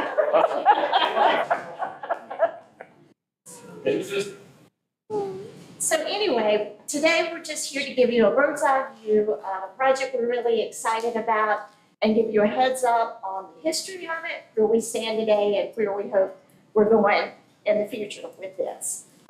The Glen Burnie Trail and Trailhead and the Annie Cannon Gardens is something that we are as a village, and we've had a lot of requests through our Blowing Rocket Fund. People have asked to do, that we try to do things, get some bathrooms, update some things. So we've been working closely with the town to try to get that accomplished. So once we get a final design, this is in your handout. And like I say, I'm just going to give you a bird's eye view of all the typed information for you to look at later. But we will come back with a final rendering, and we'll have final cost and projections at that time. So that at that point, we will ask for formal approval from the council to move forward with this project. But the scope of the project is we'd like to have a safer Glen Burnie Trail. We'd like to add safety features and long-needed restrooms. So those are some of the things that we have been talking about with the town, that people have asked us about. So we're excited about trying to make this happen. We worked closely with the town last year to apply for a North Carolina State Trails grant, and we worked with the High Country Council of Government, and they did an amazing job. And so this past summer, we were awarded with a $500,000 grant. So we're really excited about that. They think the overall project will cost $1 million. So we have to raise another $500,000 of matching funds to make that happen. We think we can do it. We feel confident about it and comfortable going forward. A lot of people say, well, the Annie Cannon Foundation, the park's already named. They will make a contribution, we've been told, but we have to raise a certain amount of money before we can go to them and ask, and their grants aren't large. But that's why we need it to be a community effort. We'll come back to the town and ask for support later. We'll be looking for other grant opportunities. We will have a naming opportunity with the pavilion that we'll be putting in place, and other grants and opportunities that may come up. So we think we can do it. We're excited about doing it. And when we get our ducks in a row, we'll be back to get final approval on that. For Annie Cannon, what we would like to do, as you can see at the top up at Laurel Lane, there'll be a beautiful stone entrance and sign that says Annie Cannon. It'll be a stone column, probably It's a similar. laser pointer somewhere if you want. Tracy probably too. That's it. But Tracy's. anyway, up here, there'll be a sign and a stone entrance, and then you'll come downstairs and we'll have tiered levels. This will be handicap accessible so that people can, come, all kinds of people can come and enjoy the park. Through our Rockstar Foundation, we did find out people want places that aren't as visible but are still open to have yoga classes, book clubs, art classes, things of that nature. So we think this lawn will be a great opportunity for that. And people that want to have just small, intimate weddings. Now that we have a pavilion, this would be a great place for the town to lease, that we can have small, intimate weddings. Does that go under the road, the stone? No. This is like if you turn off Laurel Lane right now, there's a little wooden sign here, and this is the entrance that comes down to Glen Burnie. But yes, this will be redone as stone. It'll be Okay. opened up so that it's more inviting. Right now, it kind of looks a little shady if you walk by there. Like a tunnel, that's. So we'll do that to make it more visible. And then the Glen Burnie Pavilion, like I mentioned, it'll be a gathering place. Hopefully it'll be a destination for people to have picnics before they go on the trail. There'll be information there for marketing. There'll be things that say, this is what you need if you're going to do the trail. There'll be signs for trail difficulty. There'll also be signage and a history for the Glen Burnie Trail there as well. And feel free to ask questions as we go along. When we move down to the trail, what we're hoping to do, safety, safety, safety is our biggest thing that we're wanting to do with the trail. We want to make it open, the entrance, we want to make it inviting, but then when we hit the trail, we want people to be prepared. We want them to know how hard it is. We don't want them, doing it flip-flops. We want to make sure they have the right equipment. But we're going to have strategically placed rope holds. We're going to have places where people will be able to view the falls, different observation decks, so people can stop going out on rocks and trying to take pictures and falling and getting hurt. And we're hoping to have improved cell service down there or another way of communication. So if something does happen down there, there's a quicker response time, quicker safety, and they can get help much sooner than before. Now, the public restrooms, that has been a big talking point and a big request for years. The pavilion is designed with public restrooms included. Now, the town will be responsible for public restrooms, and the cost of that we think is going to be between $150,000 and $200,000. And it can be built at the same time the pavilion is, or it can be added later. But in the research and information that we've pulled together, we think it's going to be a huge, significant cost savings if it's built at the same time the pavilion is. Just going to be easier. It can be managed along with everything else while the pavilion's going in. So that should be a huge cost savings. And in closing, like I mentioned earlier, when we have the updated pictures, when we have the updated costs and everything, we'll come back to the town, hopefully in March, have a slide presentation that's more in-depth, so you'll know exactly what's going down and answer any questions and then ask your vote for approval. We will need support from the TDA, from the town, from different communities, from our donor base. But we're looking at possibly $100,000 to $150,000 ask from the town. So that's the estimate at this point. But all in all, we're just wanting to make another inviting space that's safe, it's welcoming, that's open, that's a destination, because we do have so many people that come up to, go, this is a historical trail. A lot of people know about it from all over North Carolina, different places. So they're coming whether we invite them or not, so we want to make it safe and easy and accessible for them. So thank you for your time, and I'm happy to answer any questions.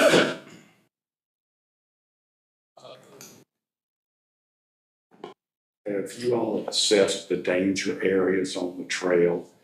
And is that included in your estimates, making those safer or as safe as can be? There is a survey being done now that will go down into the trail and give us more information. The rope holds are going to be strategically placed in the most dangerous spots, and there's going to be several observation points. So yes, we're trying to keep it as safe as possibly can be, but it's a wilderness trail. People, can follow it just walking down the street. So we do have to realize there is, there's risk because it's a trail, but we're going to make it as safe as possible. Well, we are in a very unusual situation because the trail has been there for 10 years. Many people have taken it. Doug's taken many people out of there. But when I see it like earlier on TDA's presentation, what was it, Trails North Carolina? North Carolina Trails. Glen Burnie Trail right there in black and white. So it's something I think that it behooves us as a community to make that trail as safe as possible. So I want to thank you for putting all this together. Thank you. Gina, can you describe the pavilion a little bit? The pavilion, as you see in the bottom, so this is why this isn't a final rendering. We don't like the way the columns look quite as much. We want them to be more substantial and more mountainy. It will have, I can't remember how many seating, but you can see there's a deck that'll have seating for small groups, small gatherings or weddings. Then we're hoping to also have a marketing sign, like is on Main Street. It's gonna cost the TDA $200,000. One sign. You're on your way to financial fulfillment. If you're coming for $200,000, that takes a lot of heat off the door. Tracy, you've got a lot of witnesses in here. We've been around and around there. Yeah, but we're hoping, so this will be a seating area, it'll be covered, there'll be signage, there'll be safety information. And then I think, I can't really tell if the bathrooms are on this side, probably accessible, this is trail signage. But yeah, the bathrooms are right off of this as well. So you might need to up your allocation to the town to clean those restrooms. I'm going back to my board. Can we add storage to said restroom area? We're gonna have restrooms to clean, for having events, and they're gonna want tables and chairs, like, there's really should be some sort of area that we can have things down there that we're not hauling mop buckets and That's a great idea. cleaning supplies and things. Okay, I will mention that because they're still redesigning and reconfiguring, some of that, so that makes a lot of sense.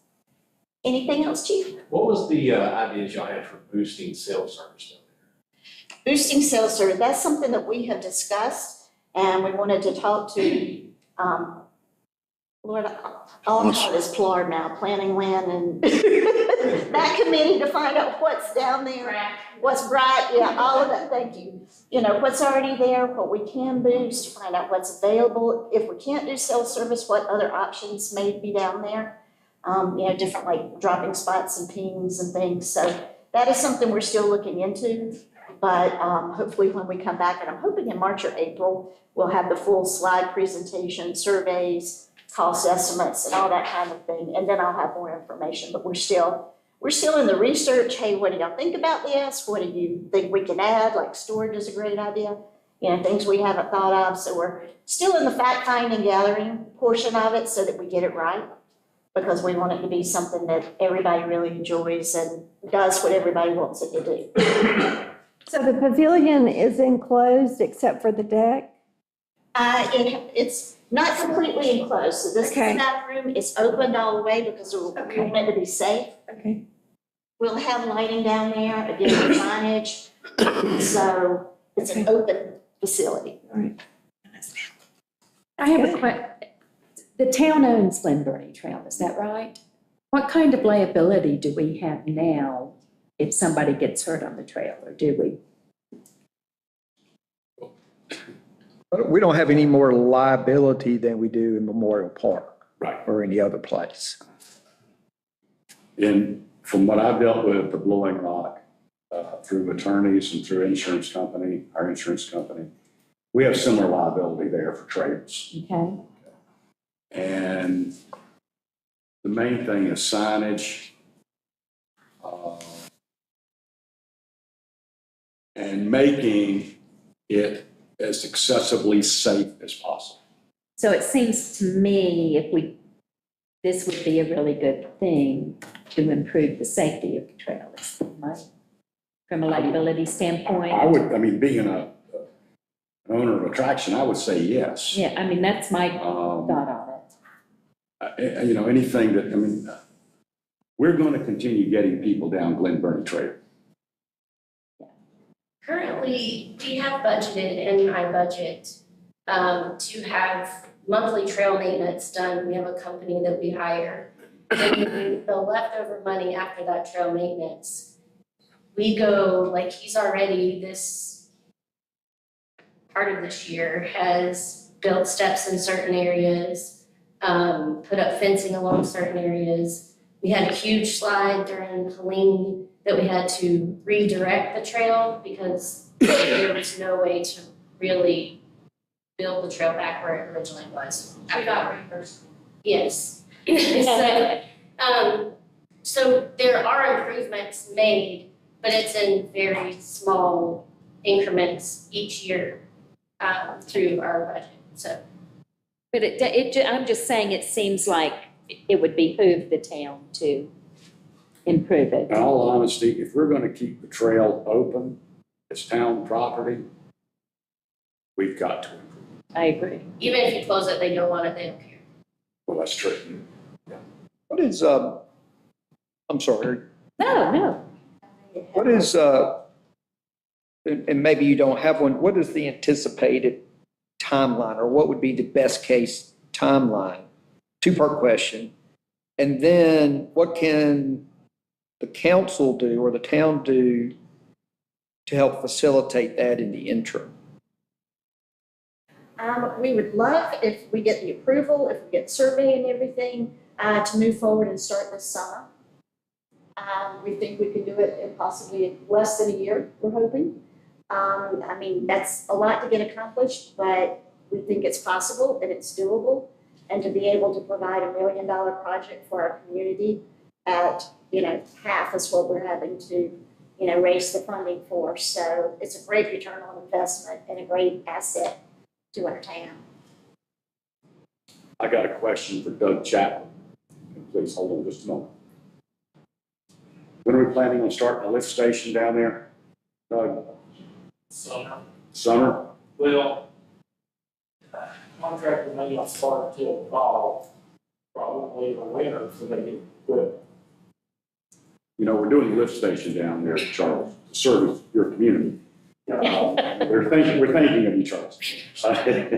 But, I'm trying to look at the correlation there between doing the lift station and enhancements down here. We think it would be best if they were done in the same timeline. All that mess out of the way at the same time. So, coordinate a little bit. And funding savings. Yeah. Cost savings. And I just had a quick financial question. The grant that has been awarded, is that going to be a town administered grant? So will that be a town administered grant or the town be administered? Yes, so the town had to apply for it. We work closely with them, but because of who the town has to apply because of the whole state grant system. So yes. How long do you have to spend the grant? So that How long do you have to spend the grant? Like our part of the grant, we had 3 years, I think, to spend it. I don't know how long you have to spend. Do you know? That is a good question, and I can find out for you because I don't remember hearing that. But we'll get back to you on that. So, and if you have other questions after you leave and start reading through this, because I did just give it a bird's eye view, don't hesitate to email me or call me or, you know how to. Just give it, David. Couple of just comments. One, to kind of tag along with what Jennifer said about, as much as they've been trying to do too with safety.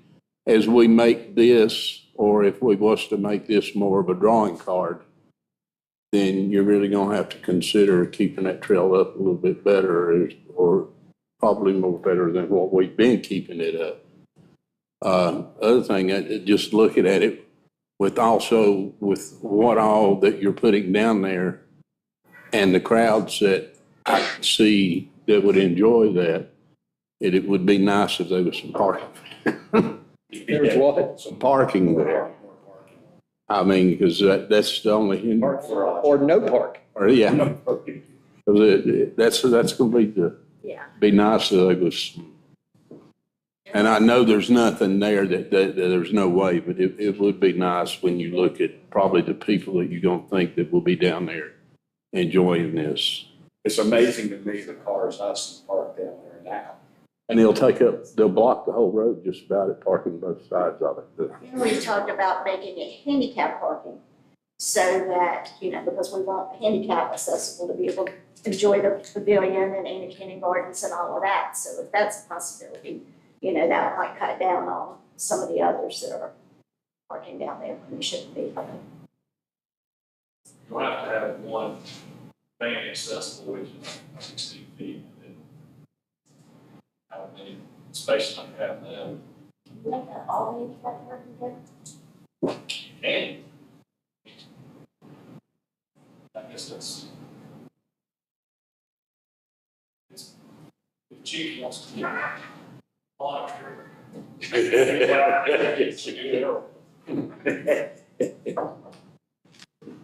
Anything of anything else? Yes, sir. Y'all talk to a contractor yet on providing that license? We have talked to 2 contractors, 2 local people that are gonna do it at their cost. And, we're very excited about that. They live here in the community. They've done other work around in the community, but we don't have the final cost because we're still waiting on the redesign and the survey and some other things. So that's what we're hoping to bring back to you in the spring, and do a formal presentation and get approval for y'all so that we can move forward, if you want us to.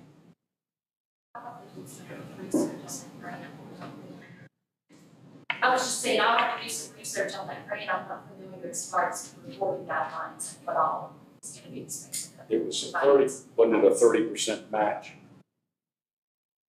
Right. It was a required 30% match. Right, but as far as financial reporting and what I'll be required to do in administering the grant, I'll just have to do some research. This is the, It's a pass-through with us. so I'm just not. The State Council of Governments, really helped tremendously, so they know they've got all that as well, so we can get that for you. Do- Thank you very much, unless you've got another question. One question, do your costs include landscaping, I believe they. plant do. material? Yeah. You need a place to stay tonight, And we've also, Always question. and we've also had some people reach out to us about, have native plants and things of that nature that would go in the garden that would be, might be more sustainable. Oh, good, good. We're trying to cover it all, but if you think of anything, let us know. Nice, thank you. Congratulations on the grant. Yeah. Thank you very much. Yes. There are some people who've donated from people who've passed away. I don't know if y'all have been down there and noticed, but there's like a bench and different tree and things, so we probably should coordinate to maybe try to keep or incorporate in some way. So there are memorials down there? Yes, ma'am. Just because I know I'll probably get a phone call of where did my bench go or a tree go or. Yeah, that's. Discourage people from going on it. I would think that would definitely be kept, but thank you for bringing that to our attention.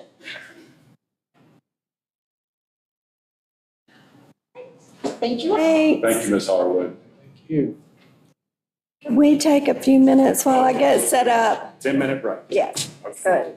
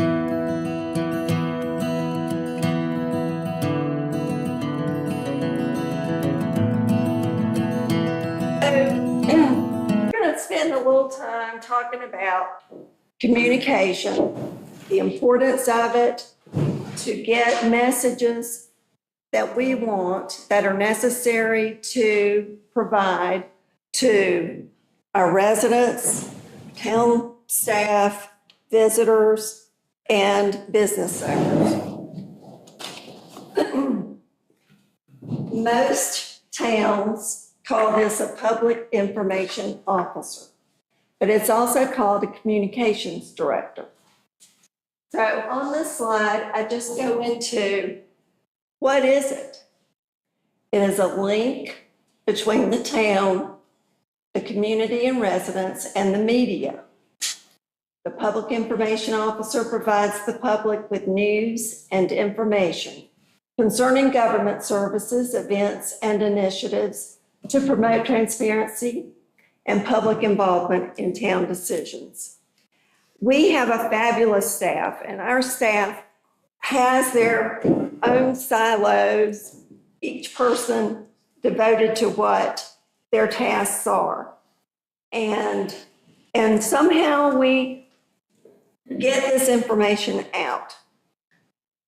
But we don't have one person who has the sole responsibility of this job. And to me, I think that is important. It's a deficit that we experience right now. I think we did a pretty good job during the weather, but this is like, the last 2 weeks has been a great example of when a PIO would have been just flooding information to the press, to the websites, social media, and getting it out there.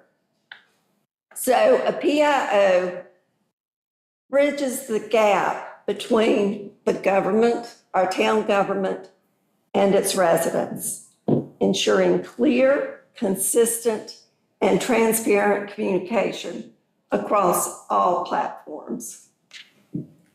They manage all communication. They act as the town's voice by creating press releases. They manage social media. They update information on the website. They serve as a spokesperson, especially during emergencies, to ensure residents get timely, accurate info on services, events, and important news, fostering transparency and community engagement. When we have emergencies, our staff is already really busy working on that, whatever their responsibilities are that have to do with that emergency. So the communication part sometimes it can fall through the cracks and not be as important as it should be. Whereas if we had a public information officer, they would be doing that job. It would not get lost. These are some of the key responsibilities for a PIO. Media relations. They would serve as the primary contact for news outlets, writing press releases, coordinating media interviews, digital content, maintaining the town's website, and not the website, but the information that needs to be put on the website at critical times, and social media channels with current news, events, and information. Public outreach. They would develop newsletters, brochures, and public awareness campaigns to educate citizens about town services and initiatives. Crisis communication. They would provide critical information during emergencies and disseminating alerts and warnings. Internal and external communications. Managing communication flow between departments, officials, staff, and the public. Brand management, protecting and promoting the town's image and brand. Community engagement, coordinating outreach programs, and gathering feedback through surveys. How does a PIO do this? They use tools, websites, social media, email lists, videos, print materials, and city newsletters. They have a strategy. They develop communication plans, creating official statements, excuse me, and handling Freedom of Information Act requests. Now, I would like for you to watch this video. Many, many towns, and you may say, Blowing Rock is too small to have a public information officer. Well, we may be too small to have a full-time or half-time, but there are many towns that are like Blowing Rock, just like Kill Devil Hills. And this is their communications director explaining what she does. Kill Devil Hills is a tourist destination. It is very small in terms of the number of residents, and yet it balloons during high season, just like Blowing Rock. So let's take a minute and watch this. My name is Rachel Taggett, and I'm the Public Information Officer for the town of Kill Devil Hills.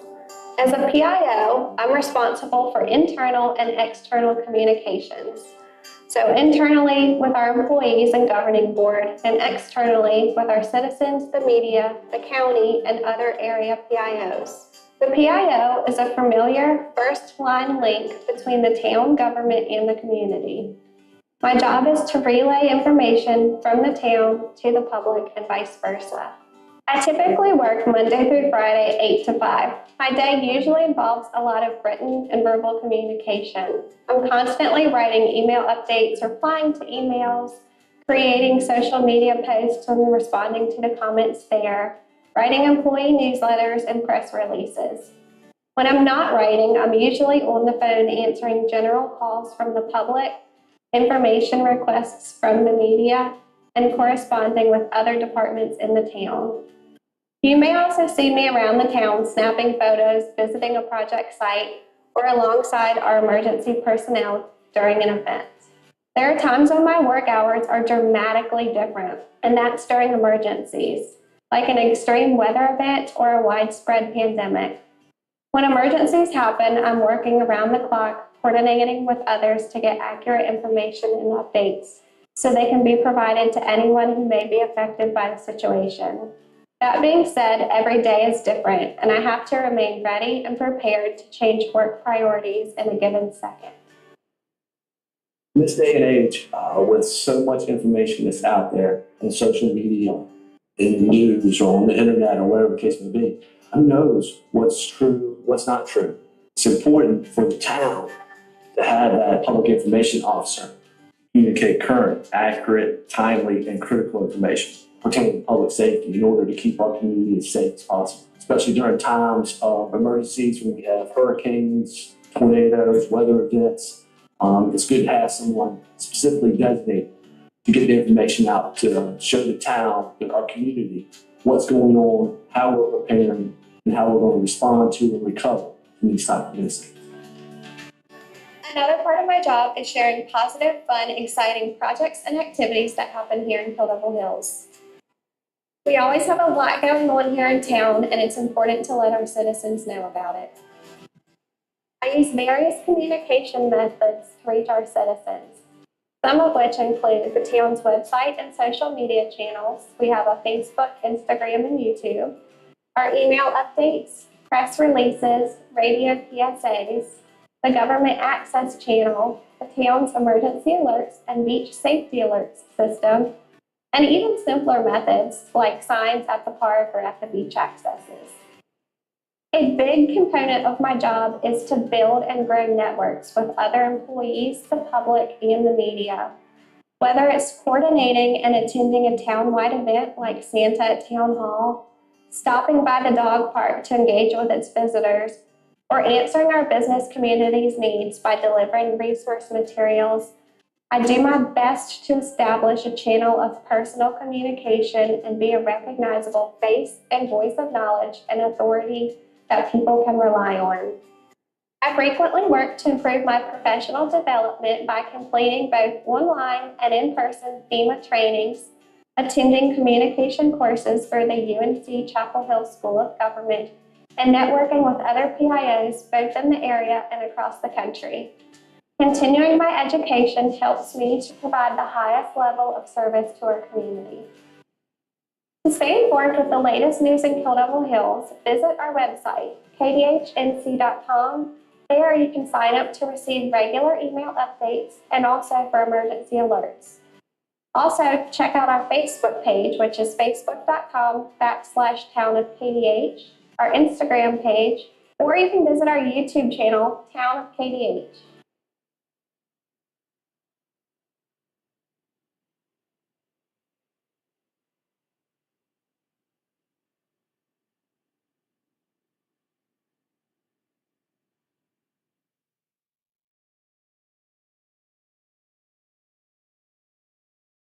I did something.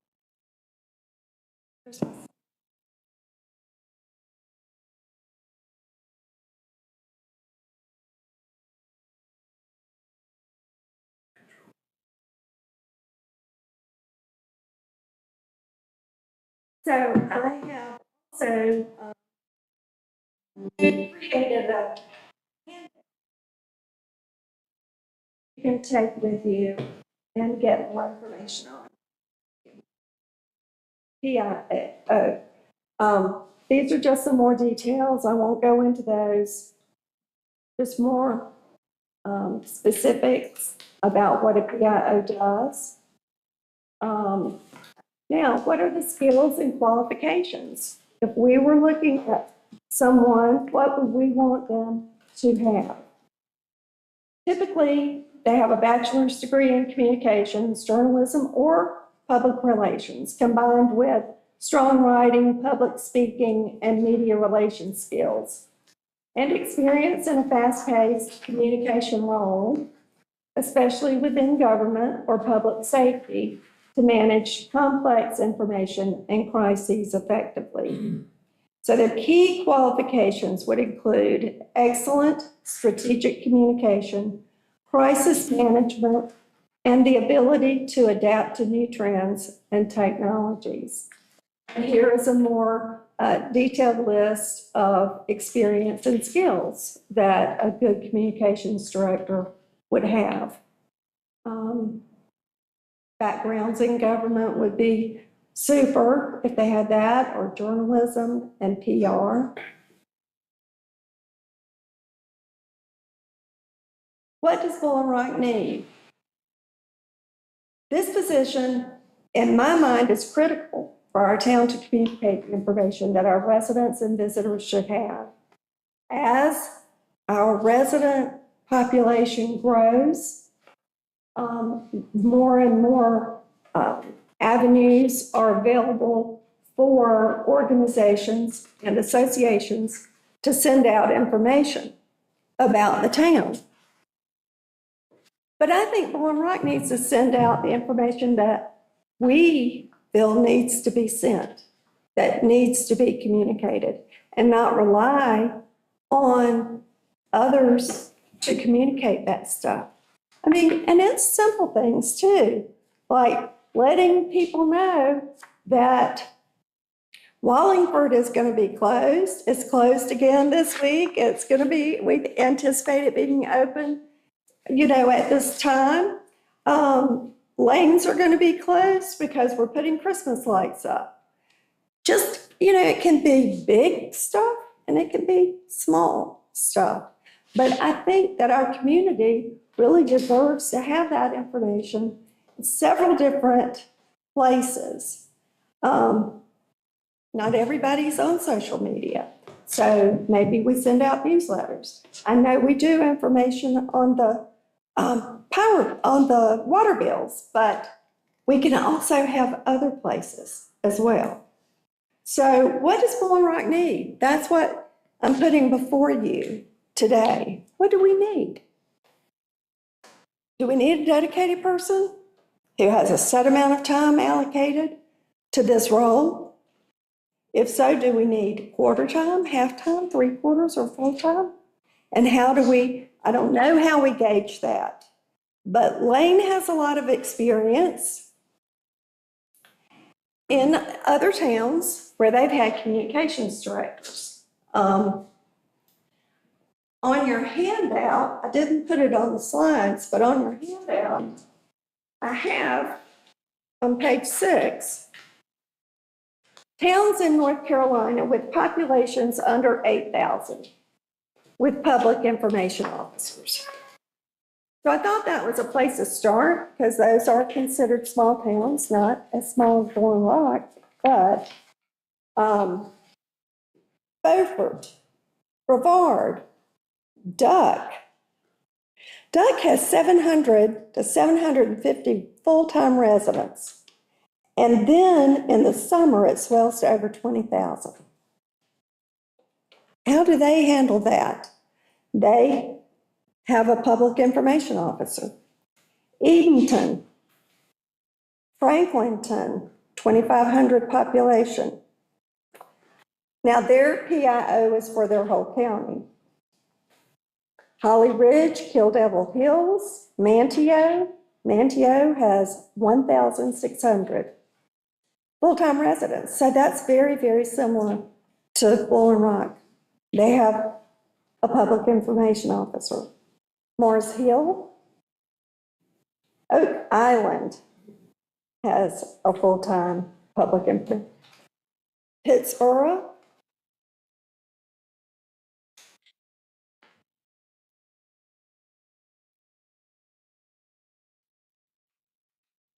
Southport, Surf City, Tryon, they have 1,600 people in Tryon. And they have a communications department, so they have several people in a department doing other things in addition to. They don't have a chamber of commerce. They used to, but Yeah, They don't long have time. stuff. That's right. And so these people also pick up some of the chamber business. So those were just a few that I looked at throughout the state that I thought were similar types of towns who do have someone who is fulfilling this role. And then I just put some information about Boiling Rock. Duck has 700 people. I was talking about that. They swelled to 20,000. Manteo has 1,600. And they see millions because they're part of the Outer Banks. So that whole Outer Banks area, I mean, they see millions of visitors each year. Oak Island has expanded from, it was just isolated little beaches. But now they've expanded, so they have more permanent residents than they used to. And Southport was bigger than I thought. It's 4,300. But again, they see tens of thousands of people come annually. The last number I was able to get was for 2017, they had 50,000 people who showed up that year. So I wanted to introduce them and bring it up for some discussion and get your thoughts. Council, Mayor? I recently did a poll of all the registered voters. The second most common thing that I received was concern about a lack of transparency and meaningful discussion in local government decision-making processes. But that includes just general information. So, I'm in favor of doing something. I don't know if we have a full-time position, but Lane had suggested possibly we could get somebody that has grant writing skills as well. Right. Well, I Pardon? think those are different skill sets. Two different, Yeah, completely different kind of skill different sets? skill sets, yeah. Okay, so that wouldn't be, But go ahead. whether it's a full-time position or a part-time position, I think we definitely need someone filling that type of role, especially like during Helene was a perfect example of when that would have been very beneficial. One thing in the Outer Banks, you have hurricanes, you have weather that comes up in the summer. So I think they do have a higher urgency for something like that. But I think it could be very important for us. Exactly. Perfect. That's perfect timing. It is, isn't it? And I'm the only thing standing between you guys and a cocktail too. Realize that. Okay. Other thoughts? Here's my take. I think a public information director, or whatever you want to call the position, is great. Now, if you're looking at hiring somebody with the educational background you were mentioning, you're not going to find them quarter time or half time. Right. Okay? You're going to have to put them I on. don't know. Well, I'm just speculating. But if you want them at your beck and call, when, like the ice and snow event, well, they can't be hanging out down at the coast somewhere or on vacation. They're gonna have to be, oh, look, it snowed again. But, one, Lane, you would know better than I, but do we have enough to keep one person busy all the time? Or could we share that person with, say, Parks and Rec? I don't know, Generally, we'll take whoever. I'm just trying to find a way to do it, but make it financially feasible, okay? I don't know the answer to that question. Kristen Kirk does some of that now, but her full-time position is she works in finance. And that's not something, that's essential for segregation of duties and finances. We didn't have this position in Lenore. We created it. I think it's one of the best things we did there. It helped us tell our story better and helped change the image of the town. We didn't have it in Salisbury, and it was desperately needed and helped us through some very difficult situations. And the lady that we hired there is now, oddly enough, believe it or not, starting up a communications department for Guilford County. The third largest really wasn't doing a very good job of that, and she's growing a team, and it may be a staff of 12. And I've talked to her about this, and during Helene, her professional association and the young lady who's in Salisbury now went to Western North Carolina to help communities manage communication because they just didn't have those capabilities. They were some of the volunteers that went there. I think that you can definitely do that. Something that, no secret is there's somewhat of a divide between some of the folks that are here in the summertime and the year-round residents and issues. I think it could improve, this position could improve relations with the BRCA and other groups where we're all one community. So I think there's a lot of possibilities there. Maybe they could have some other duties.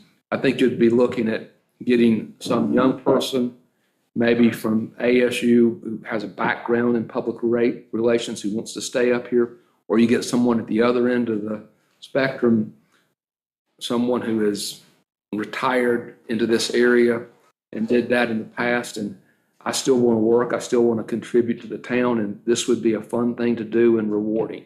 Either one of those would be what you'd be looking at here. But if you're not telling your story, somebody else is going to tell it for you.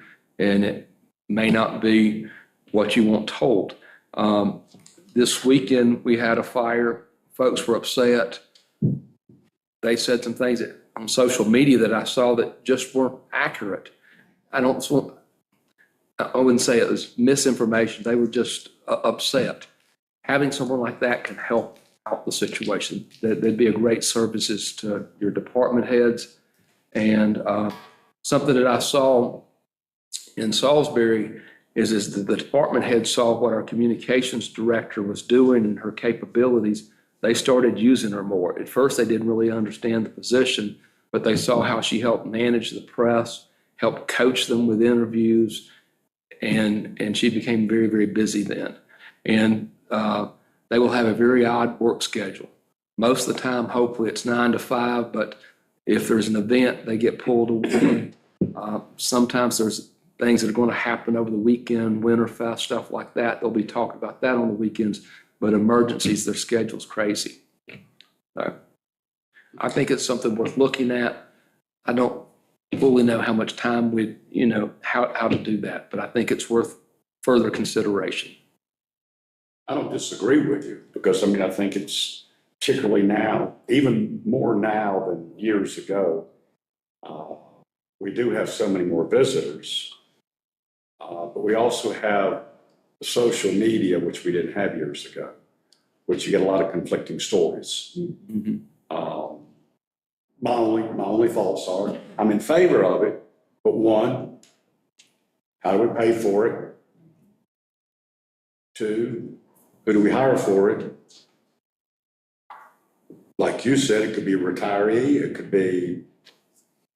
A recent graduate student. Yeah. It could. There's a third, where would we put this person to? Where do we put this person? Parks and Rec already gave up. See, we're going to start a bidding here. Thomas, you wish your office? I can work from home. I don't know. I think it's a good idea. It's just, how do we take it forward from here? So what are the steps? I think most people here are kind of in agreement that it's a good idea. So what's the next step? Well, since our interim manager has professionalism in this expertise, could you come up with an outline on how to move forward? I can do that. Okay. If you don't mind, I know, No. Yeah, I'd like to see 8-hour, 40-hour, 50-week a year description. Okay.